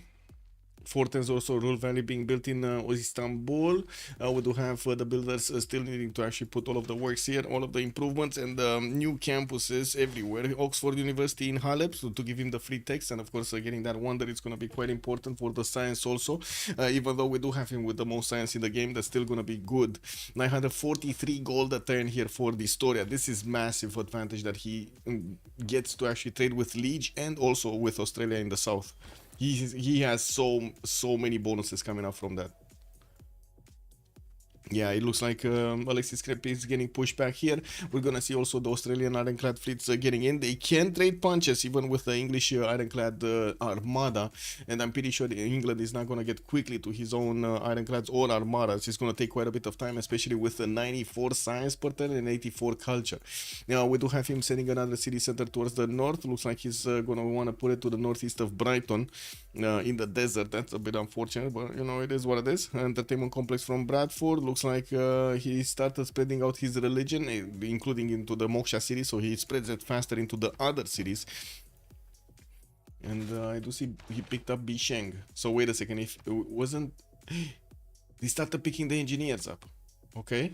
So England just took this one and nobody took the other one. They just kept on passing. Japan just passed this one also. Mimar Sinan. This is a bit weird because I was expecting him to actually get it. He still would have had more points than Ottomans, but I guess he's patient. He's patient, it's fine.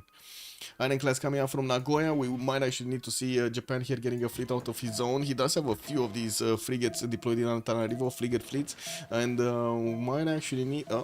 Yeah, we got the ironclads actually going towards the Japanese units in the water. Wow, well, that got de-levied really quickly, and the line of defense is just, yeah, not there anymore. He's gonna need to rebuild it.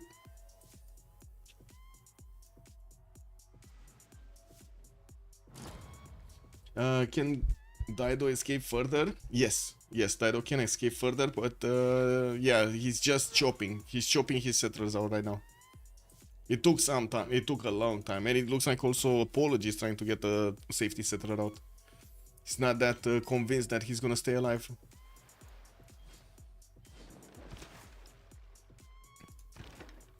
Wait, can they take out this Ironclad Armada? So 1, 2, and then the Sea Dogs cannot touch it. Okay, not really. Not really. Not even with the frigate fleets. I do have to say, it doesn't seem like Japan right now is building that many. Sorry, Japan. England, Victoria is getting that many more caravels. Only 2 boats in total that he's right now building. There's not that much. He's also going to build a canal so he can get the city of Newcastle upon Tyne to actually get him some more production work.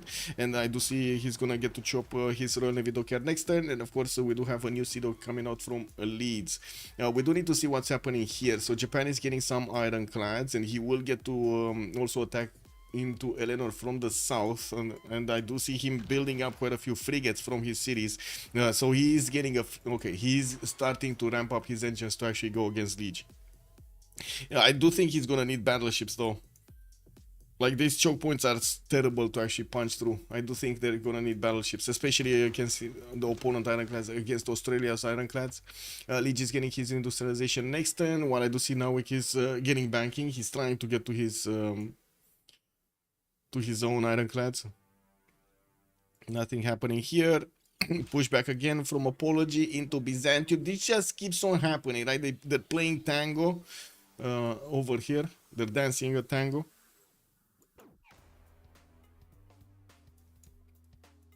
One turn for Potala Palace to finish in Takasaki. 2 turns for Kyoto to actually finish this Statue of Liberty. That's an amazing fish tile, by the way. 5, 6, 3 points of production for gold fish tile. That's amazing. That's insane.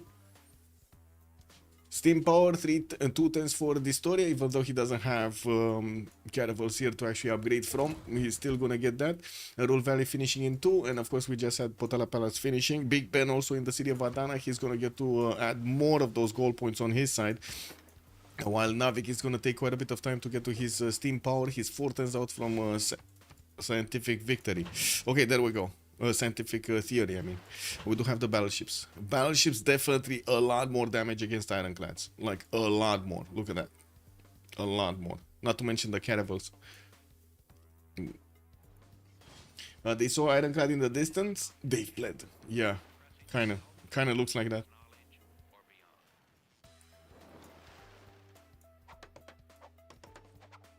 Okay, Tagmas, Nicaea, Byzantium retreating again in Constantinople, trying to rebuild his units. The privateer is still attacking his city of Adrianople, where he's just getting a Tagma from that. Then we do have Australia building up his ironclad count, and I do see him not actually getting the direct fleets out, even though he did build the lighthouse shipyard. Oh, he didn't get the seaports yet, right? We did see the seaports being built here, I believe. No? No, he didn't finish them? I'm pretty sure I saw somebody building seaports. I'm not remembering exactly who. But I was thinking Japan was building it. Oh, anyway, it is what it is. A new caravels from Liege, just getting as many boats out as possible. Another 3 coming out next turn, and I'm pretty sure he's gonna try to fleet them up also. We're gonna need to see if the boats of Japan is gonna start moving quickly. He does have 3 of these battleship fleets, 4 of the battleship fleets with ironclads coming right behind them, and more ironclads getting hard built here as quickly as possible, getting actually 110 from some of the cities like Tokyo, and 110 away from getting statue. He did finish Potala Palace. He has another Diplo card to use, so pretty good for Japan here, but he's still lower in science, significantly lower in science than LDK and Distoria from the other side. He's 250 versus the 305 and 381 of his opponents, but he does have 530 production. Distoria does seem like he's catching up on that quickly, and he's gonna finish Rule Valley and also get Oxford University. Might actually catch up and overtake Japan over there, to be honest. And the goal pattern is just not even close. It's like 4 times more goal per turn on Team Ulyss entirely. That's quite a bit. That's quite a bit.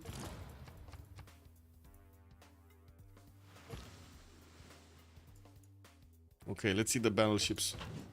Battleships. Battleships not moving. They're not moving.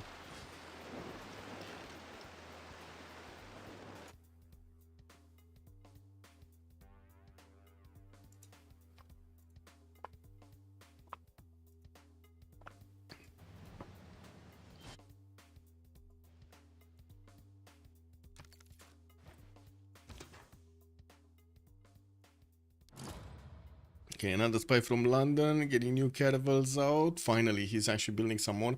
Also getting this canal built in Leeds to allow him to actually get the units from Newcastle upon Tyne to get out there. Nottingham is going to be also another city, but not that many tiles to actually work. At least he's going to have some coastal resources to improve, and that's what I see he's actually going to go for at the moment. That city is already for pop. That's pretty good, but definitely would need to actually invest into the other tiles to make it work. Oh well, not that they have that much gold per turn. Here, apology. Oh my god, he couldn't hold his horses for another turn. I was thinking he's just gonna keep these knights here so he can upgrade them into cuirassiers, but it looks like he just kept on pushing Byzantium, trying to do as much damage as possible, and now he's hitting a wall. No, there's like, where is he gonna move further? He's not even getting through the Corsair, not even to mention the Tank Master. He just needs to get back right now and upgrade next turn, and then get back again on the front line. You know, Terracotta Army also coming up importance here from Bracket Dead, barracks coming in from Abydos, and we do have some more harbors in the south. While I do see finally. And now is getting closer to Eleanor's borders here, and we do have the battleships on the way. They're still going to be around 2 turns from actually having shooting solutions on the Australian boats, and they're going to get to shoot from quite far away, but they do need vision. Shouldn't be that big of an issue. And here, this is going to be, if they get this position, this is going to be terrible for England. Do we have England actually, Eleanor, managing to get to the bottom 3 on his own battleships? No. Astronomy coming out to 1 turn. Ooh, last move from Liege. Australia's ironclad might actually be taken out, no? We do have the Sea Dog fleets that will need to get out of there. And yeah, he's getting it back. Okay, LDK just wanted to do some damage, and that's about it.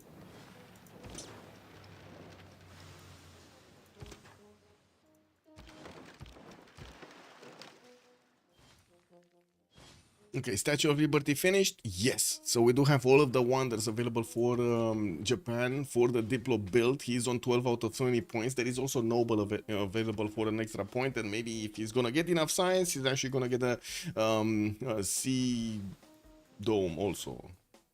I think it's Sea Dome. Anyway, you know what I mean. The last point from the Tech 3. I think it's Sea Domes.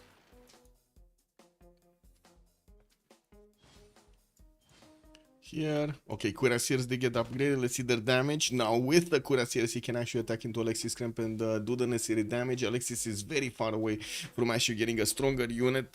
His gunpowder importance, nationalism in 3, I guess that would be another unit, right? Because it's gonna get cored up, but he's not gonna get that much, not that much more. Big problem. Unfortunately, he needs to get his knights back, upgrade them, and then put them on the front line. And it will take a bit of time. He does have a level 4 field cannon, Remoand Caro. What does this mean, by the way?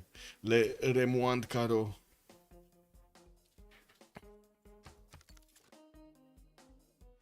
Seastead, Nasi Doms. Thank you, your share a bit. Much appreciated, sir. Good evening, good evening.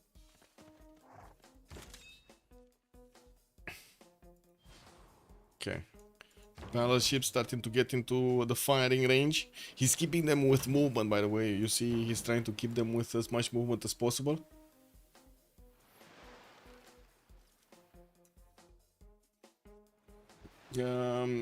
Xavier, good evening, sir. What do you mean? CPL keeps on going. What happened? Nothing happened to CPL. Absolutely nothing happened to CPL.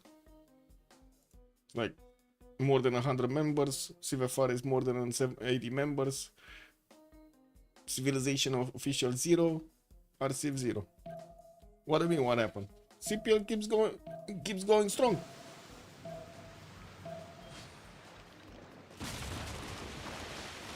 We got the CWC started up soon. The qualifiers are finishing. Looking like an interesting period. The restless bolt, that's what it means? Okay, interesting.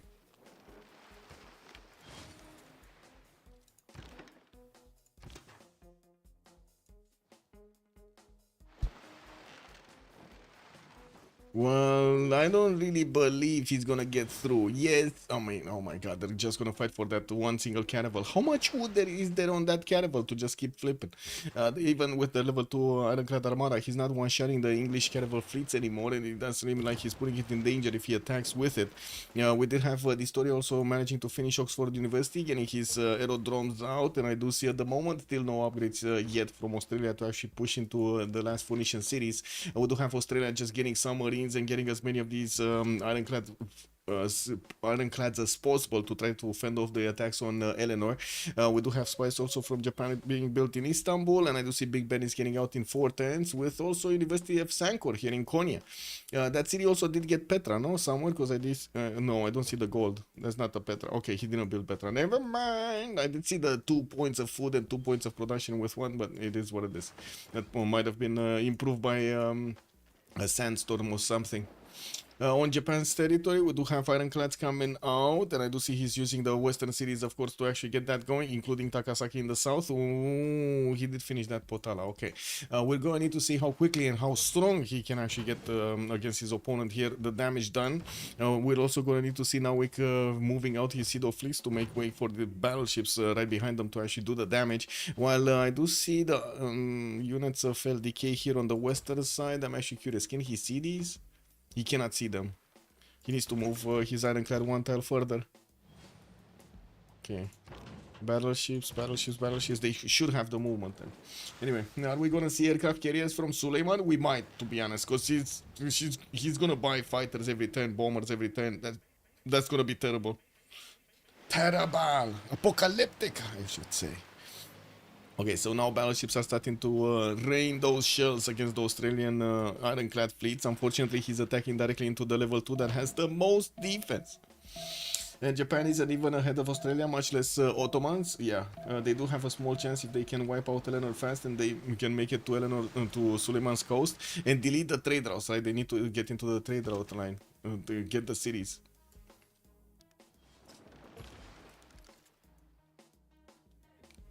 Yeah, I don't think that's gonna happen though. Yeah, I don't think Liege is gonna fall here. What's going on? Only thing they have going for them is that Australia is very far away. Oh, Phanex is Sinash. Okay. Kick. What's going on here? Squadron rendezvous. Oh.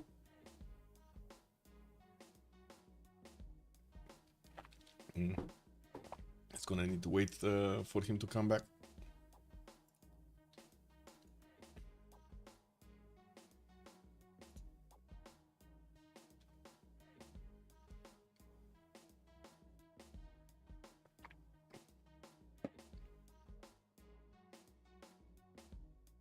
The only thing they have going for them is that Australia is very far, and also Ottomans is protected. They have two things going for them: Ottomans protected and also Australia.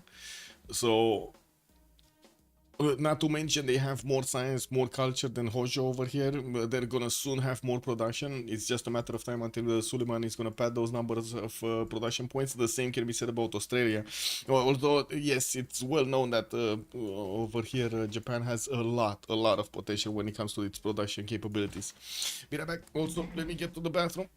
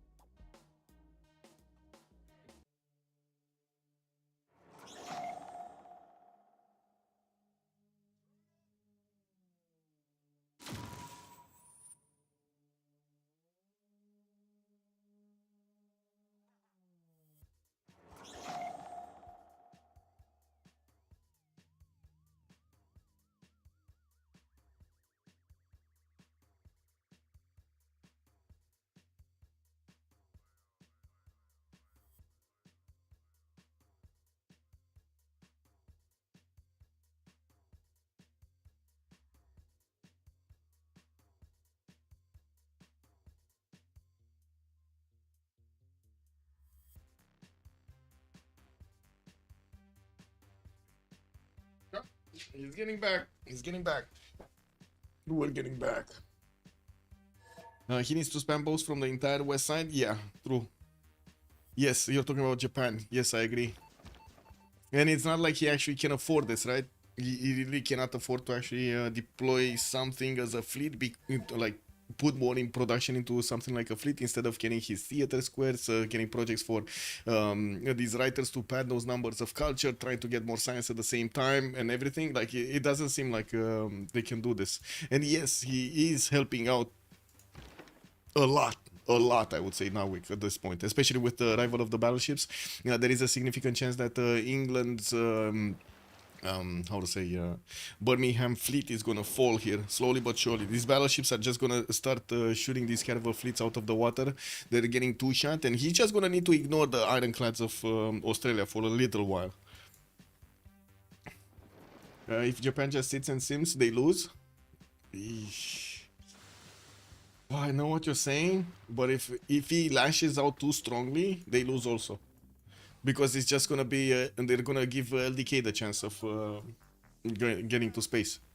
And I'm pretty sure Ottomans, yes, okay, sure, he didn't build a fleet, but he's so quick to build a fleet if he needs to. Like 537 points of production there.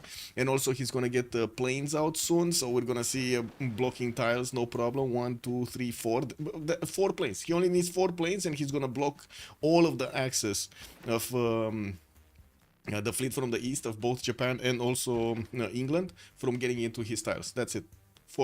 Just four. I agree, ignore the Australian ironclads, take down the caravels first. Yeah.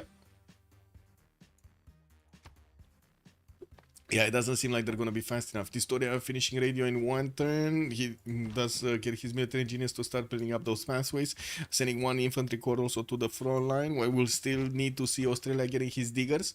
Now we do have Australia getting steel in 3 and also mobilization in 2. And by the looks of it, major army coming out from Byzantium. So many time was getting out, but now with Cuirassier Corps on the side of Apology, he does have the stronger units with a level 4 field cannon right behind them that is able to actually two-shot Tagmas quite easily, or I should say same turn take out Tagmas. New field cannons and also Terracotta Army finishing up next turn for more promotions on all of these units. Japan is never outseeing them in that position. Yeah, I mean, yeah, it is what it is. Oh, we got, okay, that's fine. So ironclads are getting, caravel fleets are getting attacked. Okay, that's 1 down.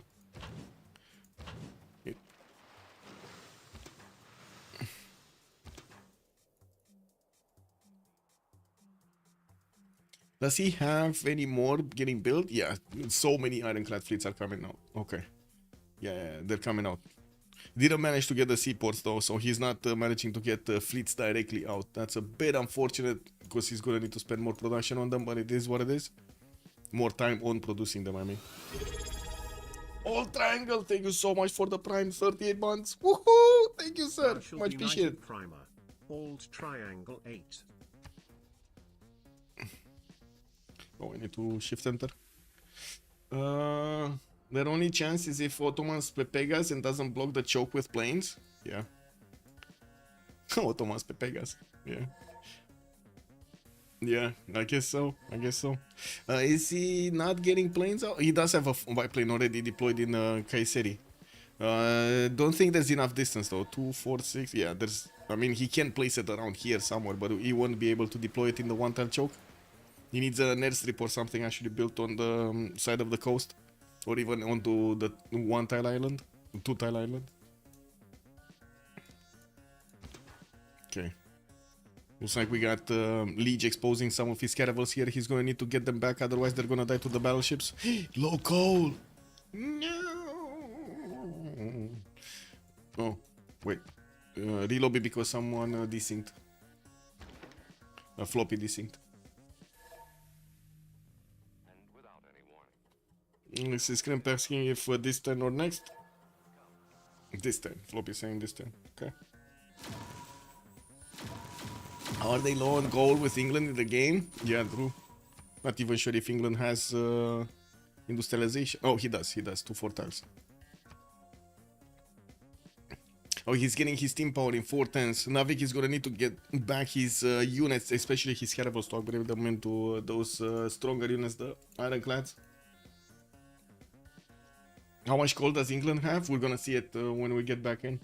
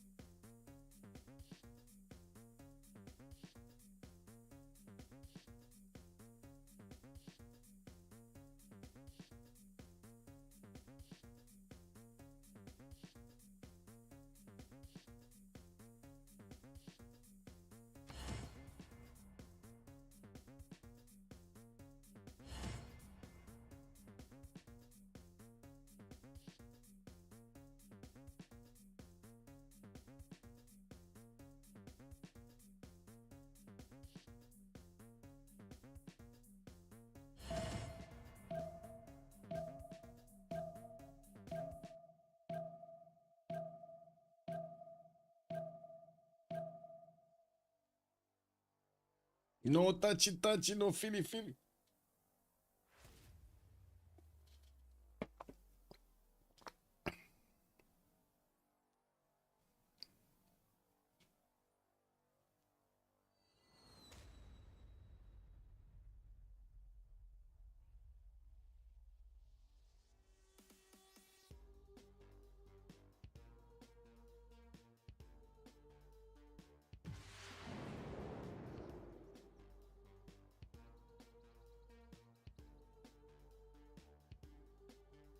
Okay, we got 8, 9 in.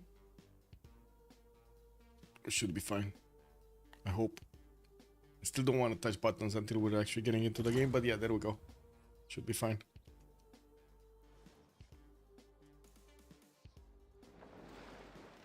Yeah, looks like Floppy is gonna get the chance of getting to take out a few more of these caravels from England, and he's gonna need to fight the Australian boats afterwards. He does need to put an ironclad in the front, or maybe even an ironclad fleet in the front. He only has a single ironclad there, and of course quite a few battleships around it. This English ironclad armada, unfortunately, is quite banged up. He's going to need to get into friendly borders to actually get back his health. He's not repairing right now, and unfortunately, well, at the moment he's not actually redirecting itself. We did have the biplane deployed in Kayseri, and we do need to see if it is actually gonna get onto one of the chokes here on the right side. He's a bit too far away. We did have actually engineers, right, built. Yeah, there we go. There's an engineer starting to move on the eastern side, and I do see some field cannon cores are also getting out. Okay. Legion, they're just buying out builders, man. They have so much gold. Suburban is still rebelling. Yeah, 28 turns. He did finish something over there. I don't remember. I think it was a granary or something, and added another point of population. When will the polar ice melt? Polar ice melt? Does this even melt? I guess it will melt. I don't know. Not right now. Let's see. World climate. The next polar ice melt expected in 7 turns. That's quite a time. And the next sea level change expected in 13 turns. That's a long time.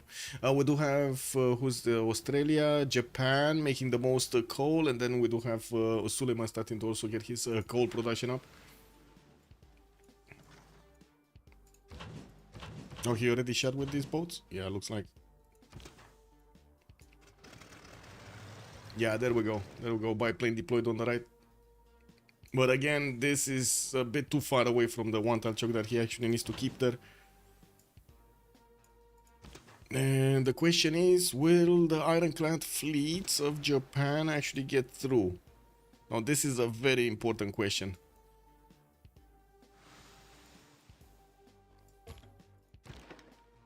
Wait, isn't now So first of all, he's not getting a settle here to actually get that as a forest station to upgrade his boats. He does have a settle coming out from London in 2 turns. I'm not sure if this is going to be the one that he's going to settle front line, so he can actually upgrade all of his caravels into ironclads, because he does have steam power in 4 turns. He needs to be ready for this, right? Get the caravels in the position to get upgraded, and then get them back on the front line as quickly as possible.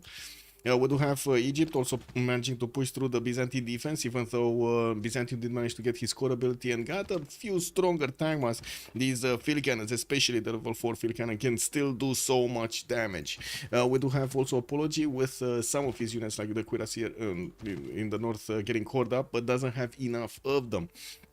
We did have him getting Terracotta Army. He got a promotion on each of these, which is going to be quite valuable. And we're going to see if he's going to be fast enough to actually get new units out on the front line so he can keep up the pressure. I don't think he has enough field cannons. Only one is just not going to make the cut. We do have Spearmen coming out from Byzantium in droves, and I would imagine he's going to want to get the pike shots. He's on gunpowder next turn. He doesn't have metal casting, because otherwise he would have made metal, how to say, he would have made pikemen directly. And there aren't that many times until the next World Congress session. Okay, more boats getting attacked here. Looks like an ironclad is gonna fall. Boom, it did fell. That's unfortunate. That is quite unfortunate. This one doesn't have movement. New coming in. Okay, we got quite a few of them coming in, but he's stopping. He's stopping to build a commercial, and I do see another spy coming up from Tokyo in another turn. I guess we'll see if this is gonna be enough. Does Japan have oligarchy legacy? Yes, both have. Oh, wait a second. I didn't see actually on Japan. Whoa. Yes, he does, but he has also -5 insufficient coal. And oh, this was something that you were asking me, right? How much coal does England have? He's on 33 coal. He could easily give the coal, and Floppy does look like he's on 34 also, so it's fine. Next turn he's gonna be fine. I don't know how much Nawick is making, but he should be making a more than decent amount, right? Wait, where is his coal? One coal tile here. 2 coal tiles. That's it. 3 coal. Not bad. Oh, yeah, he's making 13 a turn. It's fine. And I do see Floppy's losing 10, so... Or around that. No... I don't remember, actually. Anyway. Why are you shooting the city? Oh, I guess he's gonna take it with a swordsman. Never mind. I totally didn't see the swordsman. Anyway. It seems like that city is gonna be gone. That's another city that's gonna be taken out by from England. I mean, from Eleanor. Oh, the Sea Dogs actually made quick work of that swordsman. He needs another one to get in there. Very surprising that this ironclad armada is still sitting here. Honestly, I was expecting it to go directly to Antananarivo or something, get inside of that city center to get the maximum heal, and then as quickly as possible get back onto the front line. He's not gonna get enough experience from actually being around here, and he's not popping any heals. He's on 67 out of 90 points. That's a lot. That's a lot that he needs to actually gather. A lot of points of experience. Doesn't seem like Edistoria is gonna move southwest that much. We do still have a lot of LDK ironclads moving into the Gulf of Eleanor and Ottomans, with Ottomans starting to get his fighters out. We do have quite a few of them starting to be deployed here. The first one actually got into the borders of Bristol. We're gonna see another one getting upgraded, and also with the ability to move east. These guys can actually shoot 5 tiles away, so they can start shooting the ironclads. They can start taking out the swordsman over here. It won't be that easy to actually get through these chokes anymore. The battleships do have anti-air guns, so at least next to the battleships it's going to be hard to actually attack into them, but he can still do massive damage. You can see the ironclad getting 2 shot by fighters. That's massive damage. Oh my god, those cannons over there just ratatatataing everything. The Didonian horse? Oh yeah, there's a Dido horse here from R1. What is this guy doing? Man, this guy is a hero. You know, big hero. Liege is also starting to get closer to his own steam powers. He's scientific theory in one, and he's just gonna steam power afterwards. Looks like he might actually lose these boats on the front line here, while the Ironclad Armada even actually got onto the front line. What is this guy doing here? Go back, man. Go back into... Oh my god, he has 10 movement. He could easily get back here and get his health. Anyway, does seem like Japan did manage to get next to the borders of Birmingham, next to that city center. He's also bringing his battleships forward so he can keep on attacking. There is an Australian ironclad fleet here that does have a promotion and will have the ability to actually attack into it and take it down. There we go. And he's going to get the health back next turn. We do need to see Floppy following this attack up with his own battleships. He can actually shave off so much health there from that single ironclad, but doesn't have the position. Oh, no, he does. He does. Look at that on the Great Terminal. Right? He can actually move and shoot, but he's not. Another one of those swordsmen died at the borders of Manchester, and we do have a samurai taking its place, but only 2 movements. So he's gonna end up doing exactly the same thing. He's gonna go into that Diplo quarter, and he's just gonna die. Perfect. What can I say? Maybe last move, first moves. Like maybe Floppy should have actually... No, he's not even gonna last move, first moves. What am I talking about? Can't even get there. It is what it is. Chemistry coming up for the Historia for those labs. We do have LDK getting combustion, and I do see him still building up his ironclad count, still getting normal ironclads, not fleets. Doesn't have his seaports ready. Shipyard getting built everywhere. Shipyards getting built everywhere. While I do see new wonders coming up from Ottomans, we did have him getting new spies out and a lot more of these traders. He is on 1145 gold per turn. 1145 gold per turn. His military engineer is also going to get onto the shores to build up that airstrip. He will just need an airstrip so he can actually deploy these fighters further onto the right side, so he gets into the problematic tiles that he needs to keep. For example, this fighter would definitely love to be one tile right, or one tile onto the right, so he can block any kind of movement from Japan. And I do also see ironclad armadas coming up from LDK, so I would imagine he did manage to get the armada promotion, as in mobilization. That's going to be extremely important if he does manage to get that one. Ironclad armadas are going to be very good here. Navik getting 120 science, 96 culture. Okay, definitely trying to evolve over here his empire, getting his universities up and a few more settlers.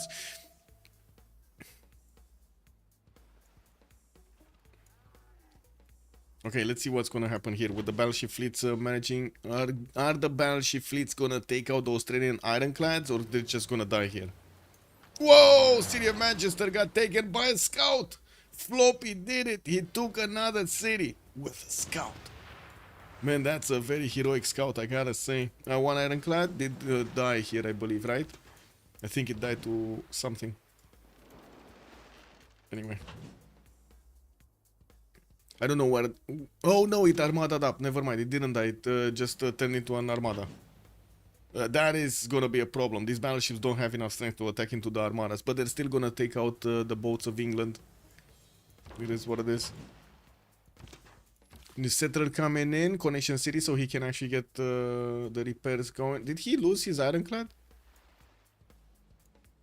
Wait, he lost his ironclad? Did the ironclad get this attacked by a plane or something? There's no more... Oh my god. You remember that ironclad that was the major issue here on England, on Navik? I don't see the ironclad anymore. Was that low HP banged up one? Tarmandu, good evening, sir. When robots for the Historia? When is he gonna get the GDRs? Not that far away. Not that far away. He just finished, or he's going for labs. I think he finished labs, but it's just taking time to actually put them in. And that's gonna be a lot of science.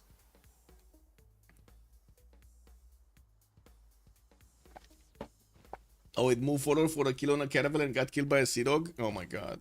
I have no idea why that was exposed like that. That was like the jewel, the crown jewel of the Navik fleet, right? That makes for a terrible story.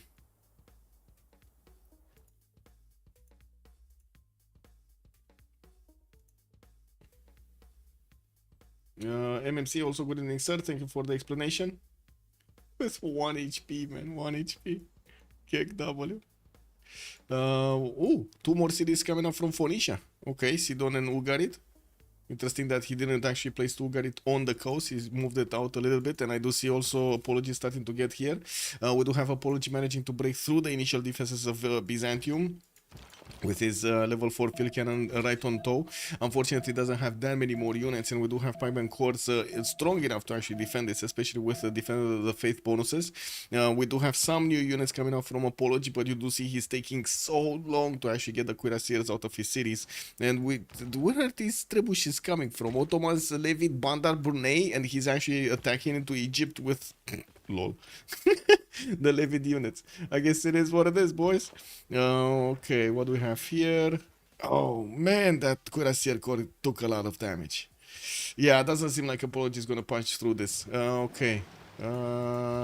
Australia did jump onto the Japanese battleship fleets with one of his ironclads. It will have a promotion, so he will get to heal it next turn, but it doesn't look like these battleship fleets can actually do enough damage to take it down.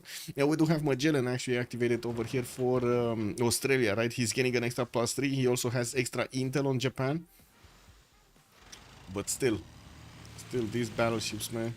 There is a single battleship available to keep on shooting. With the fighters deployed here, I don't think there's any way for him to actually keep pushing, no? Is there? Because all of the units are just gonna be sniped off.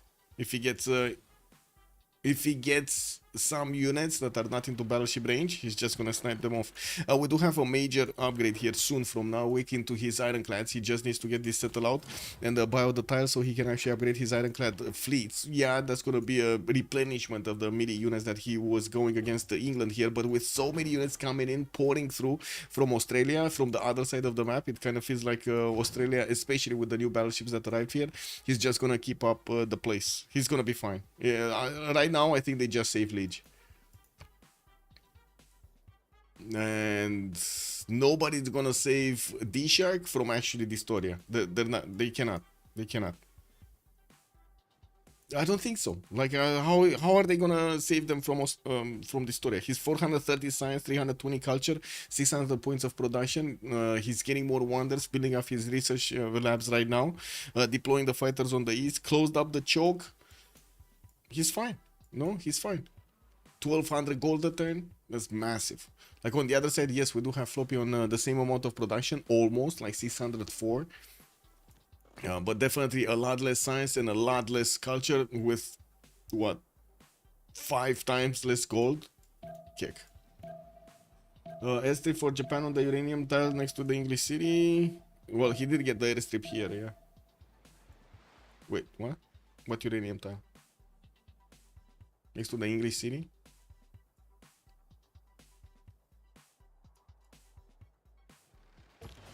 I don't know, maybe I'm not seeing it. Oh, now weak settler, this one? What? Oh, this. Oh, I see. Okay, this you mean? Okay. Yeah, so I think this conflict over here just finished.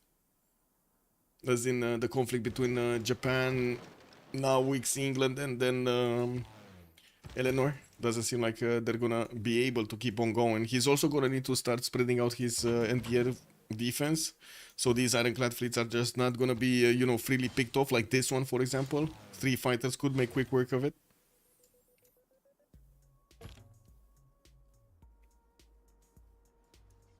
I think Japan doesn't have planes yet, no?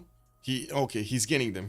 Biplanes coming out next time from Kyoto, still building up his ironclads, and I guess he can get the air force from the east coast and build up the fleet with the west coast, since he doesn't have a proper connection between these two sides of the map.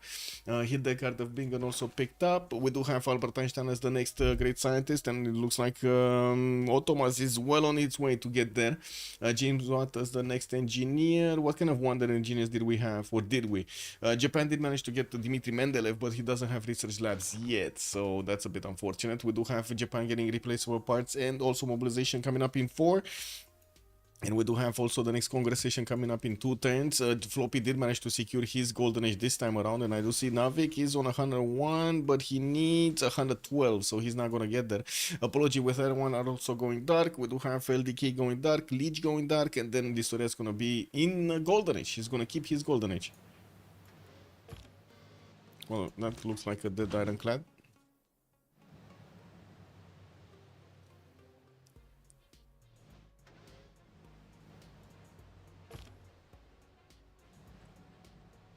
Oh, it actually remained alive.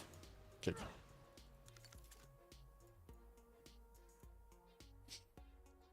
Hmm.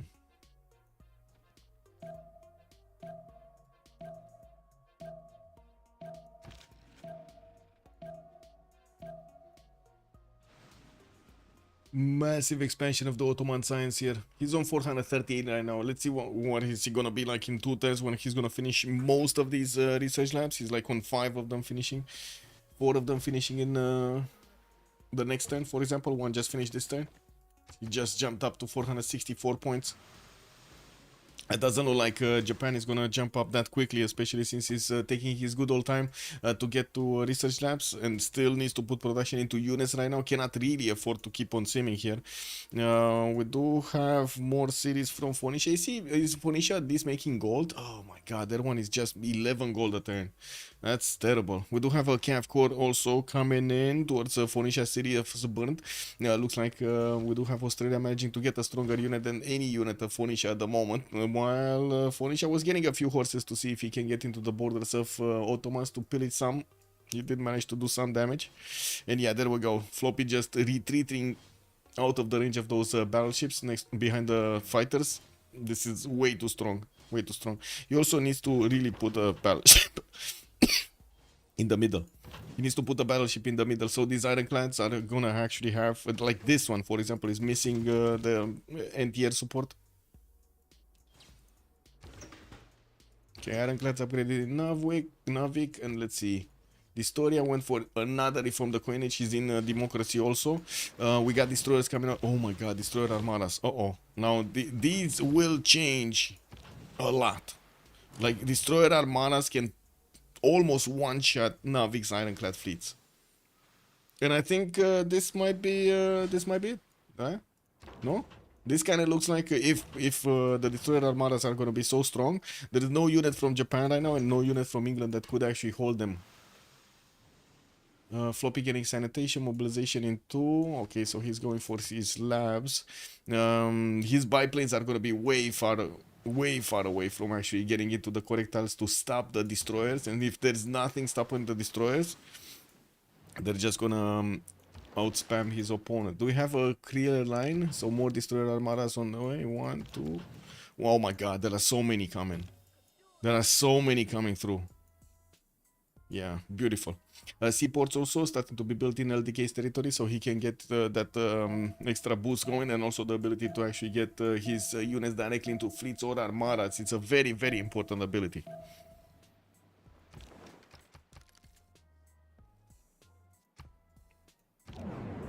And World Congress. Let me see. Okay, so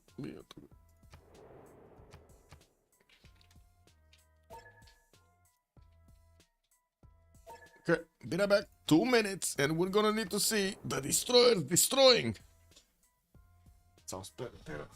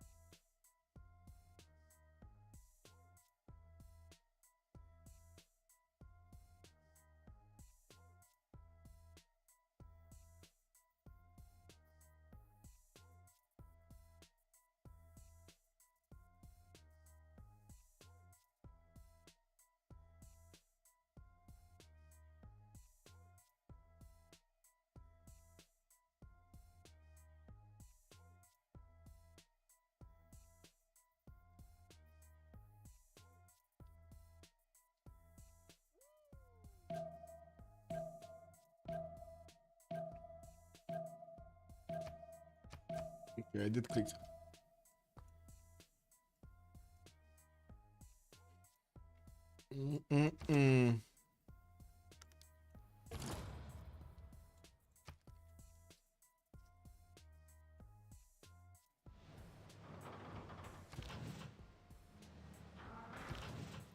Okay, Destroyer Armor is getting out. LDK doesn't have enough movement to actually go and pick off these units yet, but he will need to actually get his battleships, and that's it. That's a GG. They saw the destroyers instantly. They said, okay, this is problem. They didn't actually expect Australia to move so many units actually onto the front line, and that's it. Ulyss does manage to get a 13 win on the board with only one loss. We're going to need to see if they do manage to keep their first spot, their first seed over here over Kratos de la Vega, and also the Sharks into the CWC. Massive movements also coming up on the south over there. Unfortunately, Dido was picked out from quite early in the game by Australia. We did have that early movement with the caravels, and yeah, that's about it in the game. I think for the post-game chat, I'm just gonna send you to how to say, to Pika, because he's gonna be there. They're gonna be talking in French anyway, so you know it is what it is. I don't really want to disturb them. So thank you so much for everything. Much appreciated for the follows, much appreciated for the subs, and I do hope we're gonna see each other next time. I'm not sure if tomorrow we're gonna get a game going, or maybe we can actually play something. We'll see. Maybe some Civ7, maybe some Civ6. I don't know. One of those. And in the meantime, stay very, very happy with some Civ6 action. We're going to need to see if Civ7 is actually gonna get on the board soon. Right, in 2 days we're gonna have another one of those presentations, and let's see what they say. Let's see how they actually pull this off. Have a good evening, everybody, and thank you so much for joining. Bye.